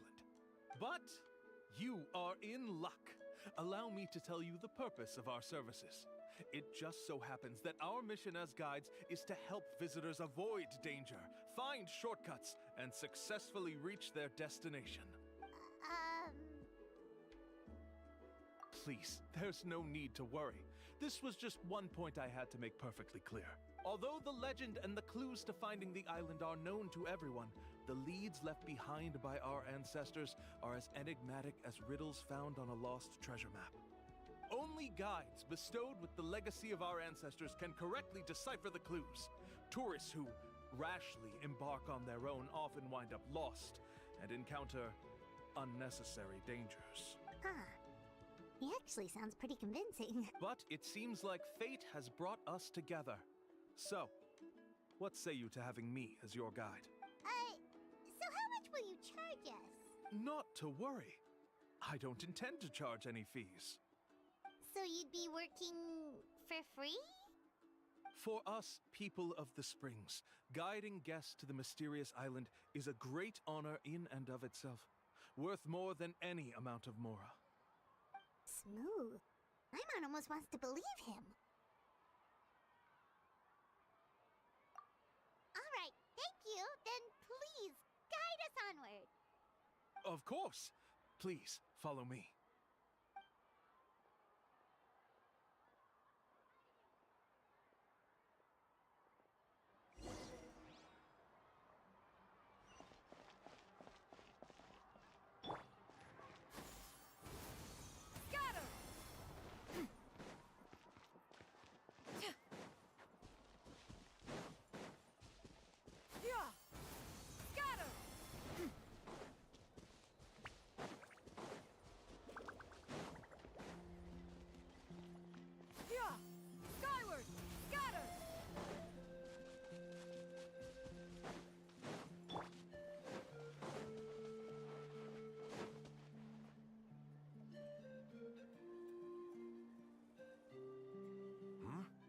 Are you two here to take pictures with the Koholosaurs?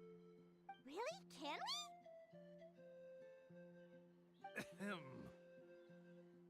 Huh? Oh, you two must be here to seek insight from Atta, right? Atta? Insight? Shh, not so loud. Openly saying their name in such a manner will only cause them to loathe you. I apologize for not explaining earlier. As you can see, Atta is the elder Koholosaur. My senior here is responsible to serve. Atta is highly respected among the tribe and is far more knowledgeable than other Koholosaurs. They say that Atta has actually visited the mysterious island before. Therefore, we must rely on Atta's insight to know how to get there. Really? But how do we do that? Can a Koholosaurus elder talk? You need only slowly approach Atta. Once Atta has confirmed your scent, they will provide their wise insight. In the language of the Koholosaurs, of course. But no need to worry. The ability to interpret this language is one of the basic skills required of a guide from the people of the Springs. I can understand Atta's instructions and will lead you on the journey ahead. All right, then let's give it a try. That'll be 10,000 mora per person. Huh? In order for Atta to give us insight, they must recall their past, which can be extremely taxing for a Koholosaur. Costs to maintain their health can be quite high, you know. I'm sorry. Such expenses may arise in the process of finding our way, but as long as we reach the mysterious island, these costs will be quite trivial in the end. There you have it. Paimon knew there was no such thing as a free lunch. Oh, Paimon has an idea. She bets they've just made up all that stuff about the talking Koholosaur. But if we can get a receipt, that'll be proof that they're With that kind of evidence, they'll be... What's taking them so long? Well, what do you say? I'll even throw in a group photo of you two with Atta. You won't ever find another deal like this. Oh, that's an unexpected bonus. Quick, let's pay the man.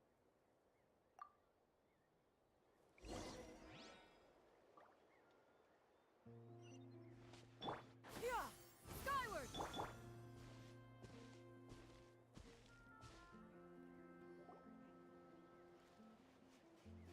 Whoa, Atta really didn't try to bite us at all. You can also pose now if you'd like a photo together. Okay.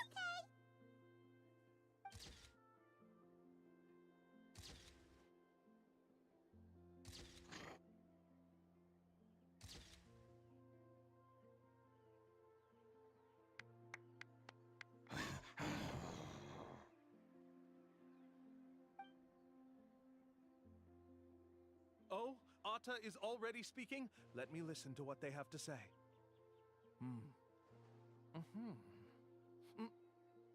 Oh, I see. Could you really get anything from that noise? Of course! Like I said, only a guide like me can understand their language. Let's follow Atta's instructions and proceed to the next area. Here's your group photo. I even packaged it up for free. Any chance we could get a receipt for that? No problem at all. Here you go. Please, come with me. We still have a lot of the chief's more to use. Why don't we keep up the act and gather some more evidence? Paimon's curious what...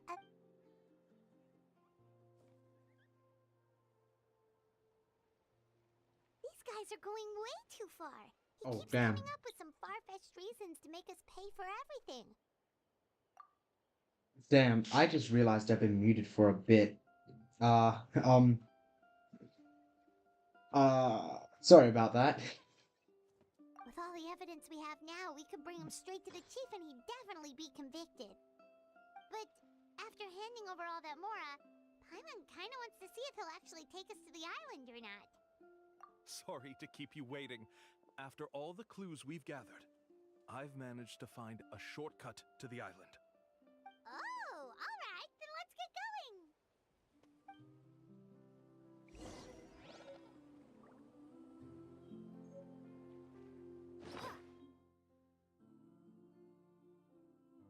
To view that photo. Serious?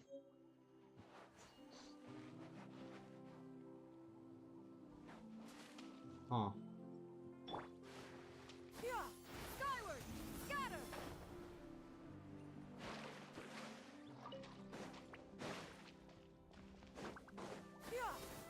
Scatter! This is the spot. The trails of sunlight will guide the way. Once you cross the rushing water, the light of the setting sun shall reveal everything. Atta's insights have already pointed us to the destination. It's just on the opposite bank. You mean, we're almost there? Huh. But there wasn't even anything exciting about this journey. As I said before, this is a shortcut. If I took you on some arduous path after all the Mora you spent, that wouldn't make me look like a good guide, don't you think? Anyway, there's no time to lose. We need to get there before sunset.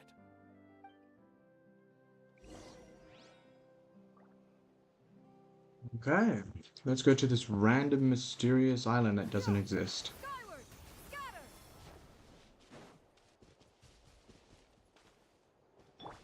Are you kidding me? Hold on.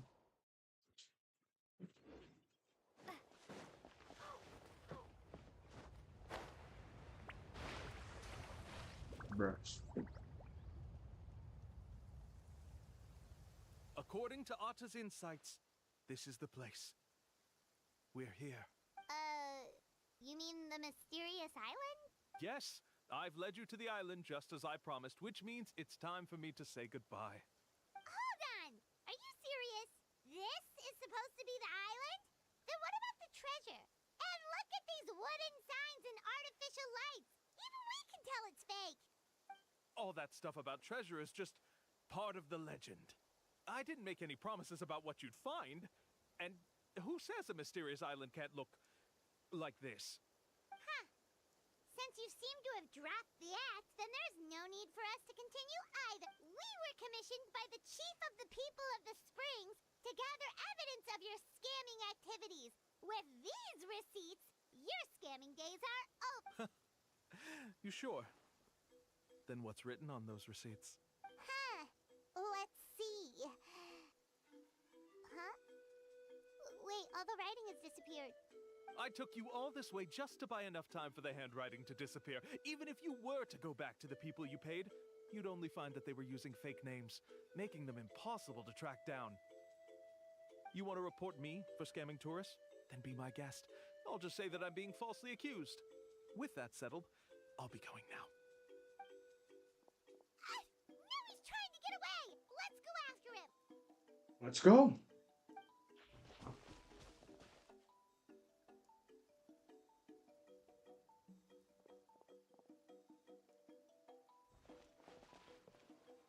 It's the chief! What's the chief doing here? I have dispatched others to secretly trail you. Thanks to you, we can finally convict him of scamming people. Convict me? How? They don't have any evidence against me. Even as the chief, you can't just level accusations without any evidence, right? Sorry to say it, but he got us. We lost all the evidence we had. Not to worry. Let's search him first. Hey, what are you doing? Keep your hands off me! That's my Mora!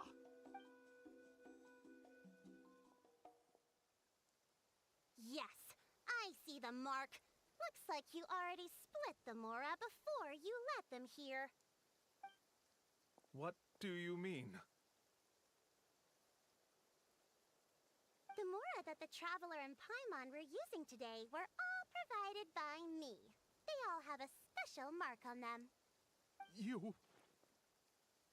So, there must be an explanation why the Mora that should have been theirs ended up in your hands, right? There are no receipts to prove that any transactions took place, and you yourself just denied that there was a scam. So did you then take the Mora from them by force? Take Mora from others by force? Oh, that's an even more serious crime than scamming! You... All right. Sure, I admit that I coaxed them into spending a few times, but I wouldn't go as far as calling it scamming. We have witnesses standing right here, you know. Fine. Yes, it was all a scam. Woohoo! No wonder you're the chief of the tribe! I still don't understand how so many people have been getting duped by them. You need only stop and think for a moment to see through the whole thing. If he claims to be able to find a shortcut to the mysterious island, then why hasn't he just gone there and claimed the treasure for himself? Why even bother guiding others there? That's a good point. Speaking of, have any guides from the people of the Springs ever found the treasure of the mysterious island?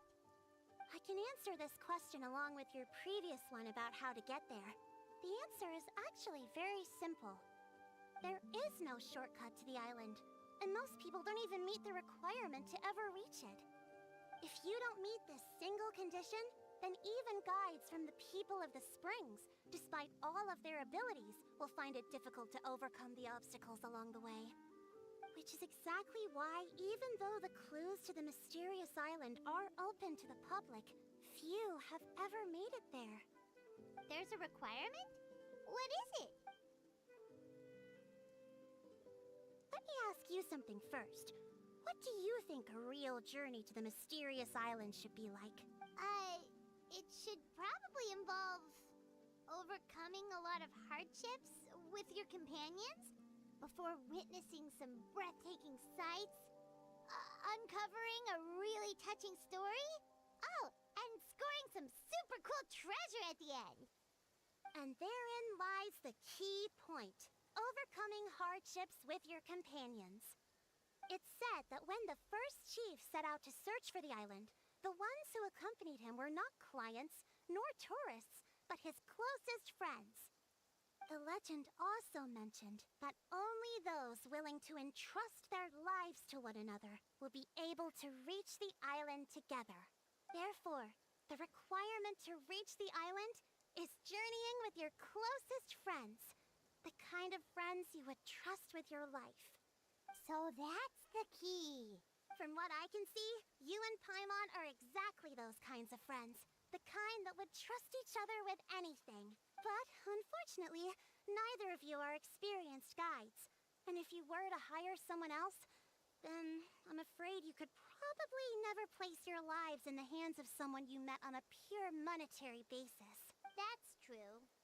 But don't feel discouraged. I believe that this beautiful land that I call my home will not disappoint you.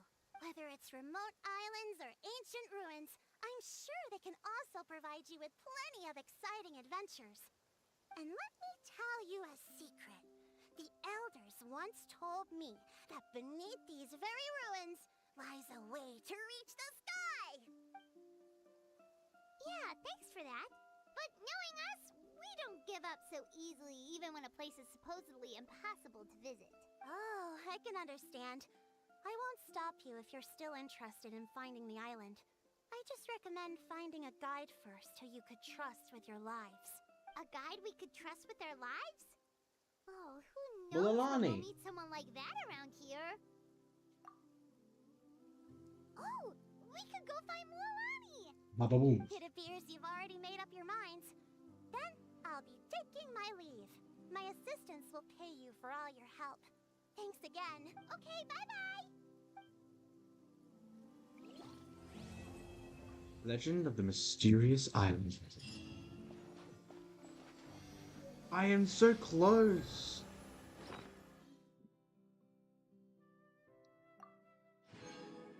I shouldn't have used that. I could have just kept that.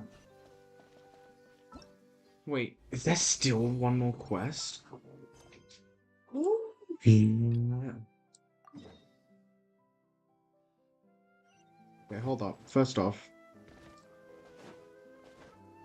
the way to reach the sky is this thing right here. I know that.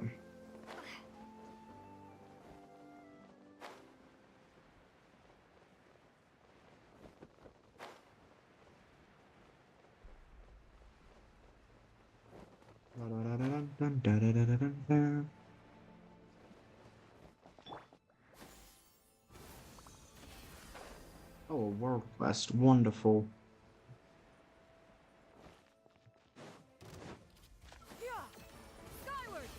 Ah, this thing.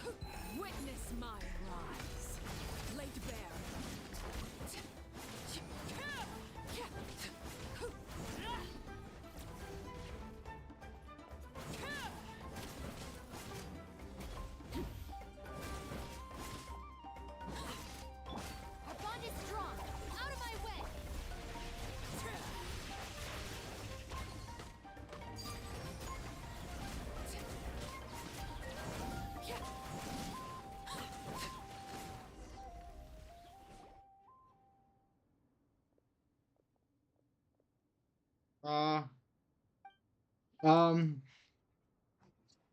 uh,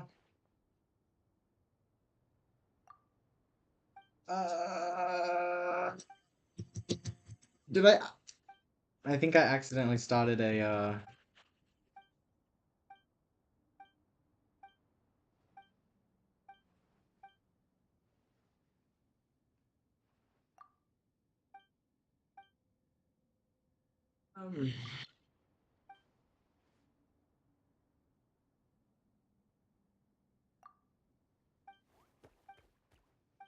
I'm not supposed to be here.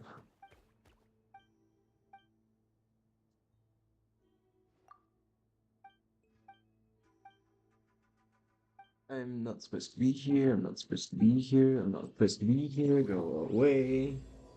No, no, no, no, no, no, no, no, no, no. Nope. Nah. Mm-mm. I leave. I take my leave. I shouldn't be here. Oh, damn. Skyward! Scatter!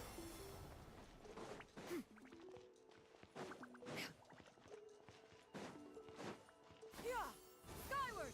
Scatter!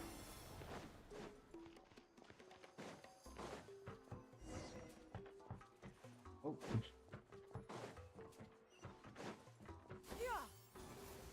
Lilani. Sorry, we don't carry any black swimming floaters here. But why? Black floaters look really cool. May I ask whether you've had some bad luck lately? Well, yeah, sorta. The last pair of black floaters I bought ended up getting bitten by Koholosaur. I nearly drowned. Which is why I want to buy some new ones. I knew it. I specifically asked an expert from the Masters of the Nightwind about this once. Black floaters bring bad luck. Really? Also, have you by any chance become a mosquito magnet? Or found yourself overheating? Maybe even suffering a little heat stroke? Yeah, that's exactly how I've been feeling. It's all starting to make sense now. In that case, I'd recommend either pink or blue swimming floaters. According to the experts, bright colors can not only lift your mood, but also bring good luck. I'll even offer you a discount if you'd like. Just see it as a way of celebrating your luck taking a turn for the better. You'd really do that? Then I'll take one of each. You got it.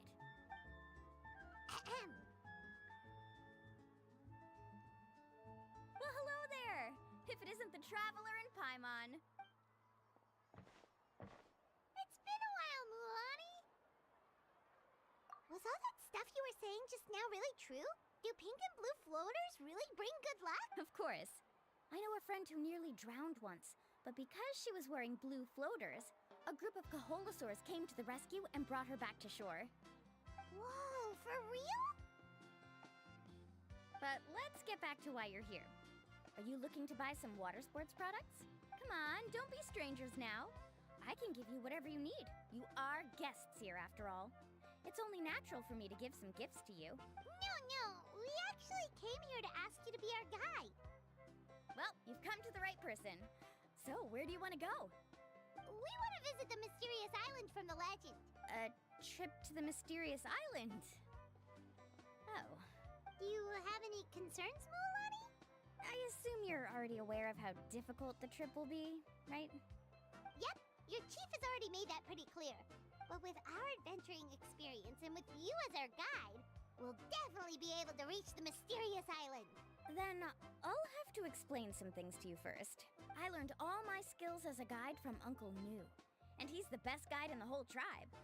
But apparently, even he has never successfully reached the island. With a good guide to lead the way, a journey should usually be fun and pleasant. However, going to the mysterious island is different, and I don't know if I can guarantee that. But since it's you two asking, I definitely won't refuse. It's just my duty as a guide to explain these things before I officially agree to go on the journey. Paimon thought this would be a piece of cake for you, but it seems like we're actually asking a lot. Paimon will feel really guilty to make a friend go through a bunch of trouble just for the sake of finding some treasure. Mulan? Whoa, what's the hurry? Come on, what are you waiting for? Koholo just got back to the tribe. I heard he found another underground ruin full of treasure. Oh, Koholo's back. Wait for me. Who's Koholo? Oh, he's currently ranked as the #1 guide in the People of the Springs. Besides the tribe's first chief, he's the only other guide who's ever made it to the mysterious island. Really? He's always out and about, so we don't get to see him often. Sounds like this is quite an occasion, though. Let's go check it out. Let me put up the closed sign first. Okay, come with me. Journey to the Mysterious Island, Act 3, the final one of today. This is still shorter than some of my other streams.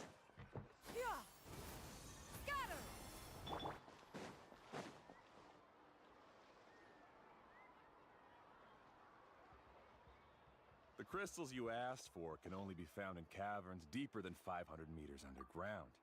Here, have a look for yourself. As for the people you asked me to take along, they almost all got lost in a cave. Out of my sense of duty as a guide, I brought them all back.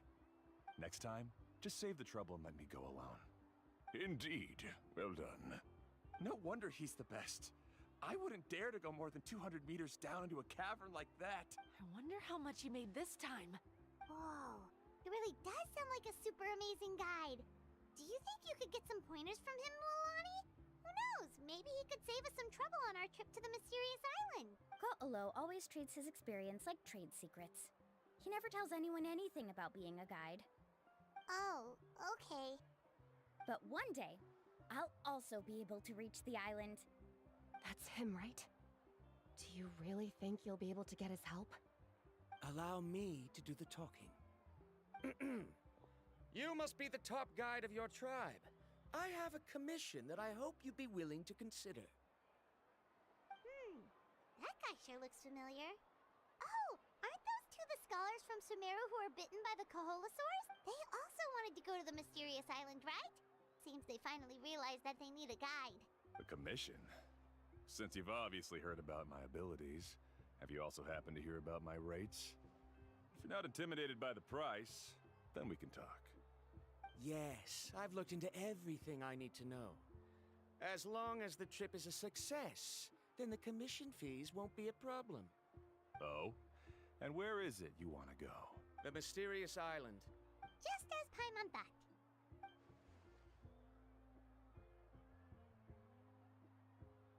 But first, please don't misunderstand. I'm no tourist. I wish to visit the real place. You hear that? He wants to go to the island. In that case, Ko'olo's the only one for the job. But the journey to the island requires a lot more than just a guide, right? Since you want to visit the real mysterious island, then I'm sure you've also heard about the requirement for our trip, right? Yes, I know. According to the legend, only those who are willing to entrust their lives to one another will be able to reach the island together. I must reach that island, even if that means putting my life in someone else's hands. I have made up my mind. Don't waste your words on me. The way I see it, the requirement is just a way to weed out those who do not have the skills to reach the island by themselves. You say you'd put your life in somebody else's hands? Ridiculous. Even if someone were to trust me with their life, they'd just be another burden. Let's look at it the other way around. Why would I place my life in the hands of someone whose abilities are far below mine? That is what the legend is really hinting at here. Many guides in the tribe have received commissions like this, only to end up bogged down by their incompetent clients long before reaching the destination. How do you think I reached the mysterious island?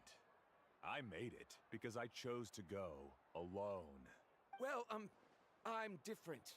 I'm no ordinary tourist. That doesn't make much of a difference to me. You'll give up halfway at best, which is a waste of my time. And a waste of your commission fees. I can tell you're just looking to explore something new. If that's the case, then you can find another guide in the tribe. For example... new student, over there. What's up with that guy's attitude? Paimon takes back everything nice she said about him. I have things to do now. Goodbye. Hold on, Ko'olo. What's wrong? I'm only introducing a potential client to you because I know you're a teacher. In fact, I'd say it's quite the opportunity. Never mind that for now. I don't agree with your views on the island. Uncle New taught me that... I know. You're just the same as him. You both obviously hope to prove yourselves, but still think that you have to follow the legend to the letter. Waiting for a cumbersome client to find you before even trying to set off. Mualani? The rare ores I brought back are proof that I've been to the island. But as for New, where's his proof? Why don't you wait until he's actually found the island before you start using his views to refute me?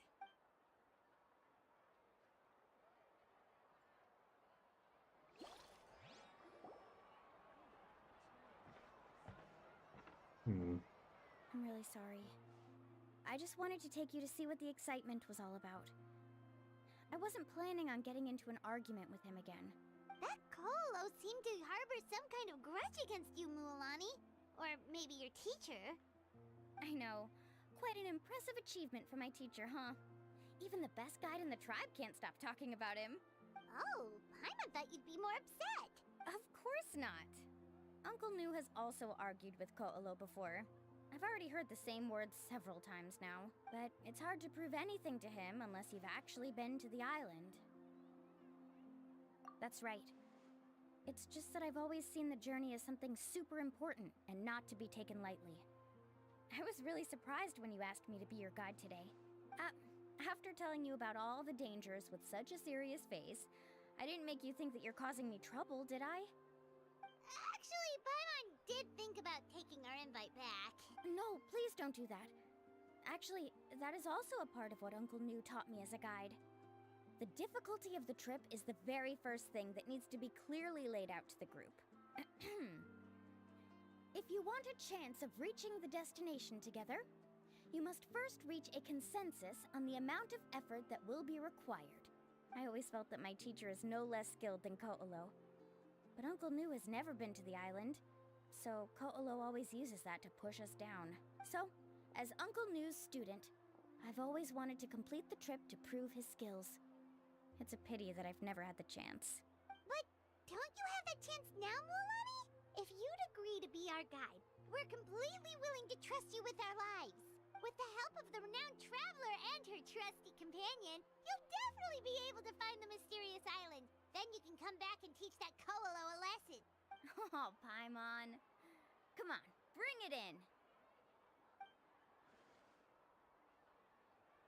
Aw, you're making Paimon blush. Alrighty then. If we're gonna go, we should start preparing right away. I've already had the plans for this trip written out for some time. Come with me. Oh, it's that scholar guy. Paimon almost forgot he was still here. Scholar guy? My name is Varamdra. Please use it. I didn't expect to see you again, Traveler and Paimon. Oh, and it's that lady too. Hello again. Excuse me, Miss Guide.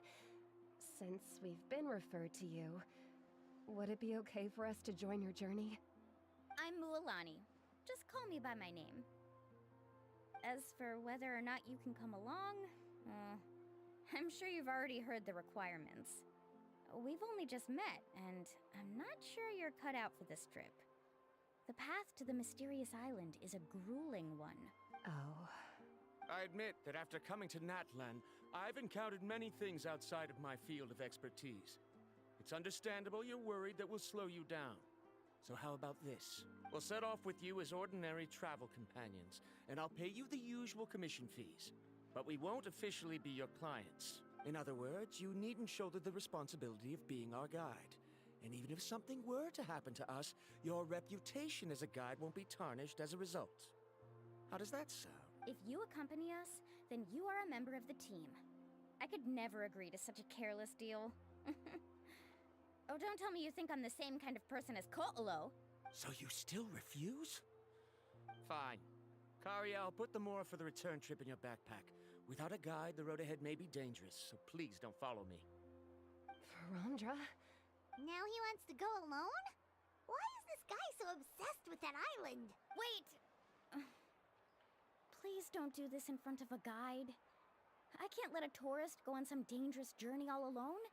Even my sweet mom would give me a harsh scolding if I ever let you do that. I'm so sorry for the trouble. Really. Don't say that. Although it'd be inappropriate to bring along two strangers I just met, there is another solution. How about this? Let's meet up tomorrow morning at the monument near the tribe's southeastern slope. I'll see you there. So you've decided to accept my offer? No. My plan is to use some of our time together to turn you from strangers into friends. The kind we can trust with our lives. That's your plan? Very well, then. Wonderful. On behalf of both Varamdra and I, thank you so much.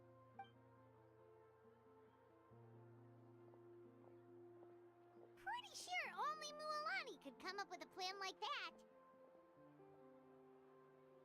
We need to get started on our preparations. Come with me.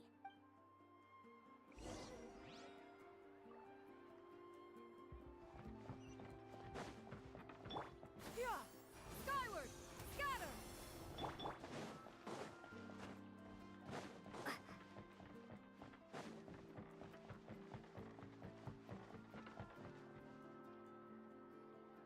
Hey, Alafa! I've got some business for you. We've been over this before. The name's Yellowfath. I know. It's just that Lafa sounds so much cuter. Well, since you're the customer here, I guess whatever floats your boat. I need a camping tent with all the accessories. Only the best you've got. Another commission, huh? Just so you know, a full tent according to your standards is gonna be pricey. Is your client covering the bill? How much are we talking? Don't worry about the costs. I'll take care of it. Oh, but that's not right. Ahem. Let's make this clear, Traveler and Paimon.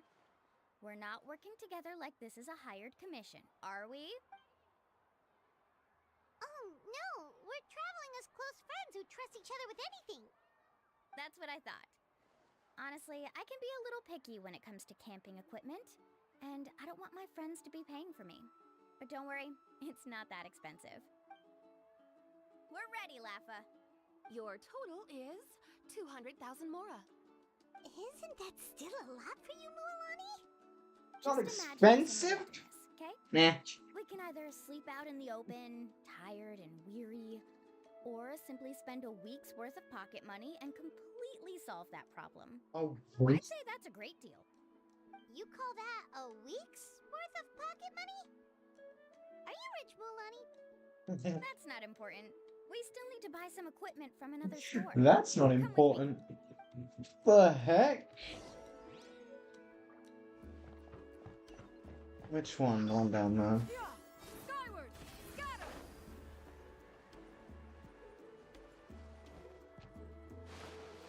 Damn.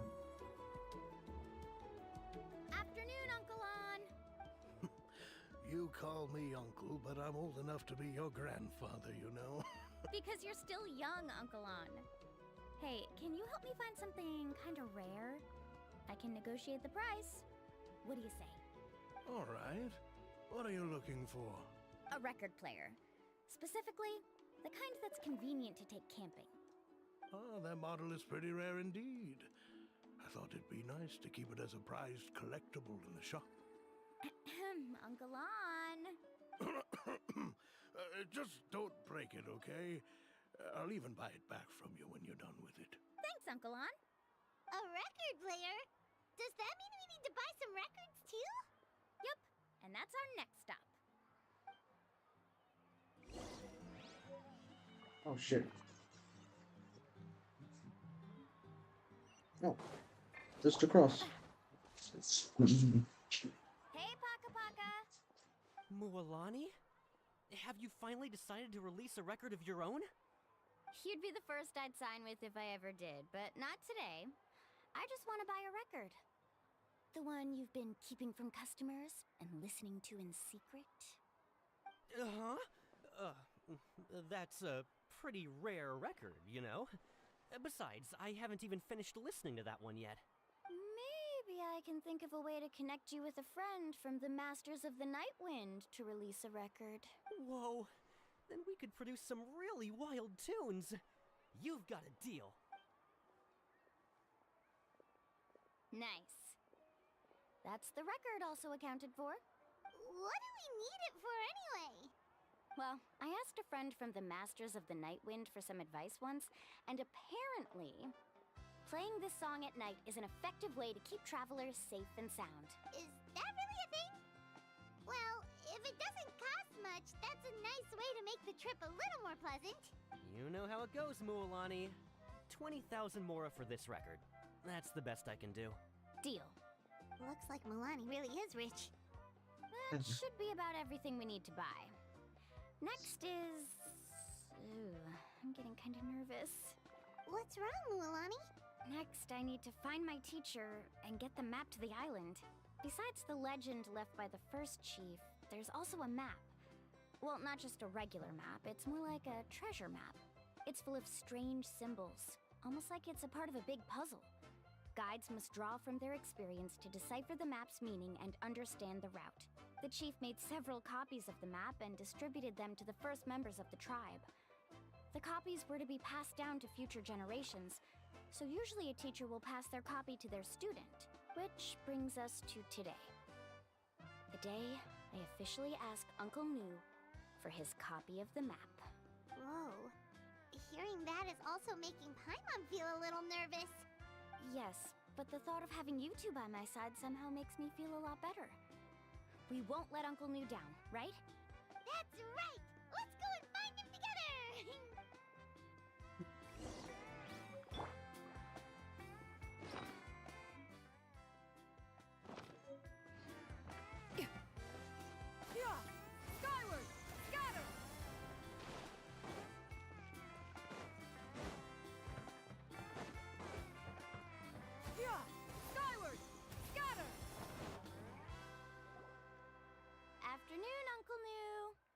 have a big surprise for you. A surprise? Then you must be here to finally pick up the map. You saw right through me, as always. Did you forget that you had mentioned these two to me before? The ones who went to the Night Kingdom with you. In some sense, you could say that you've already trusted each other with your lives. It's just that my feelings are a little complicated now. Huh? Do you think that I'm still not ready yet, Uncle New? No, I believe you are the best guide in your generation. It's just that I'm not ready yet. After all, the journey to the mysterious island is no easy feat for any guide of the people of the Springs. I'm still a little worried. Don't worry.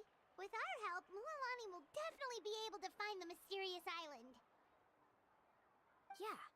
This time I'll definitely be able to prove that Ko'olo is no better than Uncle New.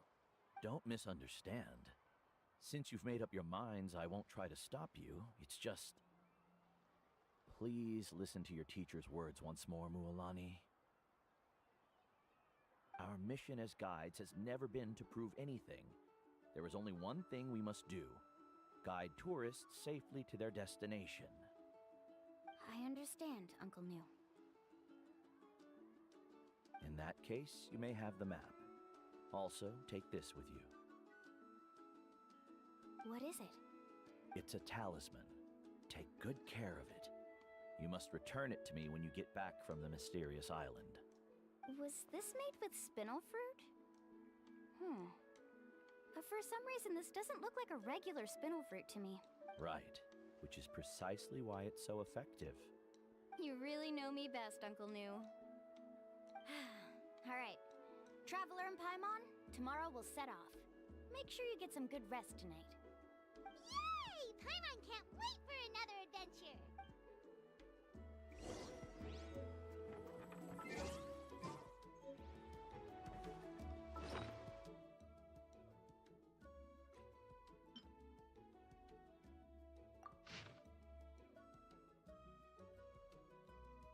Oh. Okay.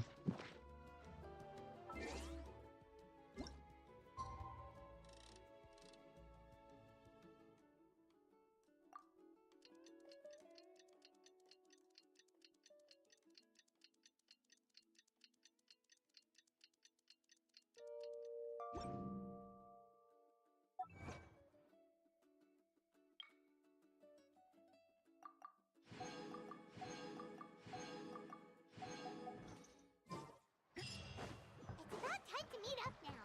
Let's head to the spot Mualani mentioned.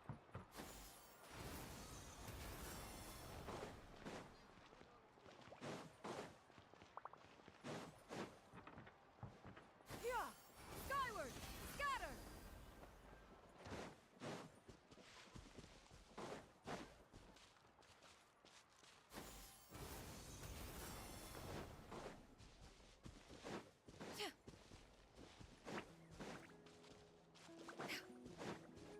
There we are. Traveler, Paimon, over here! You're here, Mualani! Oh, and those strange scholars are here too. Good morning, you two. Morning! So when are we leaving? Seems you're as excited as a child before the start of our journey. I just want to get down to business as soon as possible. You know this is no leisurely spring stroll, so I hope we can all act a little more professional. Don't worry, I'm a very professional guide. Our journey to the mysterious island has officially begun. Yay! First, do you all see the statue here? Uh-huh. Is it an important clue? Well, no, it's not a clue at all. He was the first chief of the people of the Springs who came back from the mysterious island and set up this place. It's a monument. The first thing we need to do before we set off is to touch the statue and pray to our ancestors. This will make our journey to the mysterious island smoother. Is there any theoretical basis to support that claim? A theoretical basis? No, but my teacher taught me it's an essential step before heading to the mysterious island. Very good. You didn't try to argue with me over something that you aren't knowledgeable about. That's very professional of you. Sure, but since this practice doesn't have an empirical basis, I won't be able to include it in my thesis. Come on, everyone.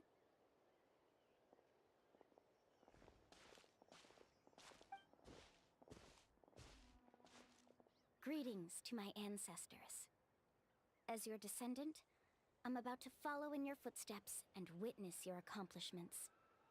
Allow me to depart under your gaze and return under your protective watch. It really feels like we're about to embark on a great adventure! Now, please get ready. We're going to look for the first clue. Speaking of which, where should we look for the clue? At a place where many gather. Like a party. Huh?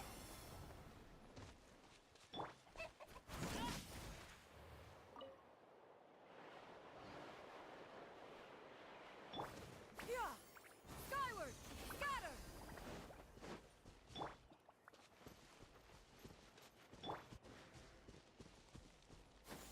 Skyward!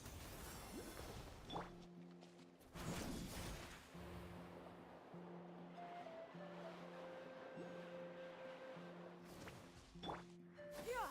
Skyward! Scatter!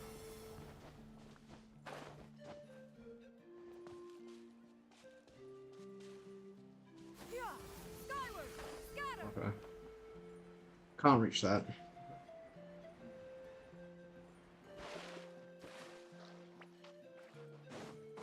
Let's try not to disrupt them.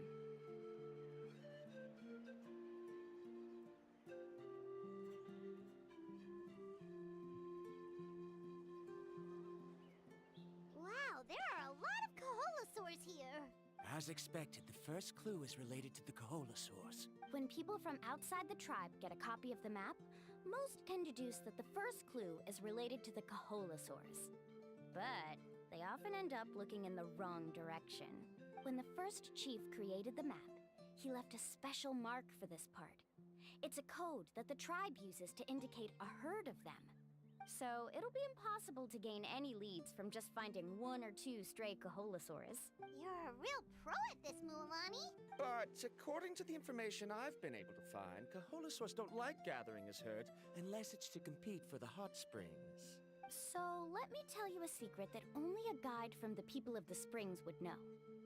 It so happens that wild Kaholosaurs periodically gather in the valley up ahead. It's almost like how our tribe gathers together for festivals. Still, as soon as the season changes, the herd quickly disperses again. Unless you're a guide who's always running across Natlan, it would be very rare to ever witness such a thing. This is a thing? I need to note this down right away and include an explanation as a part of my thesis. According to what I've deciphered from the map, a clue is hidden deep in that valley. But to get there, won't we have to get through the herd of Kaholosaurs? We'll have to think of a way to sneak past without startling them. They're gathering together with their friends, so I'm sure they don't want to be disturbed. You mean we're going to have to walk through the Kaholosaur herd? That feels a little... Given we've agreed to work together, everyone should do their part. However, Karia has been attacked by Kaholosaurs before, so this isn't an ideal plan for her. But it shouldn't be a problem at all for me. Let's have Karia wait here, and I'll take over all the tasks that were supposed to be entrusted to her. No worries. We don't need everyone to go. We actually need someone to stay and look after the luggage, so we'll leave that to you two. Traveler, Paimon, please come with me. Is that so? Then that works out perfectly. And now I understand how much you care for your assistant scholar. Follow me and stay close.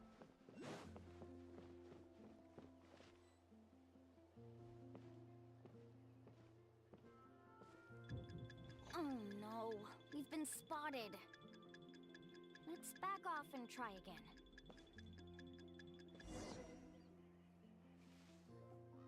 These Kaholosaurs sure seem on guard. We'll never get through. Given you've already used the information provided by the map to deduce that the clue is in that valley, why don't you simply chase them away? You're pretty strong, aren't you? First of all, the elders of the tribe have always warned us to never hurt the Kaholosaurs. Doing so will almost certainly bring bad luck. And secondly, You can't just show up and intrude on others' gatherings, much less make them leave. That's just terrible. But on what basis? Okay. So can we figure out another way to enter the valley? There must be a way to enter the valley without startling them.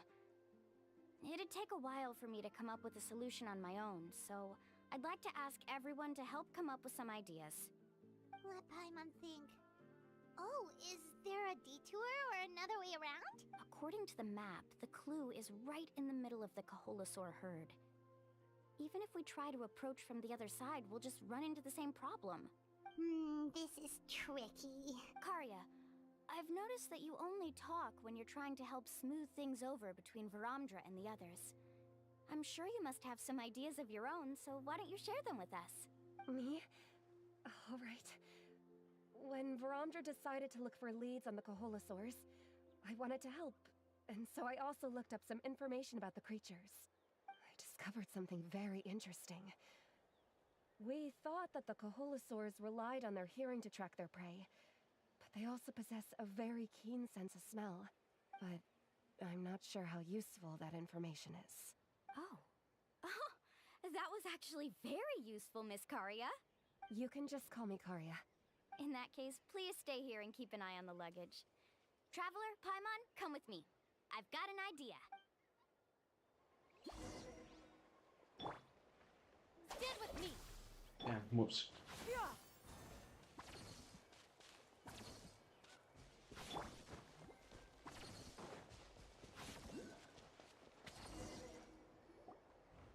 Found it. What's this? The key to making our way through the herd. If the Kaholasaurs have a keen sense of smell, then even if we try to sneak around and stay out of sight, they'll still notice us once we get close enough. But this plant can help us solve that problem, because its fragrance is very similar to the scent of a Kaholasaur. We can apply the plant's extract to our bodies and trick their sense of smell. So, we're gonna rub plant juice on ourselves? Don't worry, it's also good for your skin. Oh, Paimon feels all wet and slimy. But this actually does smell like a Kaholasaur. Perfect. Okay, let's try to make our way through again.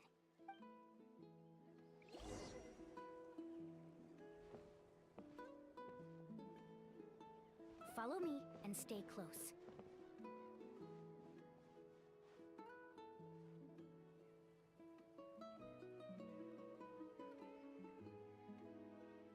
Be sure to stay out of sight.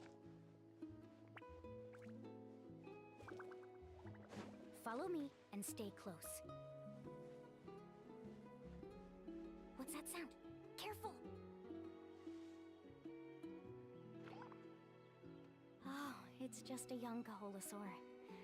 Don't worry, this little one doesn't pose any danger.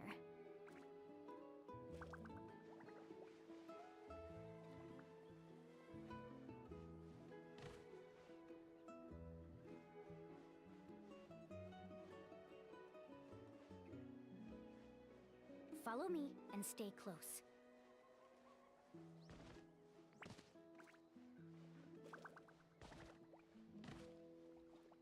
How could there be so many here? We can't get through! Oh, I have an idea. Wait here.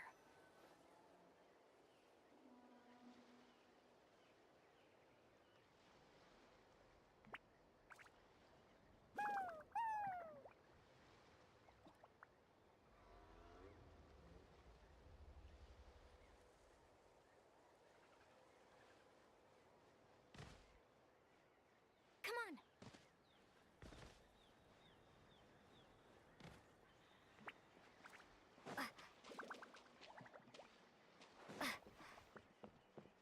Careful! Don't startle them.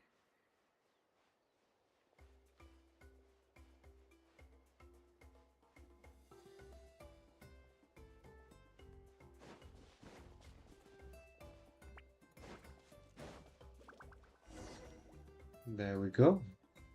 We must be getting close. Look, a bunch are gathering around that rock. What are they doing? Maybe when things start to get boring, they gather together and talk about something fun? Too bad I can't understand what they're saying.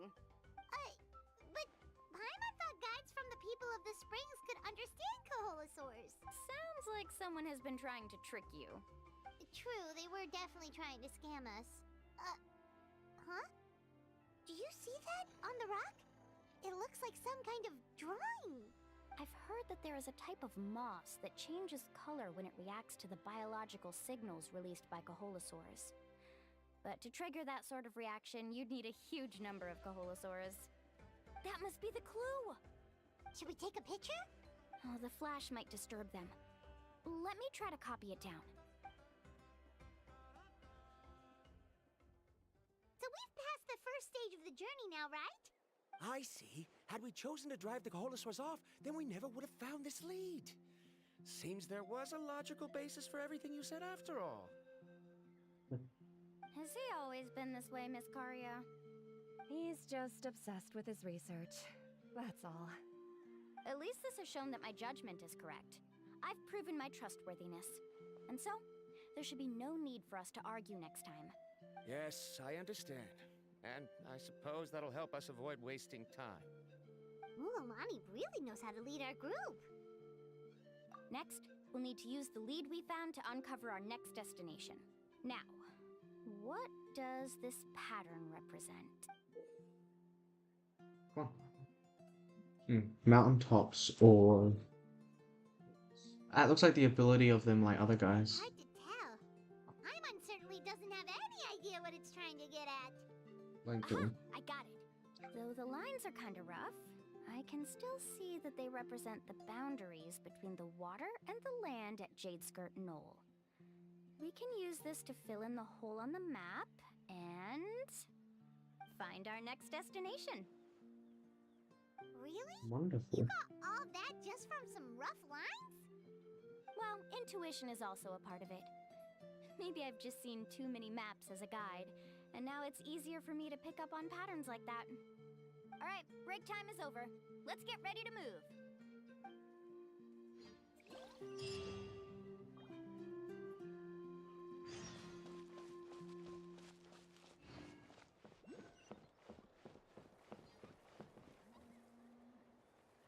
Hold it. Ready to go?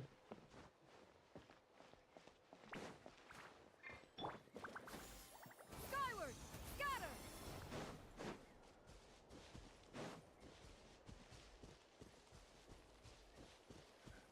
Yeah! Skyward! Scatter! Okay, can't get that. What the heck?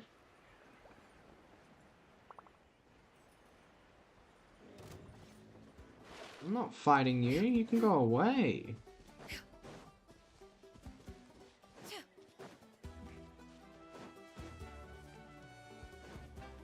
Watch this!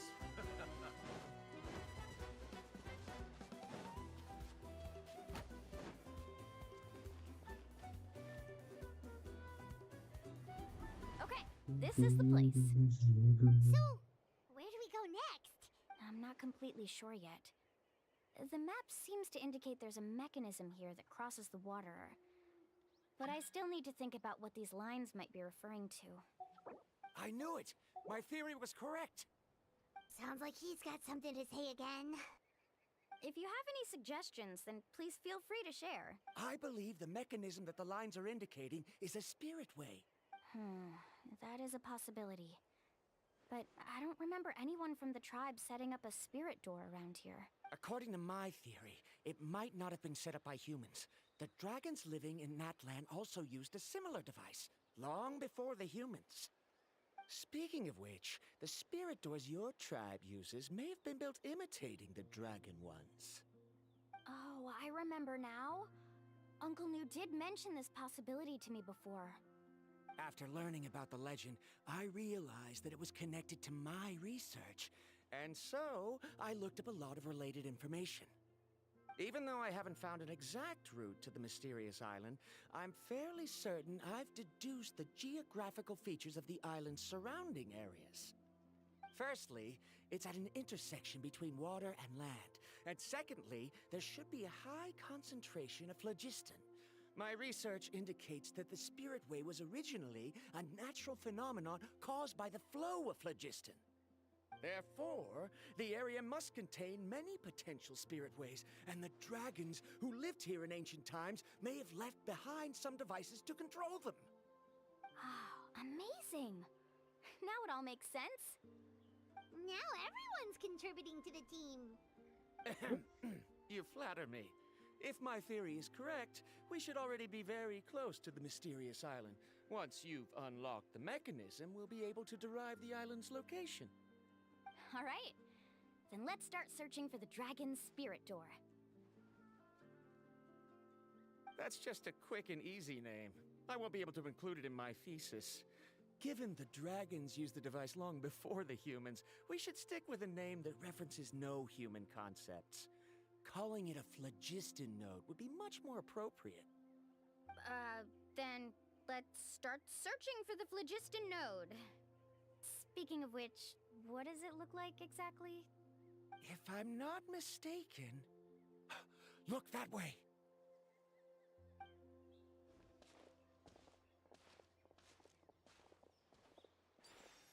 Whoa! It started glowing! This should be it, right? Looks like we can activate it once we get close enough. The light does remind me of a spirit way.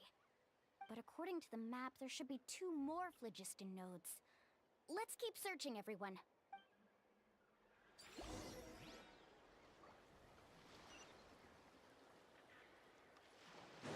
Looks like they're already marked out for us.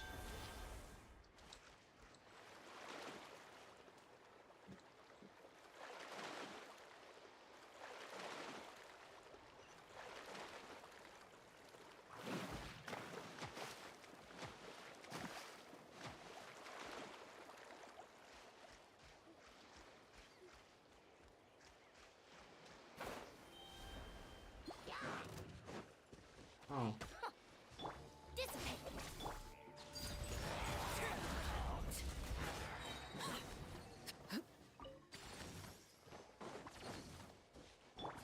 Yeah! Skyward!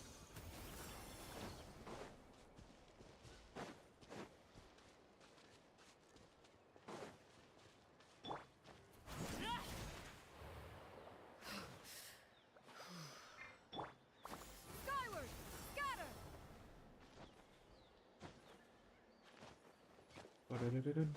The other one is where exactly? In here. Won't never wonder. Oh. Oh, but it's way up high. We'll need to find a way up there.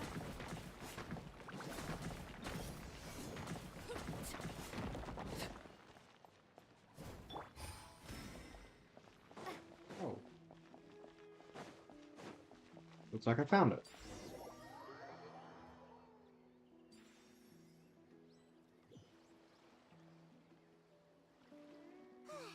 We finally found all of them. Great work, everyone! Okay, now first, we need to figure out how to control this thing. Its qualities are very similar to that of a man-made device, but it doesn't seem as intuitive to me. Is there something wrong? See, look at this. After activating a normal spirit door, we could just go ahead and use it. But this one requires someone to stay and keep operating it here. Also, according to the map, we need to activate the mechanism and switch between different phlogiston nodes to change the path of the spirit way. If we don't operate the nodes properly, then the people on the spirit way will come tumbling from the sky. Isn't that super dangerous? In theory, the process should be very safe, but only if the 3 phlogiston nodes are each being operated by someone. Do you think you'd be able to operate it? I just tried, and it clearly requires more skill than a typical spirit door. Though I've never tried before, I've read a lot of information and theoretically should be able to properly control it. Let me give it a try. Ooh, okay.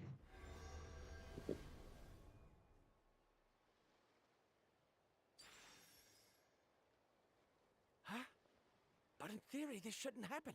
If Varandra can't control it, then that also rules out me. Okay, well, how about you? After all the adventures she's been on, handling something like this should be easy peasy. All right. Then it'll be up to the Traveler to stay here and operate the phlogiston node. I'll go activate the mechanism. I'll let you know when we need to switch nodes. Just make sure you quickly head to the corresponding node, and we should make it safely. Wait, but handling it this way sounds even more dangerous, Mualani. Don't worry. It looks like the spirit ways are all above the water. I'm pretty good at swimming, so I'm not afraid if I end up falling in. But it's so high! And you'll be falling so fast! If we don't manage to reach a node in time, or if we make a mistake, there's a lot that can happen! Do you still remember the promise we made before we left, Paimon? Only those who can trust each other with their lives can reach the mysterious island. Since you two are willing to trust me, then naturally, I'm willing to trust you. Alrighty. Leave it to us.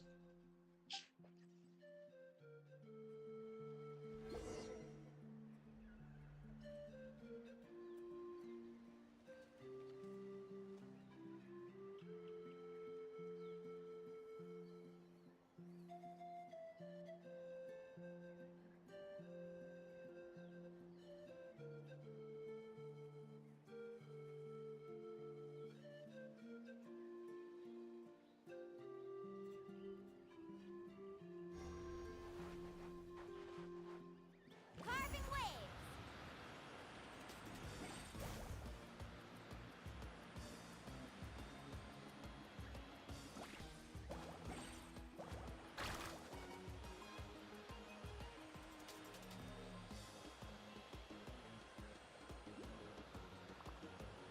Now switch to the spirit way on the right!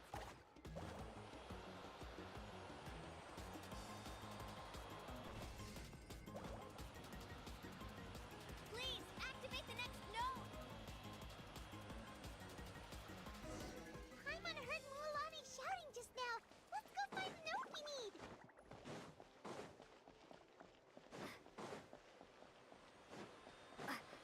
We did it, Mualani!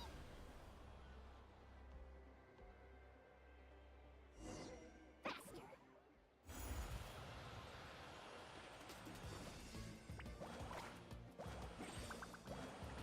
Yeah. Damn it.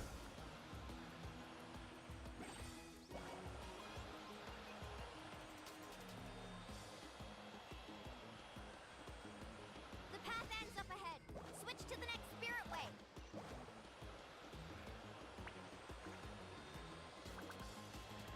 Traveler, get to the next node! Got it! Paimon heard Mualani shouting just now! Let's go find the node we need! Mualani, we've taken care of the final node! Please be careful! Waves!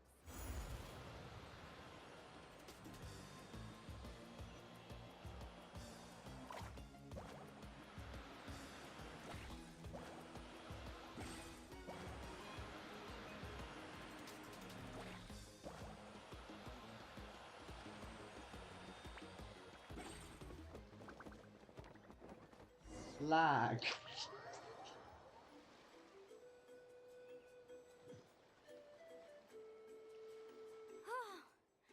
That was perfect. You were amazing, Mualani! There were a couple of moments Paimon thought it was over. I'm confident I could do it all over again. Wait, why are the phlogiston nodes no longer lit? Oh no, you're right! It appears the phlogiston nodes here need to automatically recharge. Once they're activated, they'll be unusable for some time. In that case, no matter what happens next, we have to seize our chance. Otherwise, who knows how long we'll have to wait for another shot. Do you hear that? The weather's getting gloomy, and a bunch of whirlpools just appeared in the water! Yes, we need to get to higher ground and take a look.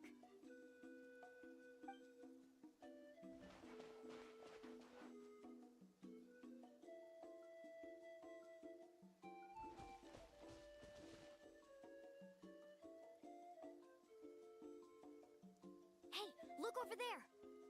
Whoa! There's a giant whirlpool over there!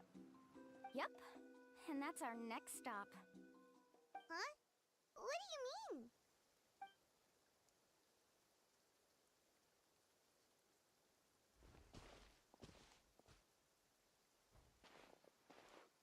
The info I deciphered from the map points to only one possibility. To reach the mysterious island, we must enter that massive whirlpool. No way. Forgive me for being frank, but as a guide of the people of the Springs, I'm sure you understand the danger of such a vortex even better than we do. Yes, I know. But whether it's the information deciphered from the map, or the direction of the spirit wave that I observed in the air, everything points to the path ahead being hidden in that whirlpool. And what if you're wrong? Paramdra. I'm not trying to be unreasonable. Unfortunately, I'm very knowledgeable in this area. The spirit waves must have affected the nearby bodies of water and lowered the water level. That's why the whirlpools appeared. At this rate, some of the land that was once underwater will soon reappear at the surface and see the light of day again. Don't you think that sounds more like the definition of a mysterious island? So, our goal should be the shallow waters. If we enter that vortex, the undercurrents will drag us to the bottomless abyss. He does seem to have a point. I can't find any evidence to refute your claim for the moment, but I still trust my judgment. Then it seems like it's time for our collaboration to come to an end. But didn't we all agree to trust each other? I have reached this conclusion based on my field of expertise, and I cannot deny it, even if you try to convince me otherwise.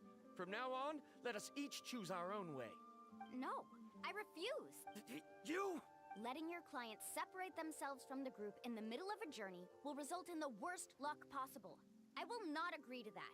Then we can implement the plan I proposed at the very beginning. You're not my guide, and as such, you don't have to take responsibility for me.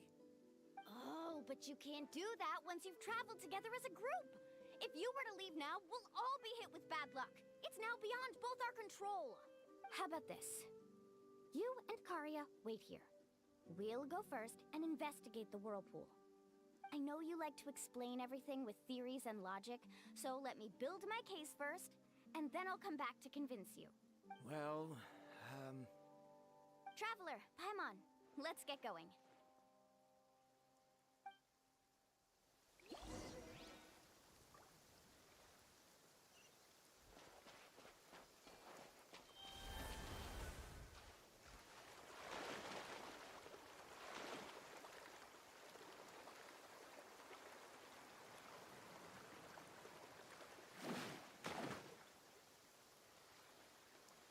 Whoa. The massive whirlpool is up ahead. Just the thought of going in there is making Paimon dizzy. Do you also think that this is a reckless decision? Well... It's okay. That's completely normal. Actually, I completely understand how Varamdra feels. This is just how it is to be a guide. The tribe's experiences passed down from generation to generation are what give us the ability to guide our guests through hardships. This gives us the power to decide which way we should go. But it also means that we must bear the consequences of our mistakes in judgment, which could be quite dire this time.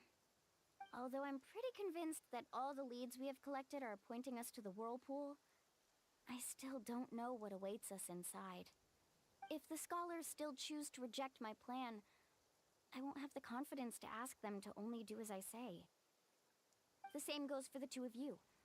You are the commissioners, so if you think this is too risky, then it's perfectly reasonable if you want to end the trip here. The good news is that I know the way back to the tribe very well. Mualani?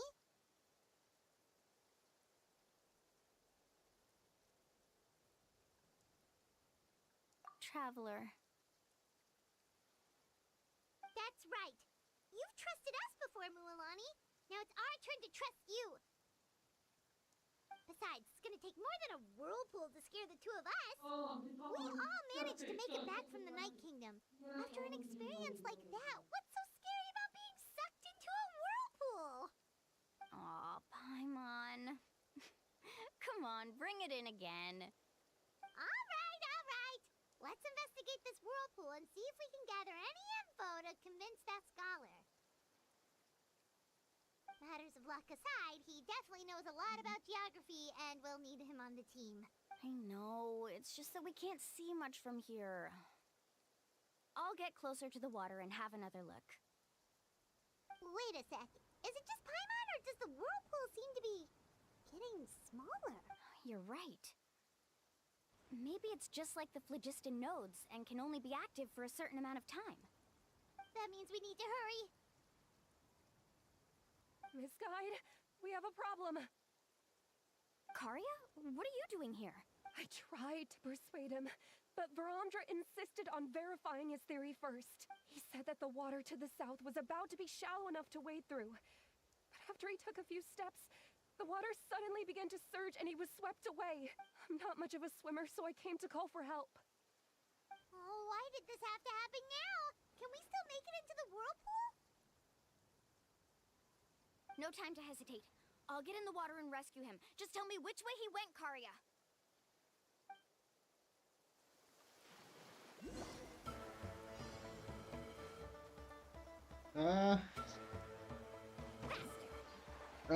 Where is he? Where is he?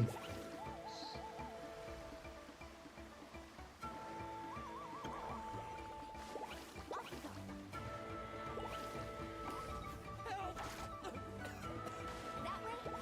He's been pulled away by the current. Not here either. The current is too fast. We found him.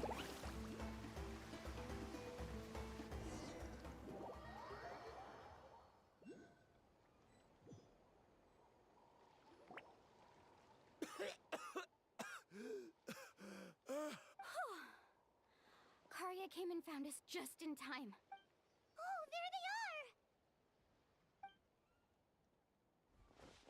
Varamdra, thank goodness you're all right. Thank you so much, Miss Guide. Oh, didn't I tell you to wait for me?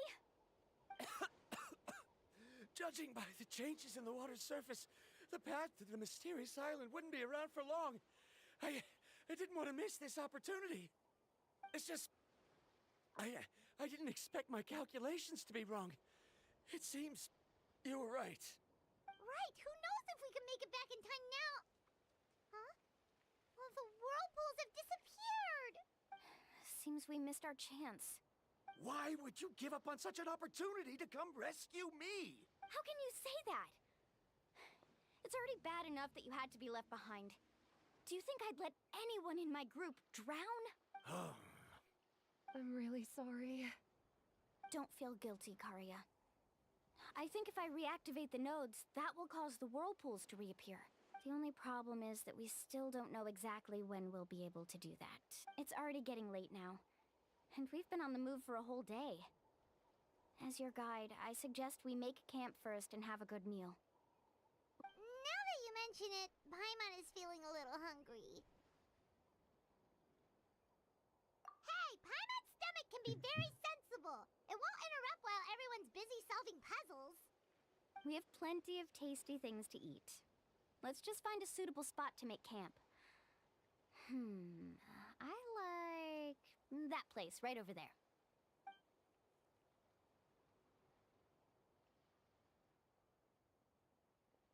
Is this the spot? Let Paimon and the Traveler help set up the tent. Go ahead. I'll take care of the fire. Oh, and here's a little camping tip. It's best to set the tent upwind from the campfire.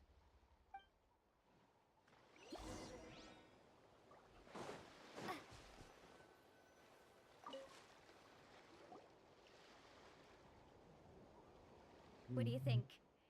This is a specialty dish I learned to make that's perfect for camping. Mm-hmm.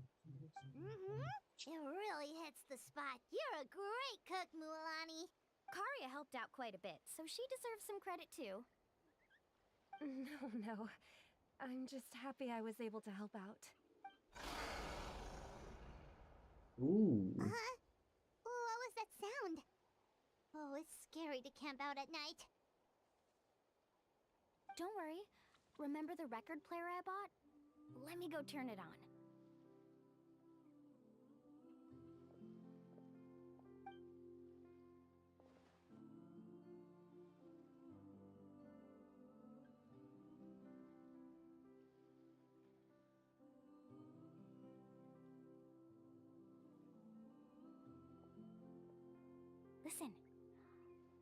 Not bad, right? Wow, so it really works! Paimon thought you were just playing it for good luck! My parents told me that most of the valuable experience from our ancestors is hidden in various customs. It's always better to trust our traditions. Huh. Guess that makes sense. In a sense, this trip to the mysterious island is also a custom left behind by the first chief of the tribe. I wonder what kind of experience he's trying to share with us.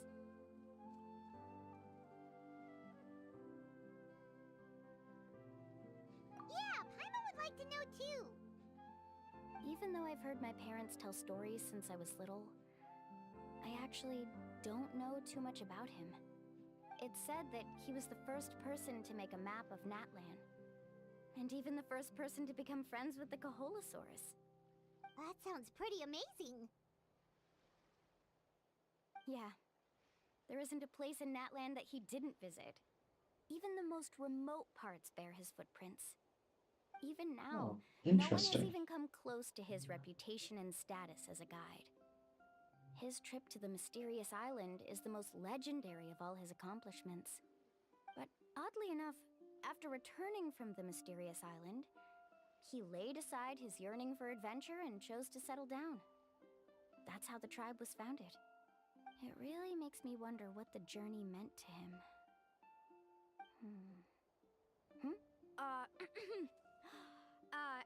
A camping trip shouldn't be this stuffy and quiet. Everyone needs to help make it more lively. How about this? Before we rest for the night, let's have a bonfire party. The stars in their If you're going to go eyes. plunging into that whirlpool tomorrow, then wouldn't it be best to try to rest and conserve energy now? Now's not the time to be a party pooper. You ought to agree to ideas from the one who rescued you today. Yeah, she's right! All right. So what do the rules stipulate for a bonfire party? Rules? A bonfire doesn't have any rules. Everyone just needs to have a good time. How about this? I'll ask everyone a question, and then we'll take turns saying what's on our mind. Okay, sounds fun enough. So, for the first question, what's the purpose of a journey? Oh, we were just talking about this. Let's hear everyone's ideas, and maybe we can figure out what the first chief was thinking back when he made the trip. Paimon can go first. If you ask Paimon what the purpose of a journey is, it'd definitely be about treasure and all kinds of delicious food. And most importantly, it's about making the trip together with your companions. Yes, I can't agree more. Okay, next person. How about you, Traveler? Ooh. Do we get to see it?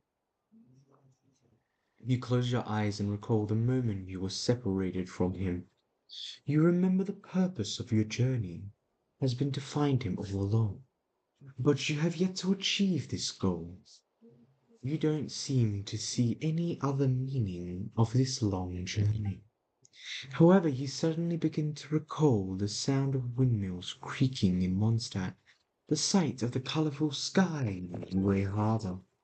You remember the moment you stepped on the islands of Inazuma with the falling sakura petals. You remember following the smell of coffee in Sumeru. You hear the sounds of the tide and return to the waters of Fontaine, swimming alongside colorful schools of fish. These things seem to be the real meaning of your journey. You sure are taking your time thinking about it.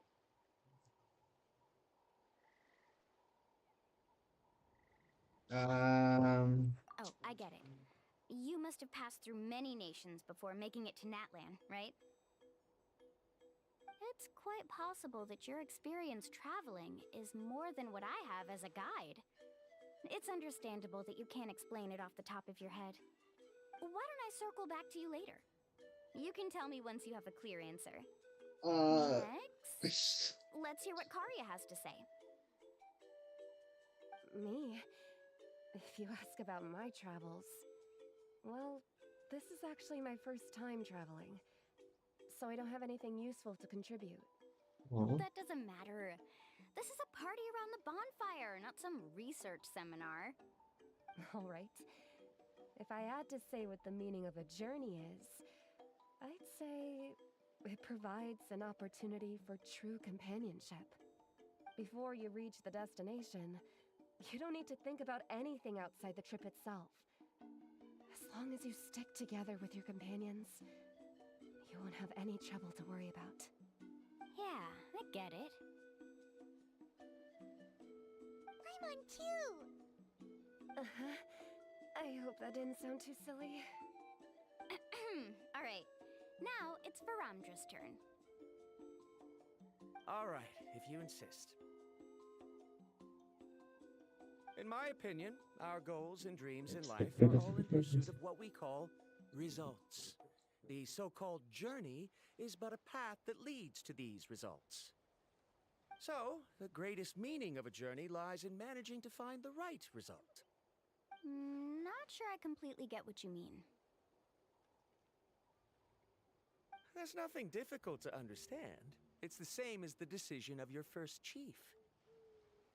He must have discovered enough valuable results after visiting the mysterious island to decide that he should end his journey. Once you've achieved the results you want, any additional journeys would become all but meaningless.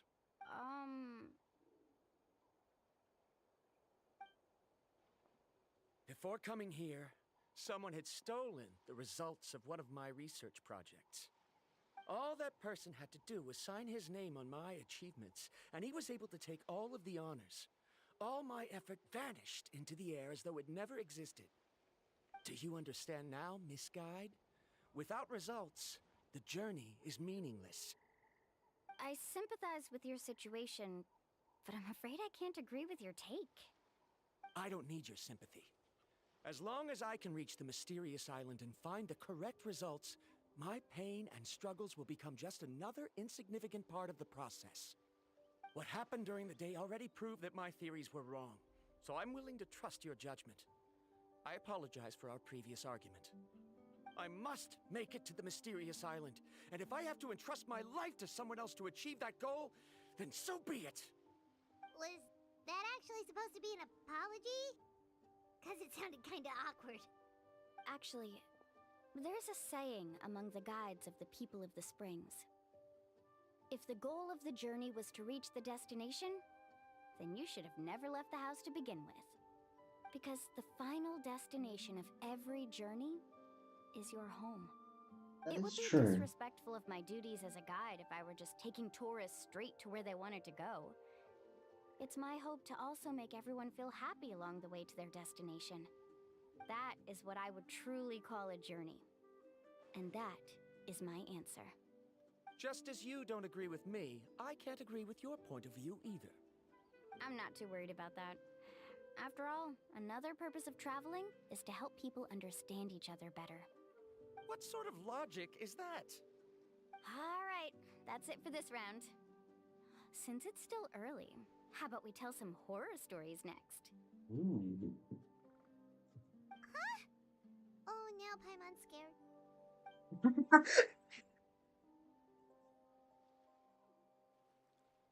Oh, that was funny.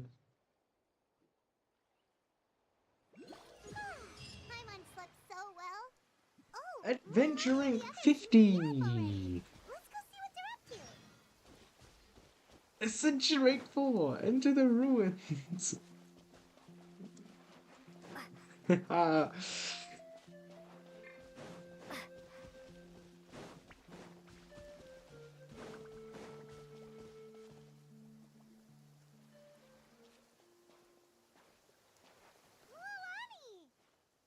Just in time. I was about to go look for you. What the? You already caused the whirlpools to reappear again? We're in luck. The phlogiston nodes were recharged by dawn. I had Karya and Varamdra control the nodes this time, and we were able to quickly unlock the mechanism. We were practicing all morning so they could get the hang of controlling them. Oh, it seems after apologizing, you've already become trusted members of the team. Is now really the time to be teasing us? Don't forget that the whirlpools won't last all day. He's right. We should really hurry over to the massive whirlpool again. Even though we had this discussion yesterday, I still want to double check. You all trust me, right? You bet! Okay, then let's go.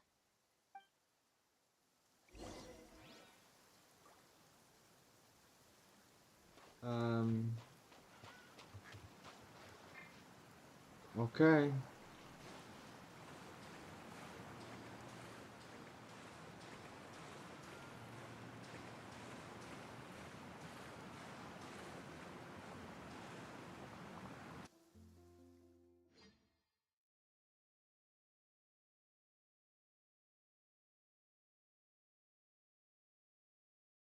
You gotta level my characters to max now.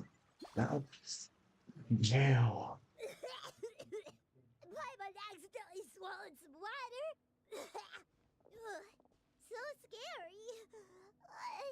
What is this place? I can't believe it. There are subterranean caverns under the water. Milani was right! Let's see where this cave leads. Come with me.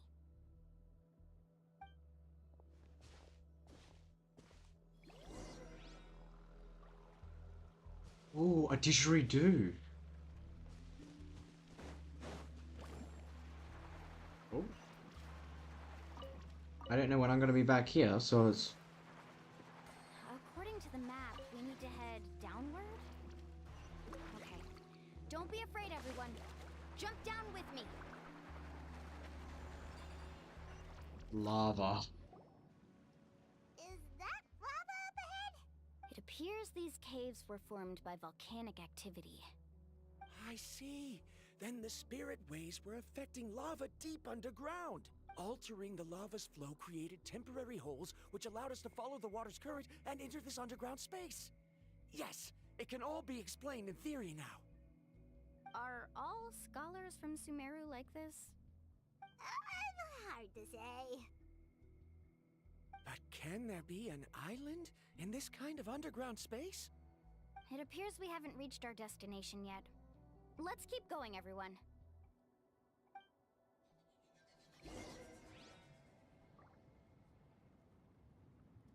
Hold on.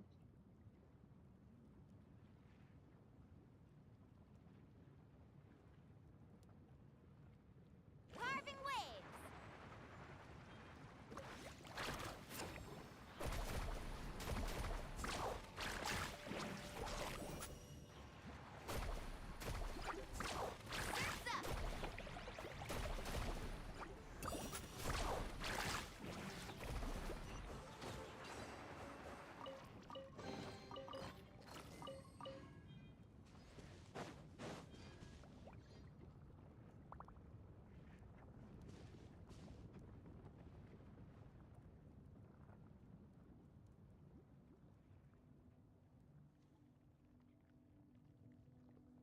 Oh, what's that light? Let's keep going. We'll be able to see more clearly up ahead. Watch your step. Follow closely, everyone.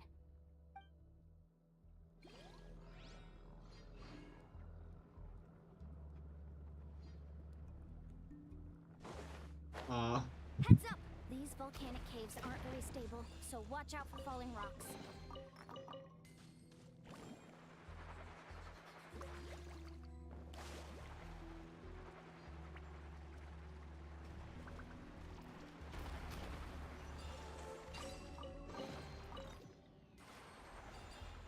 Careful, more falling rocks! What a maze! There's lava everywhere! Oh, which way are we supposed to go now? Let's look around together and see what we can find. Very well. It would indeed be useful to collect some environmental samples here.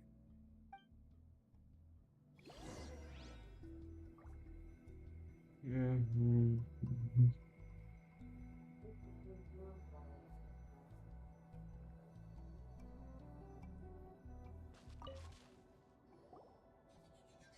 plants growing here? There's nothing unusual about that. This is spinel fruit, which often grows around places with lava. Wait, it is a little strange.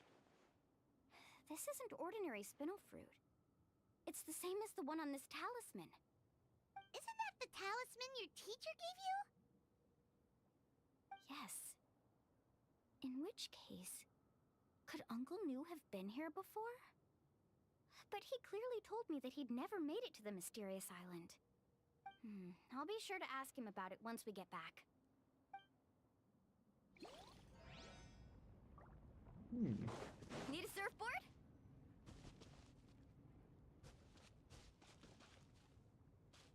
Faster!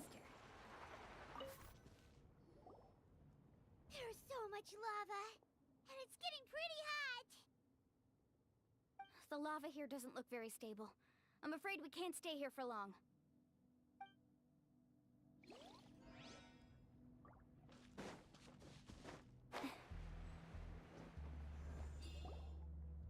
From here, the light seems to be getting brighter.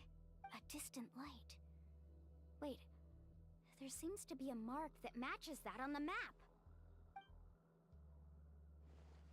Miss Guide, it seems Varamdra has also discovered something. I've got it! I've got it! Do you see that golden light in the distance? I'm positive that's the mysterious island. That's where we should go next. Really? I'm a scholar from the Academia Spontima Darshan. I specialize in ores and minerals. When I first heard about the legend of the mysterious island, I took note of its description. One exaggerated description I heard was that it's an entire island that shines like gold. What it was actually referring to was an extremely rare mineral known as vulcanite. Under certain environmental conditions, large amounts of lava are quickly cooled, which then results in this ore. Since the ore can't be moved in time, it begins to accumulate, resulting in the alluring golden glow. If I'm not mistaken, there'll be a large pool of lava up ahead, and the mysterious island will be floating on the lava. An entire island of vulcanite ore! So you mean we really found the mysterious island? Rejoice! Even a small piece of that ore will be priceless.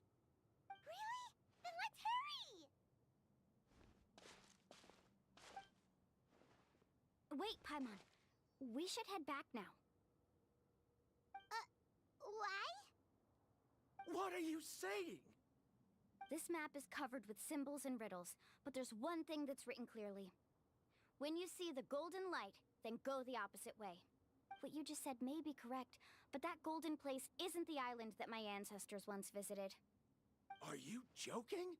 You expect me to turn back now? But Mualani's judgment has always been right. If she says head back, then we should head back. We can't be fooled by the thought of treasure. You thought I'm after treasure? Oh, he's acting weird again. After my previous findings were stolen, I began a new area of research. And this ore is the core of my research. As long as I can bring this ore back, my theories will be proven beyond any doubt, and I will be able to reclaim everything I have lost. To me, this ore is the result that must be obtained. Otherwise, all those hardships along the way will be rendered completely meaningless. Don't you understand? As we agreed before, please trust my judgment. Why? Are you wary of me? Now that we've confirmed that the legendary treasure really exists, you don't want outsiders to take it, do you? She's not that kind of person, Varamdra. The result is right before my very eyes. I won't give up here. Oh no! He went running in!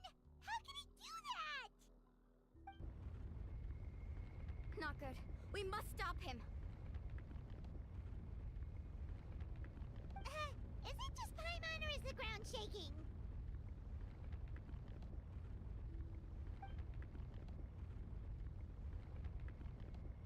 Oh no.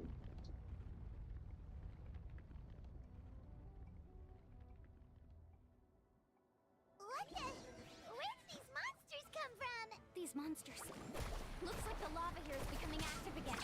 Miss Guide, Varamdra, He'll be trapped by the lava.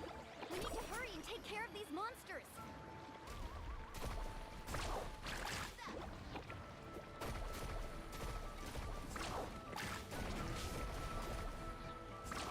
Amazing.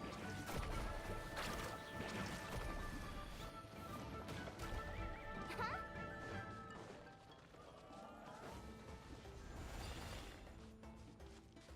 Carving waves. Woohoo!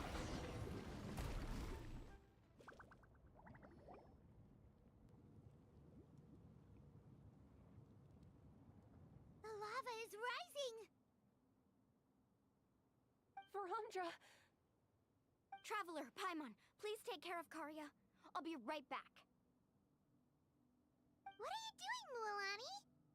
I can use my surfboard on the lava for a short period of time, but it will be a lot spicier than surfing on water. But that's way too risky!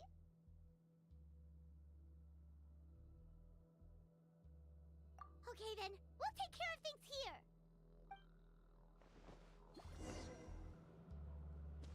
Faster! The cave is becoming more and more unstable. I have to hurry.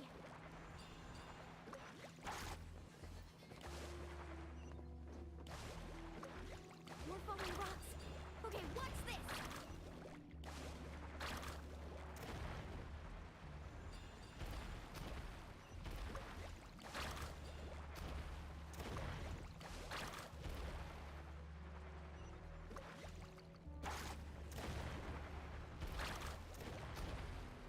Over there! Looks like I'm just...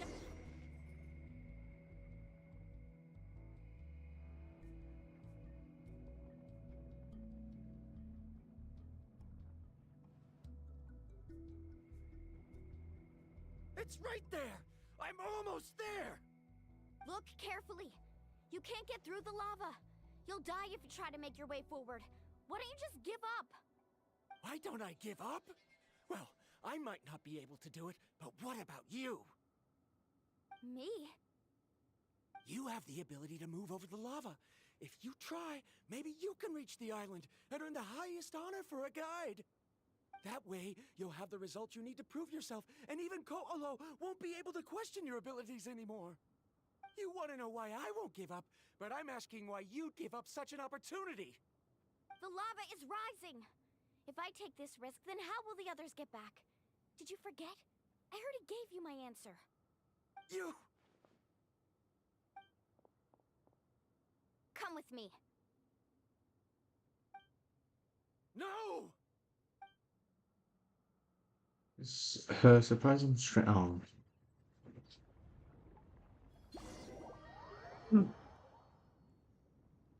Oh well. They're back! I've brought him back. He's fortunate that he wasn't seriously hurt. Oh, thank goodness. Thank you so much, Miss Guide. You're welcome. It's getting dangerous here, so we need to find a way out. No, I refuse! I can still stand! Let me go back! Seriously? How can you be so childish at a time like this? Verandra! Whoa. I've always believed that you're the most talented person I've ever met. Even if your research was stolen and you didn't get any credit, I never doubted it. I believe that even if you won't obtain any results this time, you'll still succeed in your new research, because no one can take your talent away. So, I won't allow my dearest senior to die here because of his own stubbornness. Karya. She's finally opening up. And it seems like she's just the person we need to talk some sense into him. Mualani, the lava is almost here! Don't panic. It seems like the trick that Uncle Nu taught me is finally going to be put to use.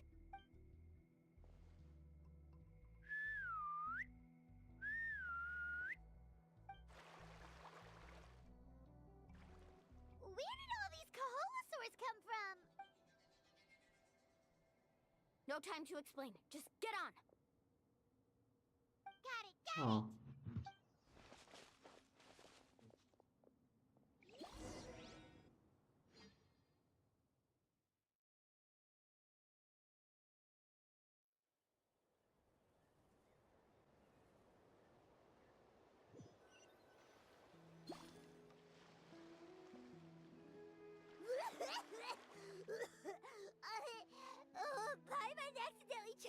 water again while riding the Kaholosaur.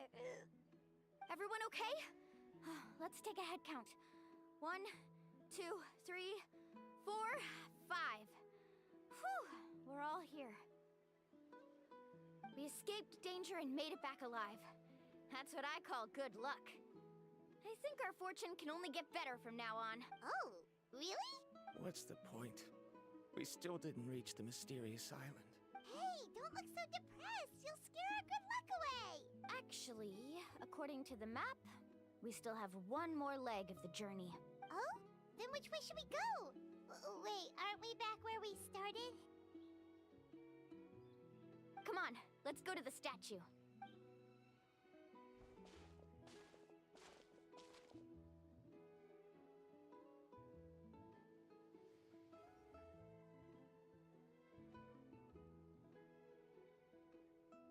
So, what's the point of coming back here again? Here, look! Some hidden words appeared on the statue after I touched it. Really? Let Paimon try.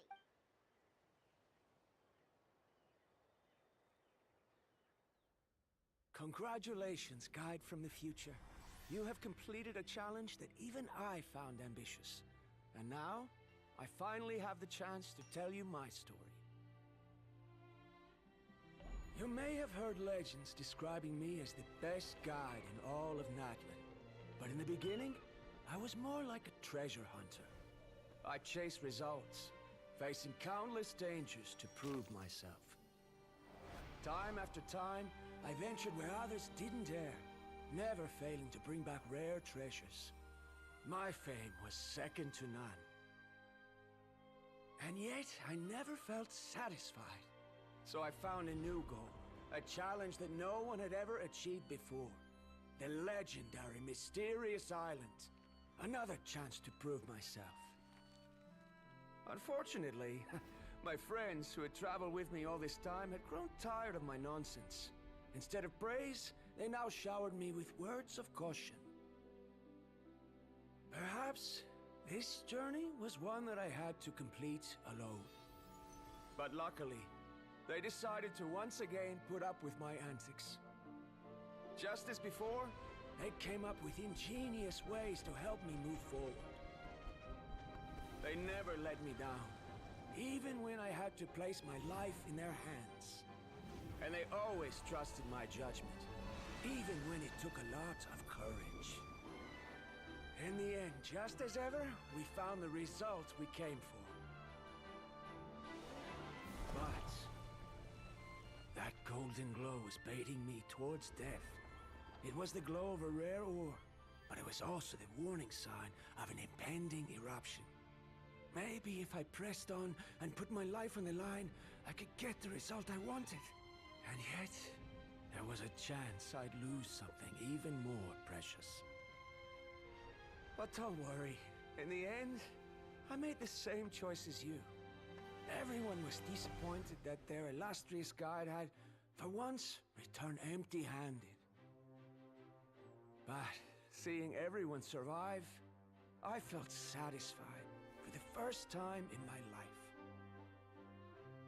Perhaps the treasure I had really been searching for had been right here with me, all along.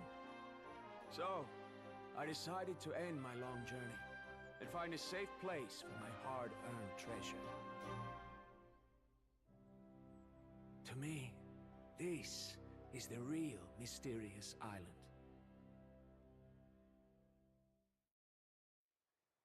The hidden inscriptions disappeared! These must have been the words the first chief left for those that would come after him. In that case, the mysterious island from the legend is actually where the people of the springs are living now! I remember now that the elders once told me our tribe was originally founded on a small island. Later, the coastlines changed, allowing the island to become what it is today. The journey to the mysterious island starts exactly where it ends. Yeah. I think I understand the choice he made now. The golden glow is an indicator of when the lava will periodically erupt. If that's the case, The principle of vulcanite formation implies that it will only appear at the start of fierce lava activity, and the flowing lava will quickly swallow it and make it all disappear without a trace. This means that there's zero possibility of ever bringing the ore back. Are the results I've been chasing all this time only an illusion that can be seen from far away? Harondra, our journey is not yet over. As we agreed, please come back to the people of the Springs with me. Then we'll officially complete this journey. Fine. I suppose that would also count as some kind of result. Don't be so down. I have a feeling that the next answer I'm looking for will also be useful to you. Paimon remembers now. There's still something important we need to ask Mualani's teacher about.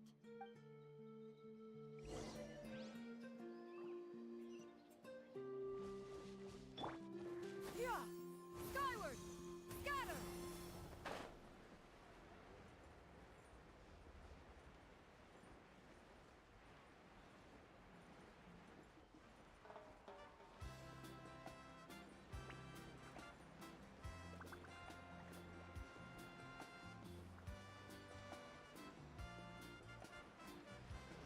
Yeah!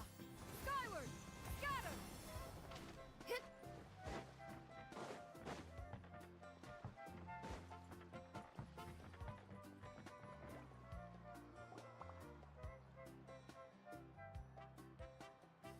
Uncle New! We're back! Ah, Mualani. It's good to see you again. I always knew you'd return safe and sound. Uncle, I've completed the journey to the mysterious island. I'm here to return the talisman.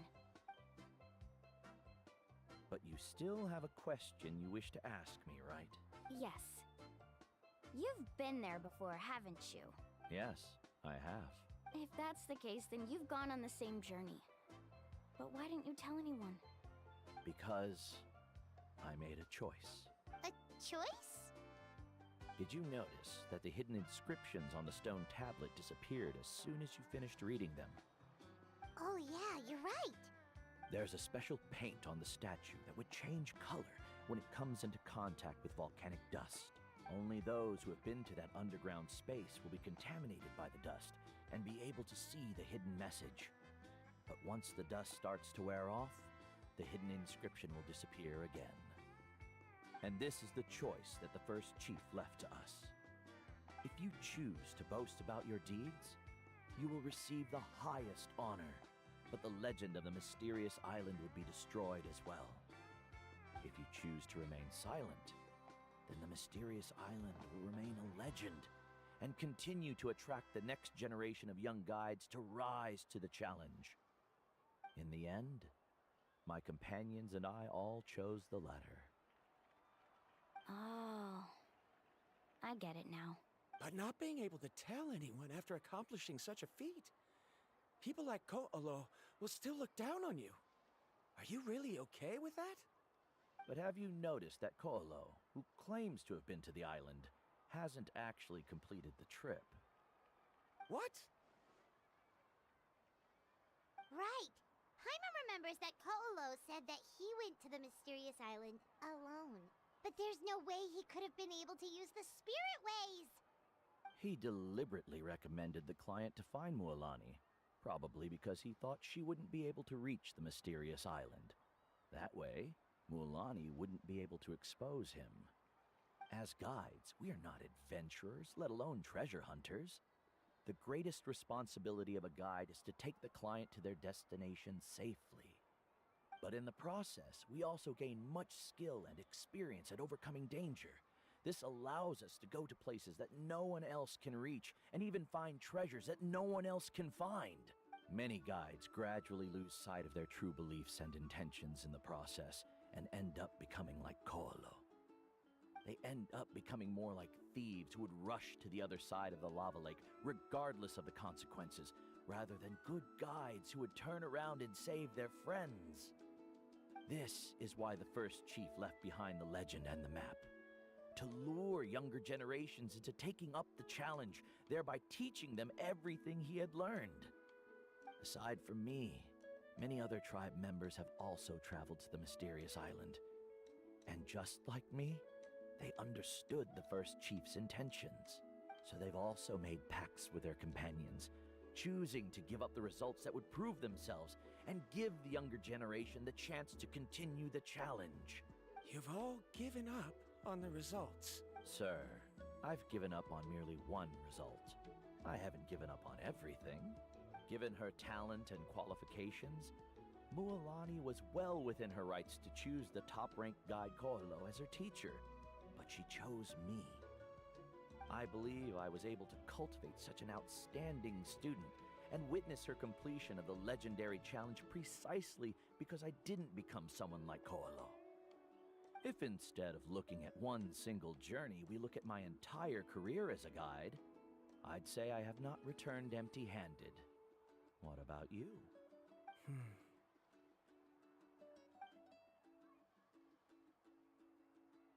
Karia, I've come up with a new research topic. Would you like to continue working as my assistant?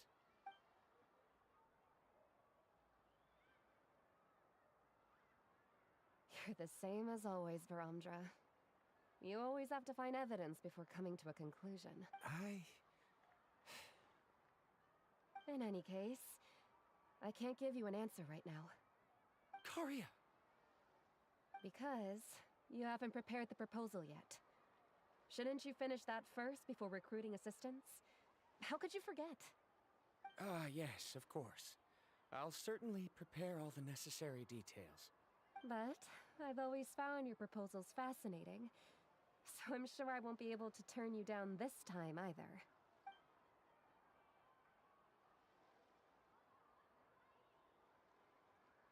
Karia, given that I have been presented with new evidence, I've come up with a very general theory. I can use the ideas from the chief's speech to express it. Perhaps the treasure I'm seeking has been by my side the entire time. No. To be more precise, it's been with me even before I set out on this journey. I understand, Varamdra. It appears this guest has also found his answer. It seems he's finally put two and two together. There's nothing to worry about. It's just like Karia said. I can start some new research and reclaim everything I've lost. But it seems he's still as stubborn as before. Now, it's your turn to make the choice, Mualani. But, Uncle New, I'm sure anyone who can complete the journey to the island would make the same choice, right? Very good. Then there's nothing more I can teach you. Here, take this talisman again. You can pass it on to your student in the future. I wonder Like if we get to see everything afterwards, like the development of everything. Throughout our journey. As thanks, I'm also willing to keep the journey a secret. Then remember, the next time you come to visit the people of the Springs, you know where to find friends for help. Friends? I suppose we are theoretically friends now. Yes. When I publish my next paper, I'll be sure to add you to my list of acknowledgements. Well, that's one way to thank someone. Then Varamdra and I will be taking our leave. I truly hope we'll get to see you all again someday. Okay, bye-bye! Bye-bye.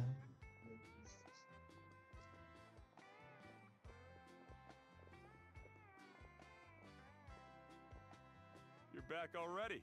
So, as news student, did you manage to find the mysterious island? What are you doing here all of a sudden? Well, I found something even more precious than the island. 2 friends that I can trust with my life.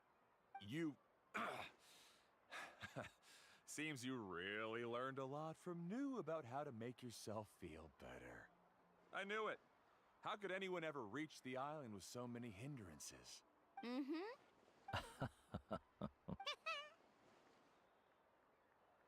Huh? What?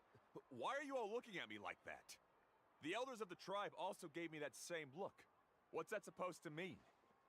New, I've already proven that I'm stronger than you. I've been to even more dangerous places and found far more precious treasures. I've even been to the mysterious island. Why do you still look at me as if my words don't bother you at all? Koolo, even if you had never been to the island, no one would deny your abilities. But as for what we would deny about you, Only you can find the answer to that. Me? So now, our trip to the mysterious island is officially finished, right? Yeah, but I have one more place I want to show you. Come with me. Sure thing. Take a commemorative photo all the way over there. Oh, wait.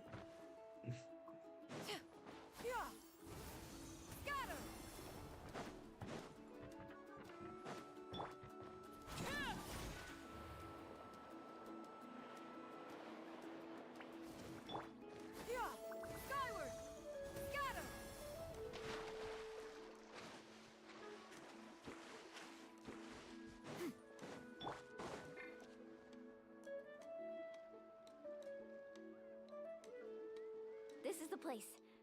From what I've heard, if we take a group photo here, it'll bring us good luck. I'm sure of it. What made you think of taking a group photo? Well, we completed our trip to the mysterious island together, so of course we need a memento to keep. You've earned the greatest honor for a guy. Yet, you can only walk away with a photo of your friends. You're pretty amazing, Mualani. Would you call it a sacrifice? I don't really think so. Actually, after hearing Uncle New's answer, I have this vague feeling that after all that we've been through together, the results don't matter anymore. Oh, it's kind of hard to explain. I don't know if you get me or not. No, I get it. The heck?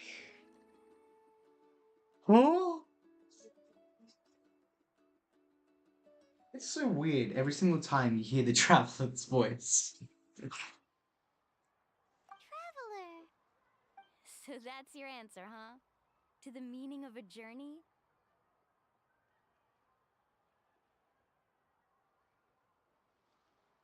It's a good one. Then let's make this group photo yet another part of your journey. Yep, Paimon's ready! 3, 2, 1. Kahalasaur!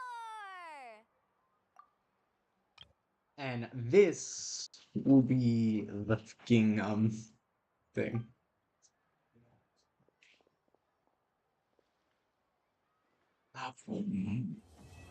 Journey to the mysterious island. The end. And that will forever be in our inventory.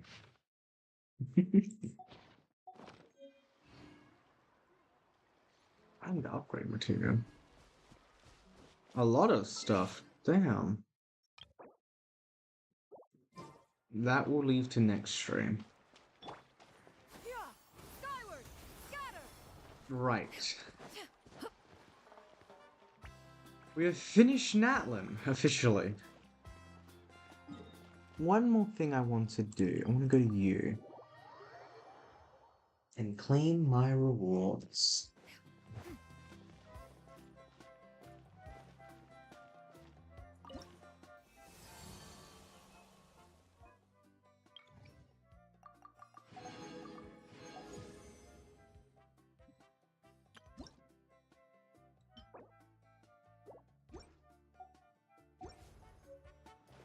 There we go.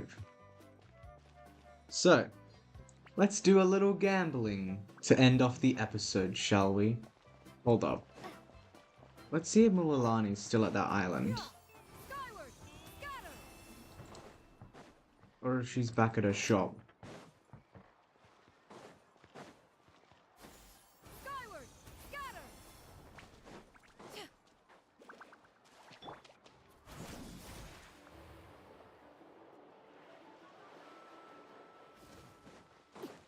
Aw. I'm glad she's back at her shop then.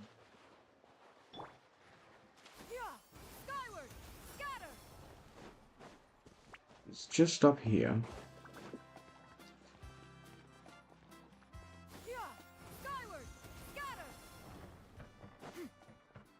Lolani?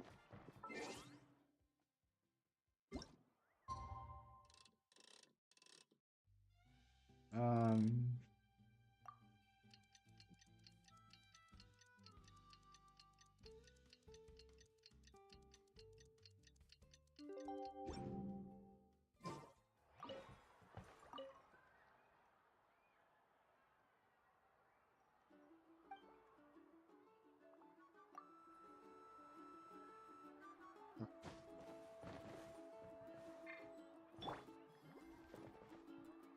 Right.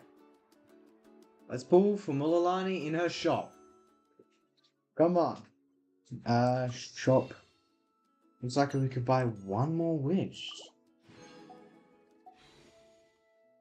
18. Let's hope 18 more will bring it home, shall we? Come on. Mulalani?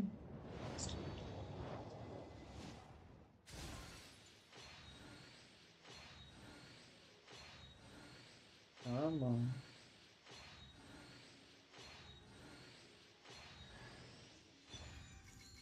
Him. Oh, and a weapon. Interesting. We might actually get another 10. You never know. Just need a little bit more Primo Gems. How can I get just a little bit more Primo Gems?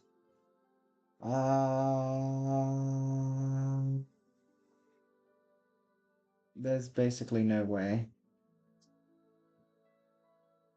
Hold up. No.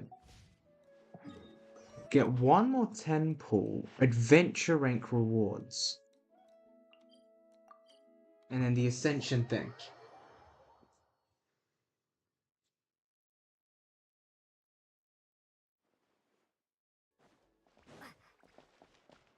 That must give me enough, right? Ad Astra Abyssosque. Yes. Rewards 100 primos. You see that? But let's see if that was enough. It was enough for another 10 pull. I thought so. Looks like we've got another one of your constellations. Right. Let's go right back to Mulalani. And that will be about 60 pity. 60. I don't know how high it can go. Let's hope we can get her though. I believe. Which I don't exactly know which way her soar is. Right. Yeah.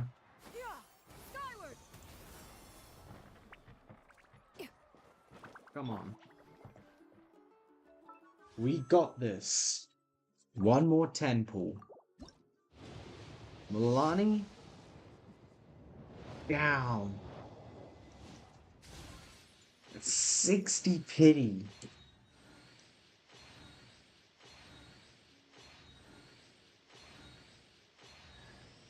Oh, we got Chino again. That's good.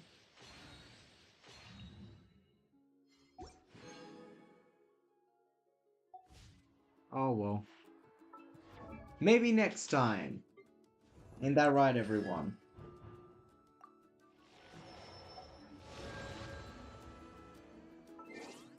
Thank you all so much for watching this video. Next video, we will be ascending our adventure rank. I hope you will be here to join me during that day. And I hope all of you have a great day today, or a great night tonight. If you're watching this back on YouTube, on the right here should be my latest video, on the left here should be my first video of this series, in the center here shall be my shall be my subscribing icon. I'll see you all next time. And for the people that are here on stream, thank you so much for joining me on this 6.5-hour journey. I hope all of you had fun watching, and I hope you all have a great night or day. Bye bye.